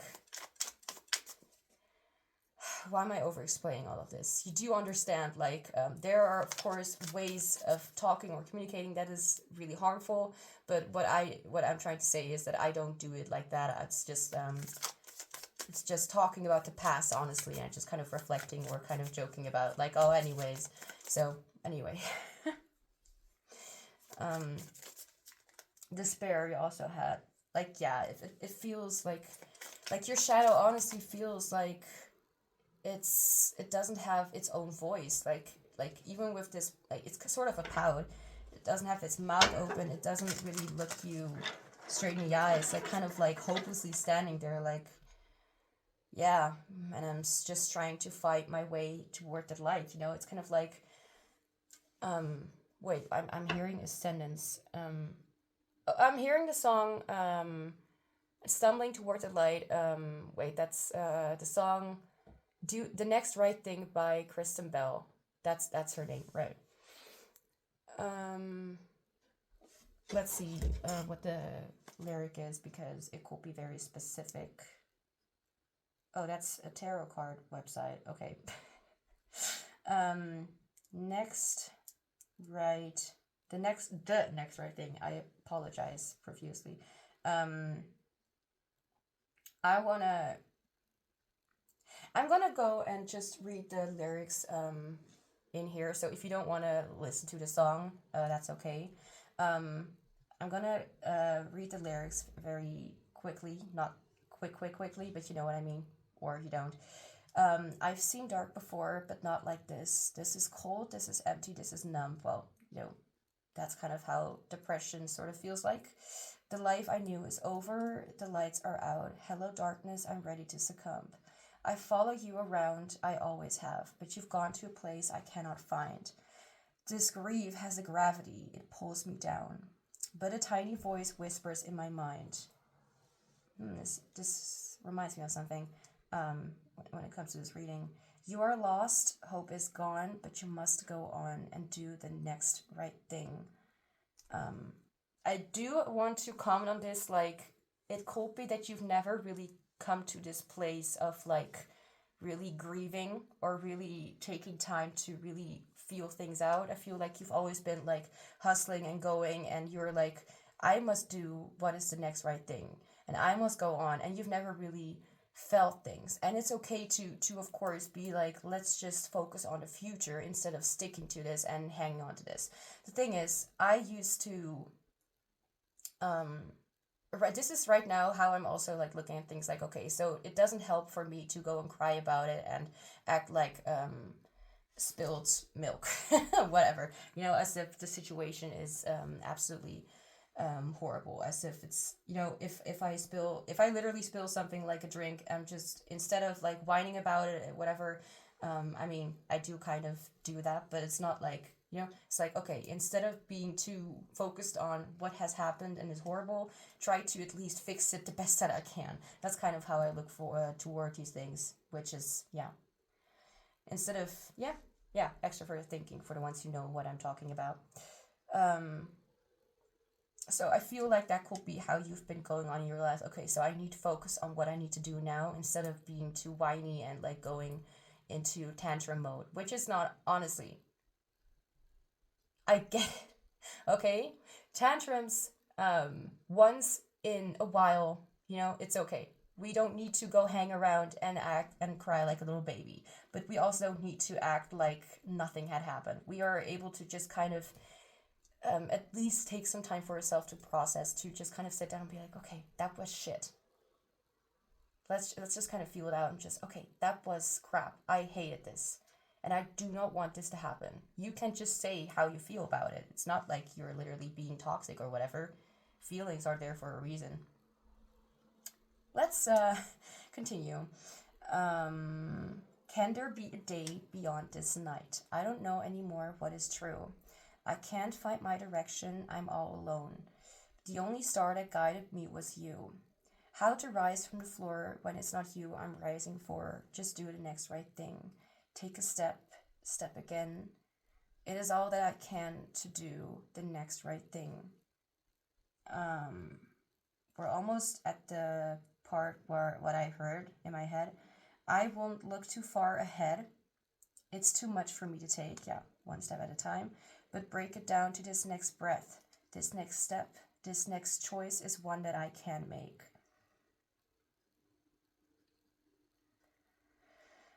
So I'll walk through this night, stumbling blindly toward the light. That's the one that I heard.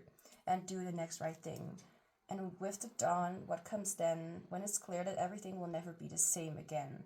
then I'll make the choice to hear that voice and do the next right thing. I don't want to say, all right, that listening to that voice that tells you to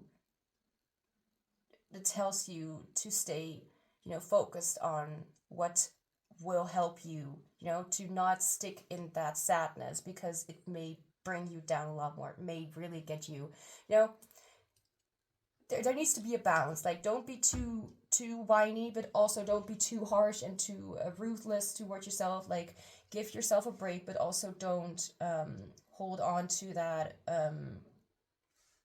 stuck kind of feeling of like, I'm not able to do anything. Like, get yourself a little bit refreshment. Now I also want to look into that other song. I hope you don't mind me just kind of giving more information. Surface Pro? No, Pressure Pro? I don't even, okay, anyway. This song is so much more in depth than the other one. And also quick going. Like, this song, honestly, I enjoyed it. I've even like shed a few tears because this is just reaching, like, the way that they did it. Like, I couldn't have done it any better, honestly. And even I am like a songwriter, stuff like that, and like, this really gives a lot of depth. So I'll stop talking. I'll just say what the song says.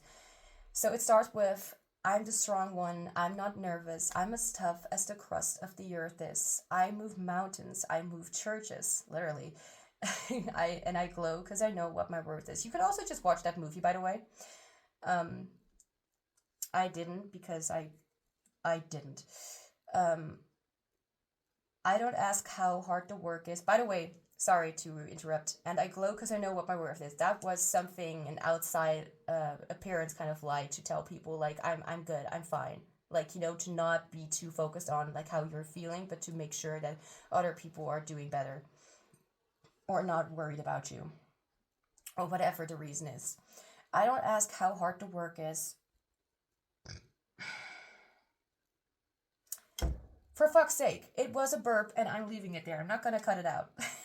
Anyway, I don't ask how hard the work is. Got a rough, indestructible service.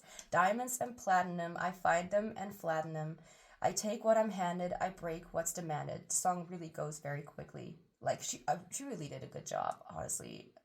It's amazing. But under the surface, I feel berserk as a tightrope walker in a three-ring circus. Under the surface, was Hercules ever like, yo, I don't want to fight Cerberus? Under the surface, I'm pretty sure I'm worthless if I can be of service. That. Under the surface, I'm pretty sure I'm worthless if I can't be of service. Like, that. Do I need to explain anything more? A flaw or a crack, the straw in the stack that breaks the camel's back. What breaks the camel's back? I really want to read everything, but I'm kind of afraid that it will be too long.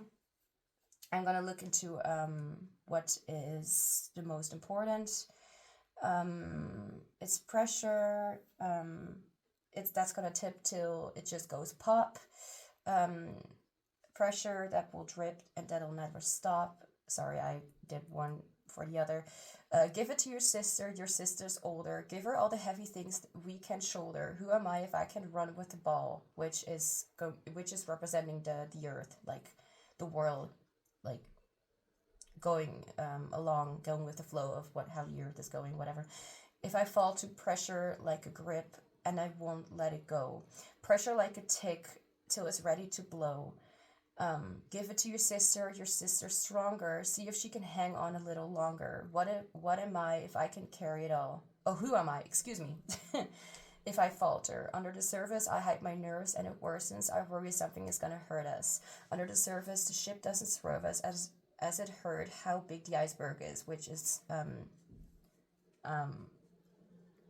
representing the Titanic. For the ones who know what Titanic is. Come on, you do know, right? If I know, you also have to know. Under the surface, I think about my purpose. Can I somehow preserve this? And I do want to say, I did see the card purpose almost fall out for you. So it's interesting how this is also being repeated. Sorry. Line up the dominoes, a light wind blows. You try to stop it tumbling, but on and on it goes. Yeah, I was just looking at that video. I'm gonna put it in this description box, and I need to write that down because I'm gonna forget it, most likely. 1 second. Okay, so I just wrote it down. I just paused the recording. Jessica Darrow, Surface Pressure, Encanto, the movie. And I also wrote down, which is interesting, the movie is, to me, at least, more specifically toward family, or about family and magic together. You know, magical powers, whatever, gifts.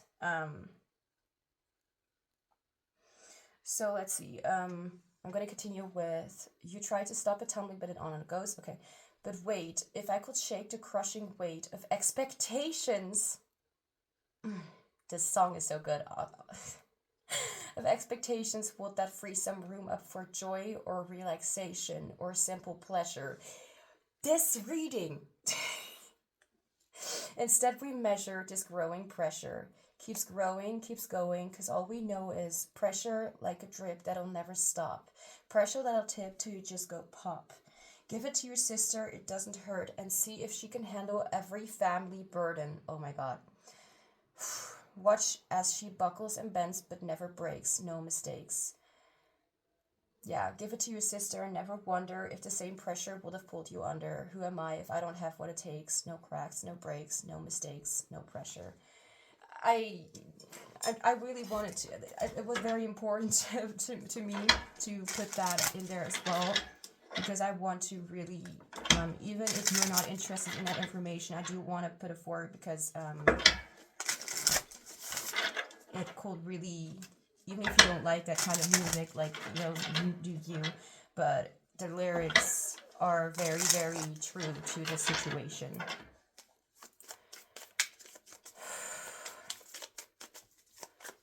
Anything else to why? Anything else that you need to know about your shadow when it comes to love? Like, I feel like the story, right, to why, right? I kind of forgot what we were talking about. Is everything still in frame? Yes, it is. Awesome. And we have loneliness. Yeah, like, I'm being reminded of Louisa was, I think, her name. And she was, like, telling her sisters in one part of the movie, like, after everything went to shit, sort of, like, and sometimes I cry, and her sisters were like, I do too, or me too, and she was immediately feeling better. So maybe it will make you feel better, and I'm not saying that to just receive that or to just go toward that goal, but for you to know that you are definitely not alone in this.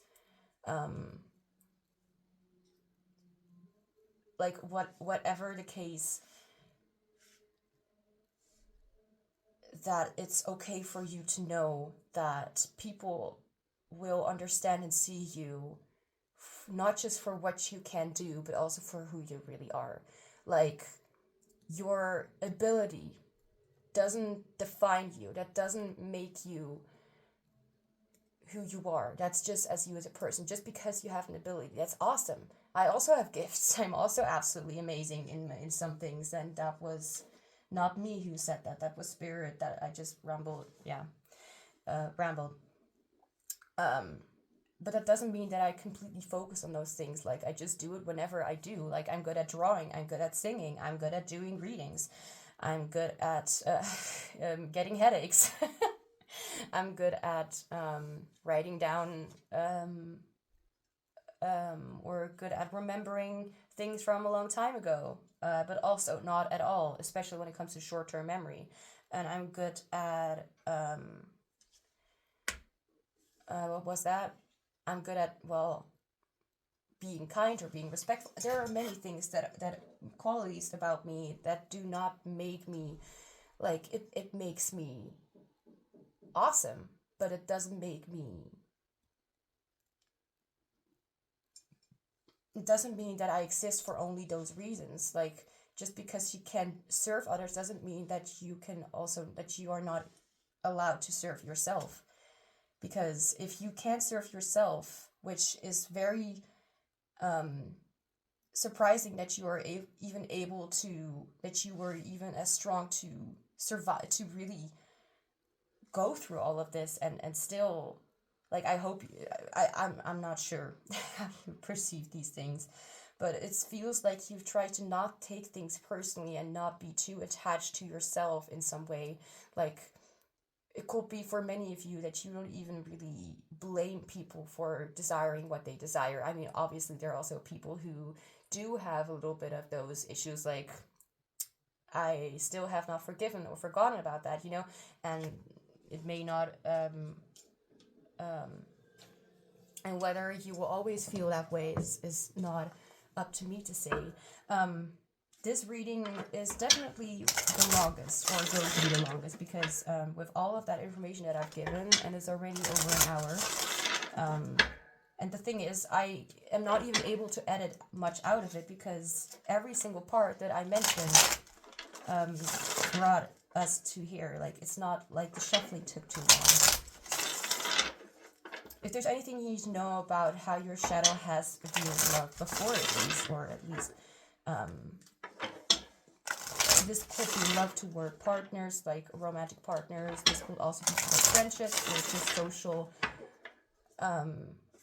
whatever stuff. And in the first, it could also be that, like, just empathy in general, like love and care for people.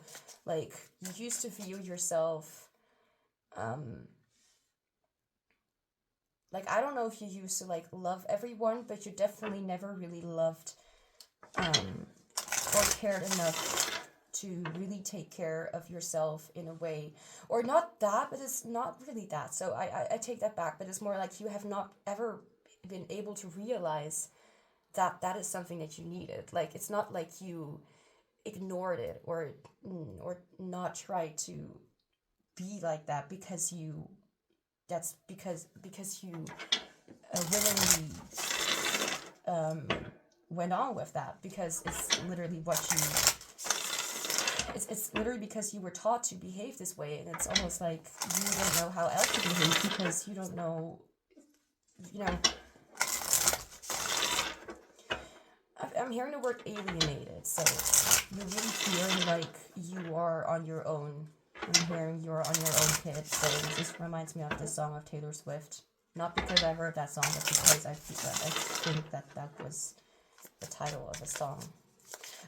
When I was shuffling these cards before starting this reading, and that was the day before, because I also need breaks, even if I have my very lovely thing going on here with these personal, no, these are not personal readings, with these general readings. I also need to take some time for me to sleep and just kind of go about my day, because if I'm gonna force myself to do all of these, like, I'm gonna be not happy at the end of the day, and maybe not be able to do a reading to even do a video or make a video for like a week or something, maybe even 2, depends on the circumstances, of course. So let's look a little bit more into what your shadow struggles with. I'm hearing immediately word acceptance. For some of you, you may also have been called to the to group 3, or to pile group number 3. Oh gosh, I don't want to take this one. Sorry, didn't feel right. Because there was also this topic, even if it was a little bit of a different extreme. This is a little bit more like, I need to complete my mission. I need to complete my task. Honestly, think about, for people who know that game, Detroit Become Human. Think about Connor. If you know the character, he was designed to work. I mean, all these androids were, but he was very hanging on to, like, needing to serve, honestly, and not being able to, or not wanting to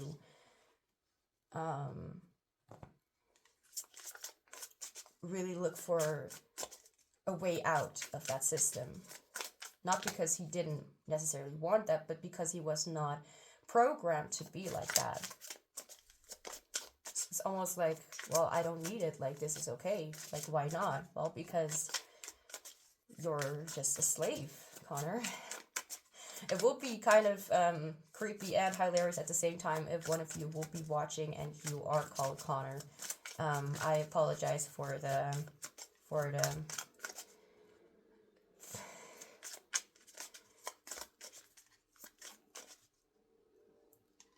response that may have been a little bit creeped out by that synchronicity, by that thing. So what does your shadow struggle with when it comes to love?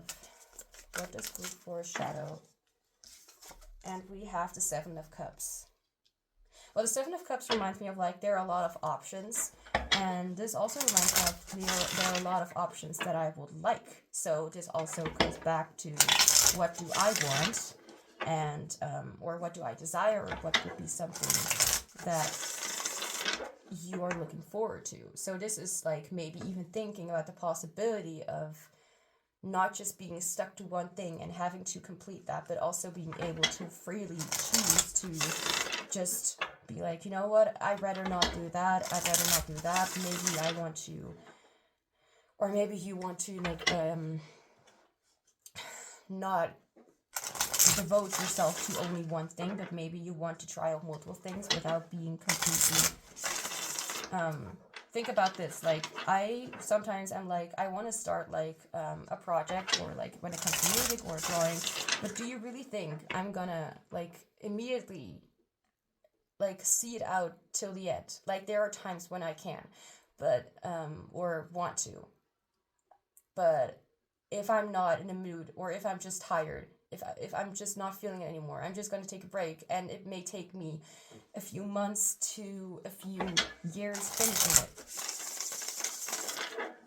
it. It is pretty much very much a sign of ADHD, I know that, but still, like, there's this possibility of not being completely devoted to the end. And I'm not talking about, like, you know, partnerships or whatever, but it's like, as long as you want fun, for example, with a partner or with a romantic interest, and they feel the same way, and it's not very like long term, and that's something that you want, then why the fuck not?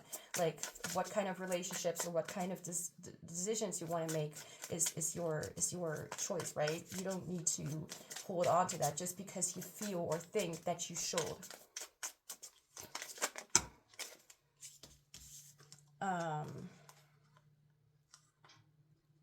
Yeah, okay, King of Swords and 6 of Pentacles. So I feel like this wants to remind you of how much of a devoted person you actually naturally are. Like, even though you or others, no, not really others, you will even look at yourself as someone, well, it's not necessarily a way of perceiving, it's maybe also a matter of fact, like, that you're the kind of person who looks toward like what needs to be done, or what needs to be finished, or what needs to be looked into.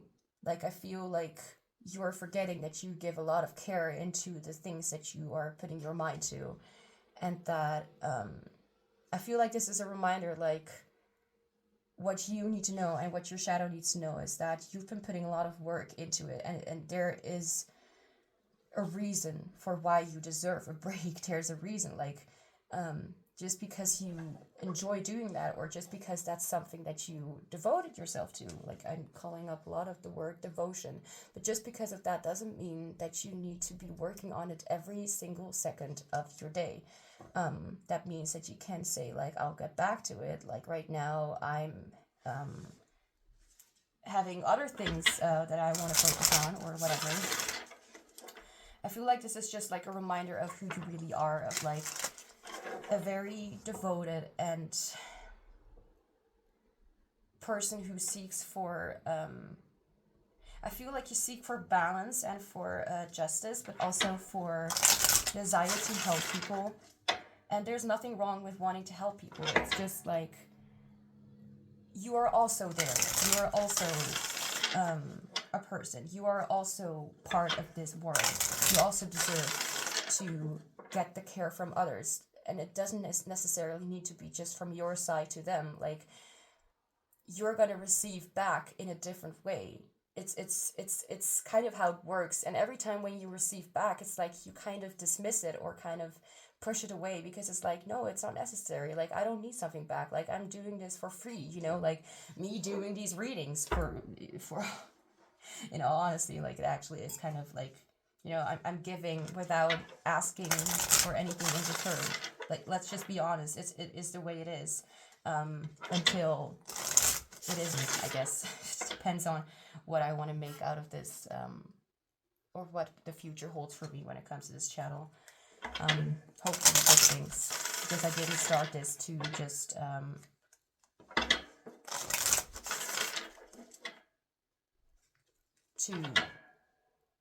to fuck around, not literally, but even if, like, it will still be my own decision, because there are times, I remember like a time last year, or when I'm saying this, it's 2024, in October 2023, I was like working on a project, and I was also in hyperfixation, which honestly is sort of like an obsession with something. You can't focus on anything else. Almost can't even sleep or eat or just go to the restroom because you're just so focused on it. Anyway, that was a time where I went off, where I was not able to make readings for just a small amount of time, but still, even though I wanted to, because I was very inspired, but I was also waiting for Oracle decks. Like, I know I'm rambling, and of course you can just skip it if you don't like this, because, you know, all have your own preferences, but I do appreciate a lot the people who do have patience with me and want to listen to me talk about whatever. But what this all was about was like that even though you really love giving, you can also give yourself something in return, like to do something for yourself or to let others help you. Like, it is okay to just have someone around you to tell you, like, that you are respected and that you earned something. And even if you did not earn it, like, why not just receive what you are being given? Like, I'm not telling you to selfishly just take and take and take, you know, because obviously that's not the way you are. Like, I know this energy. You're gonna shit at that entire topic of just being selfishly, like, taking things. Other people will be more, you know, there are some people who will do that. I mean, that's kind of what you've grown up with, you know, people like that. I'm trying not to judge them, all right? Or not to call them,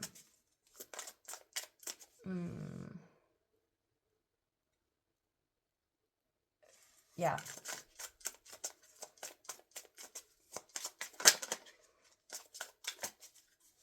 Call them what? I'm not trying to, you know, put too much of my voice out there when it comes to those kind of people. But let's be honest, like, if you dislike those kind of people, then you already know what you deserve. Like, if you are the complete opposite of the people that you have been with in the past.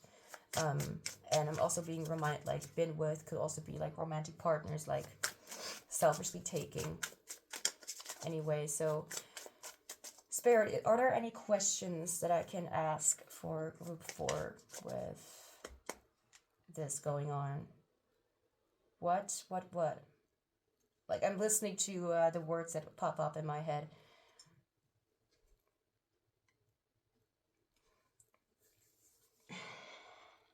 Please have some patience, as I also have patience with, oh my gosh, with Spirit and their messages for you. Cards fell on the floor. Oops. Oh. I literally... There's a card that's called Whoops. I'm being given a message, like, that you really should start taking yourself less seriously like this, and to enjoy your life without necessarily being of service and being a living machine to please other people.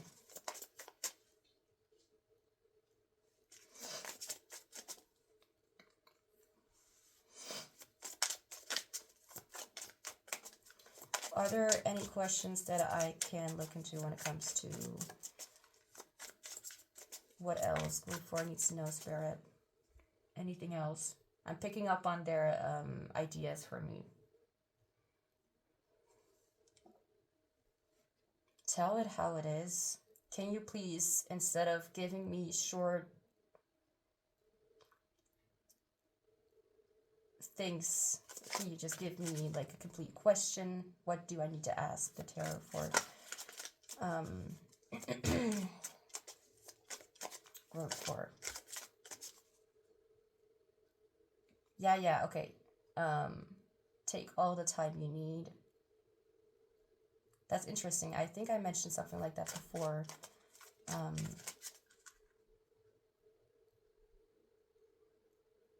Spirit, please.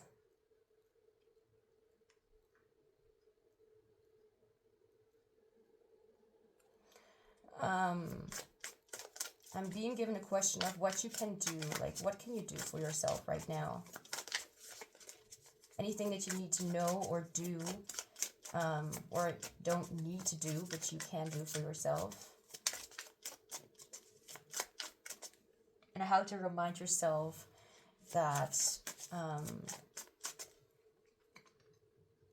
that your space and energy and actions are sacred, even if it doesn't have anything to do with what you're so good at.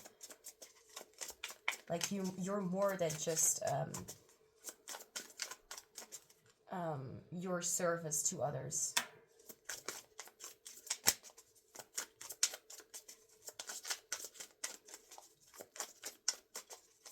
I'm hearing you're giving too much of yourself. Spirit, what else? Okay, we're just going to look into what else you need to know when it comes to love. Like, what else do you deserve to know?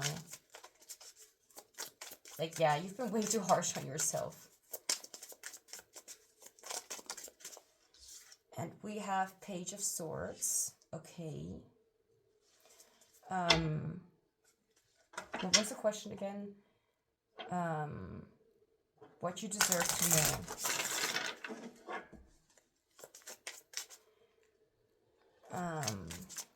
Okay, this reminds me of like interesting ideas, something,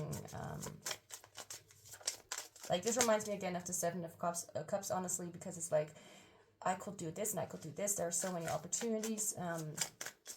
I feel like this also is telling you to not settle down for something you don't want, or to not settle down at all at the moment. Like, you need to know, like, you can just go your own direction, your own flow, and it doesn't have to be in a constant matter, like you need to do it like that all the time. Like, you can just change your shift and change your flow, and not be that person that you think others need you to be, or systems, or whatever. Can I have a clarifier, please, for Page of Swords? One card, please, Spirit. Clarifier for the Page of Swords. Okay, not like this. One card, please, for the Page of Swords.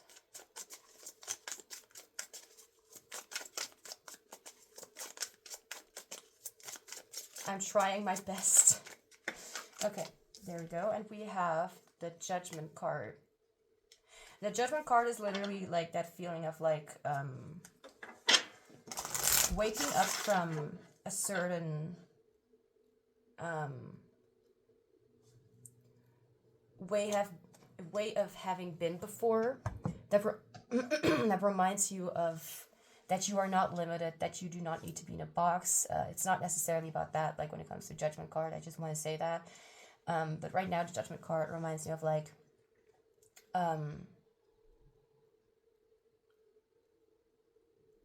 releasing all expectations, not being stuck on, like, again, what you need to be.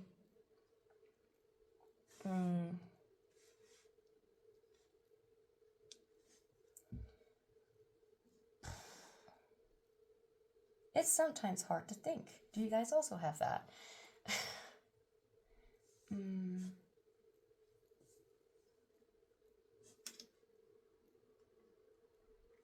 Not now, Spirit, not now. Okay.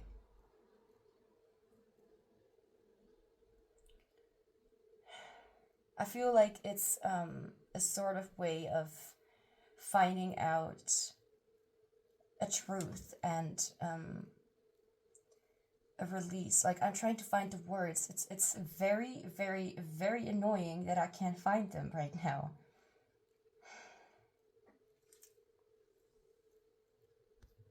So don't judge me with this because of the judgment card. Just kidding, it's the stupid joke. The judgment tarot card meaning indicates a time of self-reflection and analysis. This is at least, my... there are multiple meanings to a card, but this is the one that I resonate with. Self-reflection, analysis, initiated by an awakening, right? Judgment is like the card of awakenings, like a closure to an issue or to, like, it says issues that here in your love life as well, or in that you once ignored, maybe seen clearly now, and you have the chance to make adjustments, like and this is not talking, this is like taking the responsibility as well for the things that have happened, and awakening to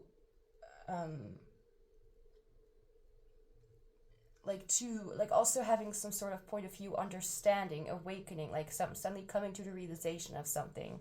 And with the Page of Swords, I feel like this could be talking about you realizing that there is more than what you had imagined for yourself, or realizing that there are different options in front of, that you can choose different options, and not always the ones that you see right in front of you. The Page of Swords, oh gosh, I'm having like a blank moment right now. Like, I kind of do know what it means, but I'm missing the words, just like with the Judgment card just now.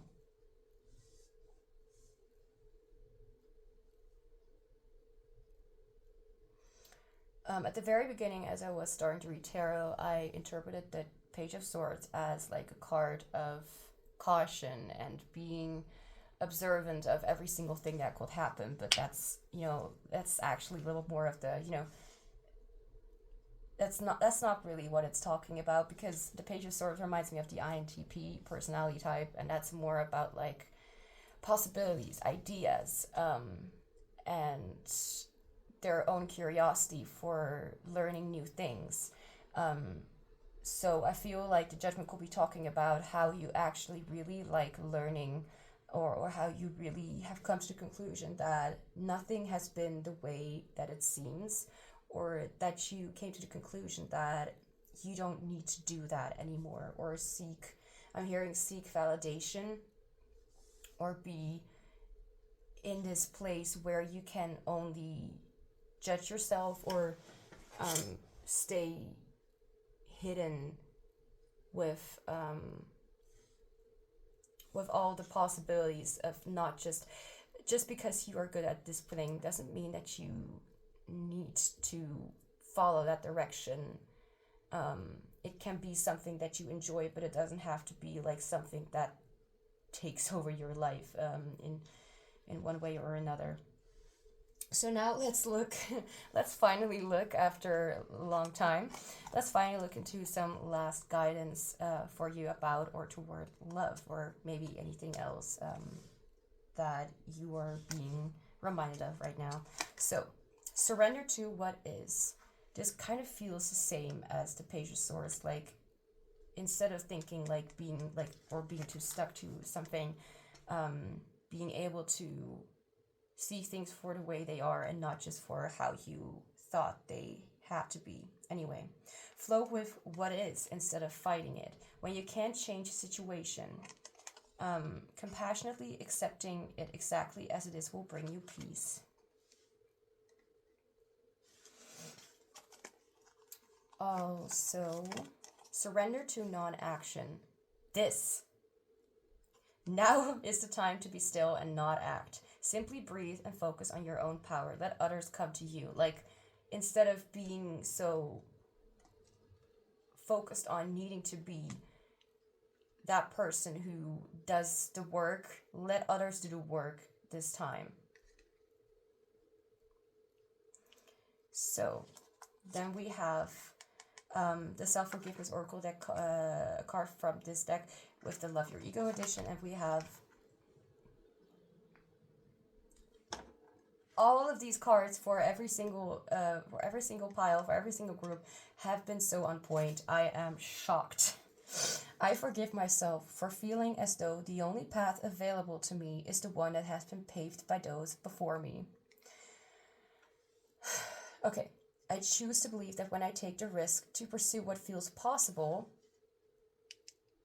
the Page of Swords just there, like what could be, all the kind of interesting things that you can pursue. Also 7 of Cups. I choose to believe that when I take the risk to pursue what feels possible in my heart, I expand the realm of possibility for the collective. Like your ideas that are not just stuck to one thing, that could also help. Like you don't need to think like you need to do something in a specific way or how you've always done it before. Like people are able to adjust to change, even if it's hard sometimes. Where do I put you? Here. And then we have this last card. It's your weirdness that makes you wonderful. Yeah, do not hide it. Please don't. And it's the interesting things that you come up with that also makes you really awesome. And it's not necessarily there for you to share, but for you also to experience, acknowledge, and just accept and respect it for yourself, and just appreciate it for yourself, not needing to be the one to immediately give it away to somebody else, what you have and what you can do. Enjoy it for yourself. So group 4, I know it took a little bit, but this was a very special reading, I guess. But that's all I have for you. Thank you so much for being here. Do not forget to like this reading if you enjoyed it, so I know what you guys are interested in and what I can lead towards making in the future. If you have any suggestions for pick a card readings or anything like that, you can put it in the comments down below or do whatever you want. I'm sending you much love and joy as well with you learning how to not be a robot or something like that. And I hope to see you back soon.